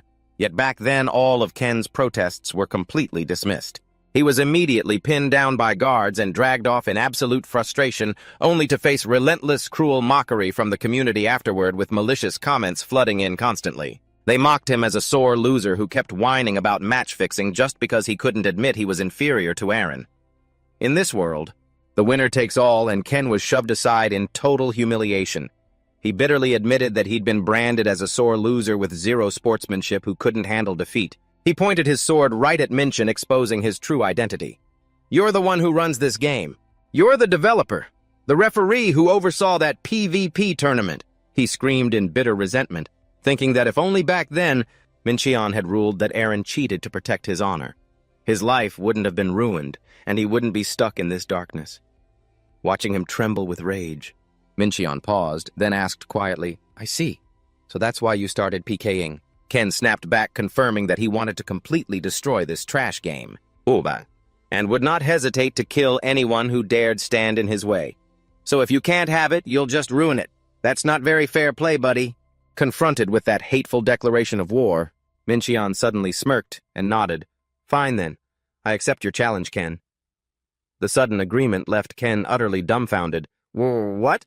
Minchin proposed a one-on-one duel to settle everything fairly. He made a high-stakes offer. If you win, I'll publicly reveal my identity as GM Stream and expose the truth about what happened in PvP Season 1. But if I win, you must become my subordinate. Minchin calmly laid out his terms to the man who harbored such a deep burning grudge. But just as Ken got into his battle stance, Minchin suddenly waved his hands in a mock panic. Whoa, wait! Not right now. Let me hit level 90 first. Let's keep it fair and square. He continued to coax his enemy. We should fight on equal footing, right? What do you say? It's a no-brainer. All you have to do is win right. Is he trying to play some kind of tactical retreat move on me? Minchin assured him that he would reveal the absolute truth of what happened in the finals years ago. The exact thing Ken had been desperately seeking. Faced with such a confident offer from Minchin, Ken fell silent, calculating his options. Though deeply suspicious, he reassured himself that even if his opponent reached the level cap, there was no way he would lose. To a guy like Minchin, it was simply impossible. The only thing making Ken hesitate was Minchin's bizarre level of confidence, a man who clearly held the keys to every single script in this game. He wondered what on earth the man was up to. Right then, a system notification popped up before his eyes. Fimbo has sent you a friend request. Ken grimaced in disgust, letting out an irritated, ugh. Minchin casually explained, go ahead and accept it. That way we can duel the second I hit level 90 and complete my final job advancement. Though his hands trembled with rage, Ken grit his teeth and accepted, swearing to himself that he would completely wipe this bastard's name from existence once everything was over. But whether he can actually pull it off is another story. For now, he's fallen right into Minchin's trap. Having secured the deal, Minchin decided to fall back for safety. All right. Time to split up before those bounty hunters sniff us out again. Oasis and I are still way too weak to take them on. Watching Minchin's departing back Ken, and didn't forget to throw in one last chilling warning. Don't you dare run GM Stream. Minchin could only sigh in weary exasperation. Look, my name is Fimbo now. Once the two of them were alone, Oasis asked curiously, Is it true, Master, what he said about Aaron cheating in that tournament? Minchin paused before asking Oasis, Do you know what the most critical part of managing a game is? Seeing her blank look, he declared, It's fairness, a level playing field where everyone has an equal shot. Minchin's mind drifted back to when he was running Win Online. His only hope had been for everyone to be fairly rewarded for their efforts. For that ideal, he never allowed pay-to-win items to affect in-game power, working tirelessly to balance character classes every single week. To Minchin, if the real world couldn't be fair, he wanted this game to be the one place that was. He believed that as long as players invested their time and effort, they deserved a worthy return, so much so that he was willing to sacrifice everything to protect that fairness. To Minchin, PvP tournaments were sacred because they were a stage where players relied purely on skill and creativity to fight. Though proud of succeeding in almost every aspect, When Oasis pressed him on whether what Ken said was actually true, Mincheon only whispered, "Part of it is." So was there some hidden truth after all? He added that the accusation was also partly wrong, or perhaps there were hidden details they knew nothing about. Mincheon forced himself to admit that running a game was never easy. Even though he had truly done his best, he couldn't stop some players from getting hurt and leaving the game, walking toward the swirling dark energy. He stated that as the creator who had ultimately caused Ken's downfall, forced to break the heavy silence, Mincheon reminded Oasis that they'd both reached level 70 and that it was finally time for their third-class advancement. However, a major problem arose. They needed 50,000 infamy points to advance. But since Mincheon had just been PK'd, his current points were cut in half. He gritted his teeth in bitter regret. After all, that was supposed to be his chance to rake in a whopping 500,000 infamy points. "Call your friends over here." The agonizing screams of the poor players echoed through this forest as Mincheon cold-bloodedly carried out his final purge. Oasis could only stand there in utter shock, watching her friends fall one by one. This quickly restored Mincheon's lost infamy points. Once he'd harvested the required amount, he casually said goodbye to Oasis at the teleport gate and told her to go handle her advancement on her own. They would regroup after completing their third-class change quest. But the moment Mincheon started his advancement process, he noticed the bracelet Gaia had given him was emitting a strange glow. Stunned, he recalled her warning that this item could only be used after reaching level 70. Right on cue, it began to vibrate violently, crackling with brilliant magical electricity as a shroud of digital mist enveloped him. It forcibly teleported him away from the dark, gloomy base. When the light finally faded, Mincheon was shocked to find himself standing on a sun-drenched beach lined with lush green palm trees. It was a world away from his usual gloomy surroundings. Right in front of him, a woman with golden hair stood quietly gazing at the ocean. Shaken, Mincheon gasped out her name. Gaia. Recognizing the familiar figure of the goddess, he watched as she turned around with a radiant smile, starting to reminisce about the old days when Mincheon had just begun developing the game. She recalled how he had meticulously crafted every single one of these waves by hand. Gaia thoughtfully brought up how he used to insist on doing everything himself, wanting his own hands to touch every single corner of this world. In Win Online, she even playfully teased him about the time he accidentally triggered a massive tsunami, leaving her to clean up his mess back then. Visibly annoyed, Mincheon cut the goddess off, insisting he didn't have time to sit around and reminisce. Gaia looked at him with deep, knowing eyes, admitting she finally understood why he was so passionate back then, because creating something is truly a meaningful endeavor. Brushing her sentimental words aside, Mincheon raised the glowing bracelet and demanded to know what this thing was actually good for other than keeping in touch with her. Gaia smiled enigmatically, assuring him that this bracelet was no ordinary item. Instantly, a blinding flash of light erupted, activating a hidden scanner inside. Mincheon was stunned to realize he could now see right through a target's entire status. This was something considered absolute privacy in Win Online unless voluntarily shared, ranging from equipment level to detailed stats like attack power, defense, and even the health pool of a level 90 Guardian Knight. Everything was laid bare. Mincheon knew this kind of information was the most critical data for determining victory or defeat in the game. Witnessing the bracelet's capabilities, Mincheon realized with a shock that possessing such information was a severe violation of the game's terms of service. But Gaia wasn't done yet. She announced that she had a very special quest tailored just for him. A legendary-grade quest notification titled The Goddess's Plea popped up, with its first requirement being to reach level 100. Gaia explained that this was a multi-stage quest line, and once he completed every step, he would receive a reward, more than worthy of its difficulty. In Mincheon's mind, the highest possible tier for a quest was supposed to be unique grade. The existence of a legendary grade quest was completely impossible. Sensing his doubt, Gaia turned to him with a cold look and asserted that she had created it herself by her own will. Mincheon broke into a cold sweat as the shocking realization hit him. The artificial intelligence of this world was tampering deeply with the game's data without any human authorization. He shuddered, wondering if her openly breaking every rule to alter the world, according to her personal whims like this, was only the beginning. Could the control of the game actually be in the hands of these machines? A deep sense of dread washed over Mincheon as he realized that something truly terrible was going on. Gaia offered a gentle smile, bid him farewell, and promised they would meet again soon. Then she vanished into thin air, ignoring Mincheon's desperate cry of "Wait!" as he tried to keep her talking. A sudden, powerful beam of light enveloped him, and a warp of space instantly pulled Mincheon away from the shrine. Standing in the middle of a quiet, empty space, Mincheon gritted his teeth in sheer frustration. He wondered what on earth Gaia was plotting behind his back. Right then, a massive system notification suddenly flashed across the entire server, and an avatar representing Unhasu appeared, bowing politely. Introducing himself as the new CEO of Win Online, he excitedly announced some wonderful news for everyone. Win Online was officially transitioning to a premium model. The system immediately explained that premium meant the game would now be free to play for all players, but they could purchase additional content and other perks to make their journey more convenient. Unhasu wished all adventurers incredible journeys with their friends, promising to reward them with high-quality content in the future.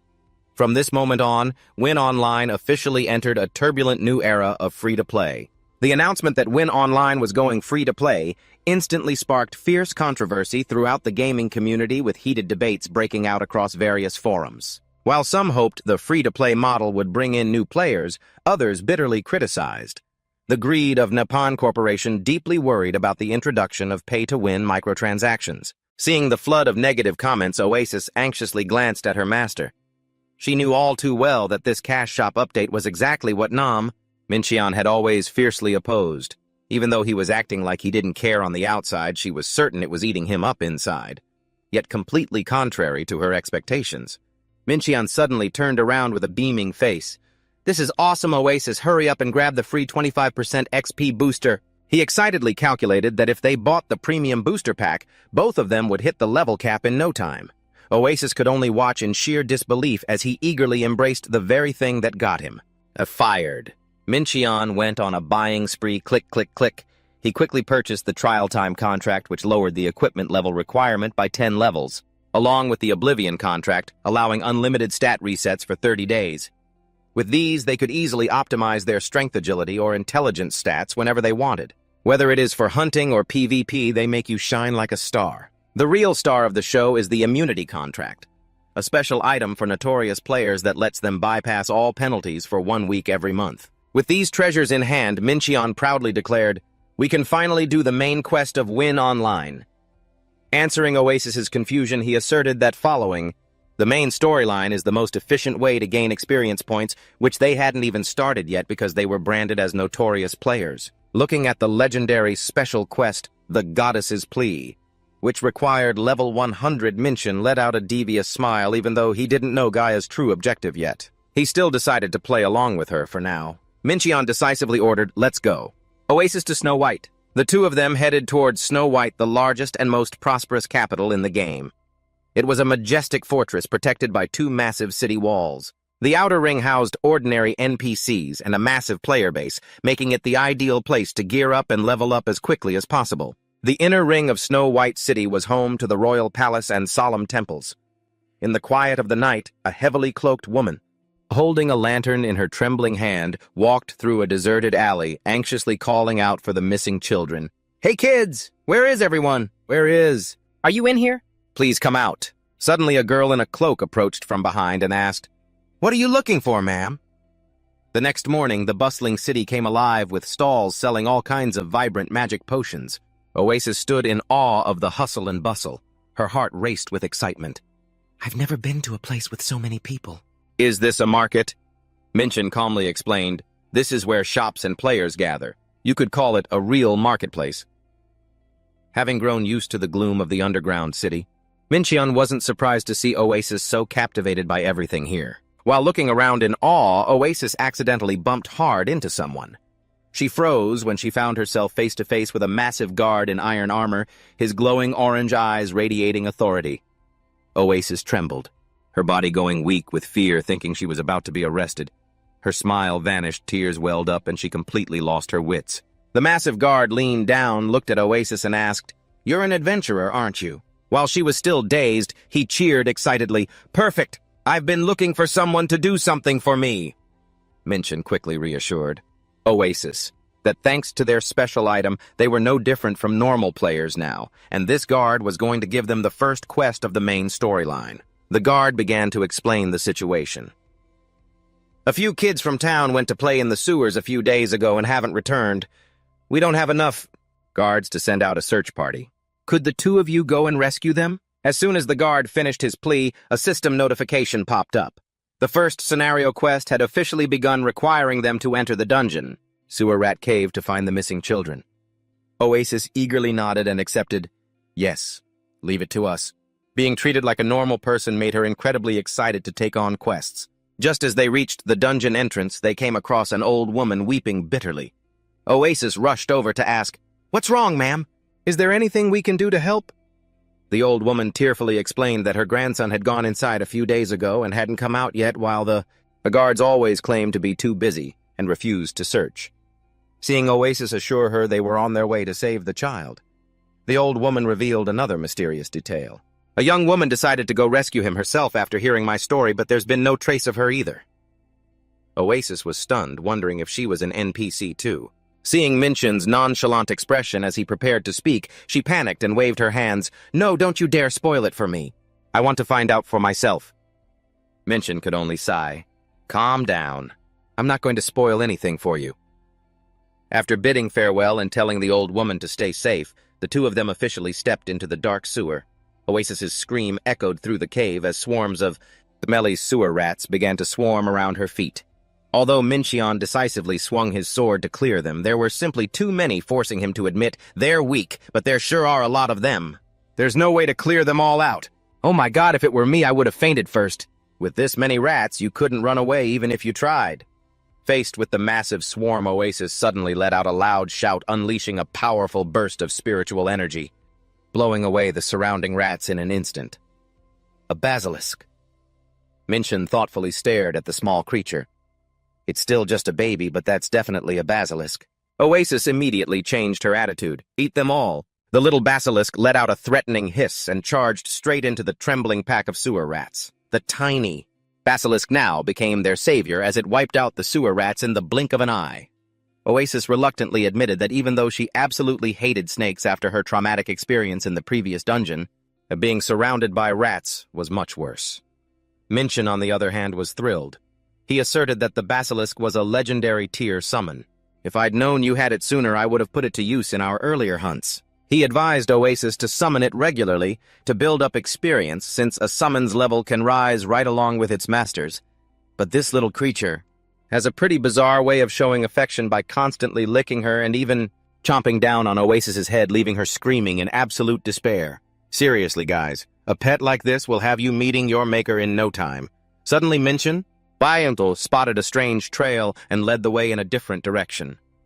Inside the sewers, two kids were huddling together, shivering in fear, when a young woman with her face covered in wounds arrived just in the nick of time. She smiled gently, asking them if they were okay. But real danger was still lurking right behind them.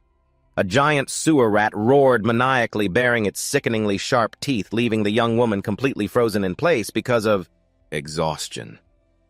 The silver-haired girl collapsed from her injuries. Realizing the dire situation, Minchin swung his sword to fend it off while yelling, "Oasis, get the kids out of here first." Oasis immediately obeyed and led the sobbing kids away from the danger zone. Before they left, the silver-haired girl looked at Oasis with eyes full of gratitude, softly murmuring, "Thank you so much." What a brave girl. Even though she couldn't match the giant rat, she was still determined to protect the children. Right after that, the young woman completely collapsed and lost consciousness. Minchin was struck with a heavy blow by the monster, sending him flying into the filthy sewer water. Gritting his teeth against the bone-deep pain, he realized the system had adjusted the levels. The monsters in this dungeon spiked according to the player's strength. Minchin roared in anger, "Damn it, that hurts! I need to end this quickly!" Utilizing shadow and backlight, the exclusive skill of the Dark Knight, Minchin suddenly teleported behind the giant rat. But unexpectedly, it read his move and landed a painful blow on him. A painful strike. Meanwhile, a hand glowing with a cool blue magic began casting a healing spell. Seeing the girl who had just woken up hastily trying to stand up, Oasis worriedly stopped her. You shouldn't be standing up yet," in response to her concern. The girl gently gripped her bow and offered her sincere gratitude for the help. She introduced herself as Ellen and firmly declared, "I will join the fight with you." Immediately, the system announced that Ellen had joined the party as a level 70 NPC archer. Wasting no time, Ellen immediately drew her bow and unleashed a powerful lightning arrow skill at the target. But instead of hitting the monster, the arrow shot straight into the head of Minchin, leaving him utterly stunned. What the hell is this? This was just a minor technical glitch, not friendly fire. Fortunately, the system registered no damage to party members, but Minchin was still furious and yelled, "Hey! What kind of archer are you?" Ellen awkwardly apologized, explaining she hadn't recovered as fully as she thought. Witnessing this clumsy display, Oasis was completely speechless.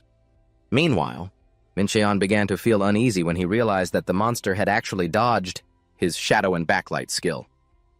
Minchin pondered, knowing full well he hadn't created an AI this smart, unless it was evolving. But he immediately brushed the thought aside since its structure was completely different from a human AI. The monster suddenly lunged, and Minchin hastily raised his sword to block. In that very moment, Gaia's mysterious words echoed in his mind once more. "I told you I created it of my own will." Minchin gritted his teeth, enduring the heavy pressure, and wondered if they had all been infected by a virus or something. Suddenly, an arrow tore through the air and pierced straight into the monster's head, making it scream in agony. Oasis cheered in excitement. "Wow! A direct hit!"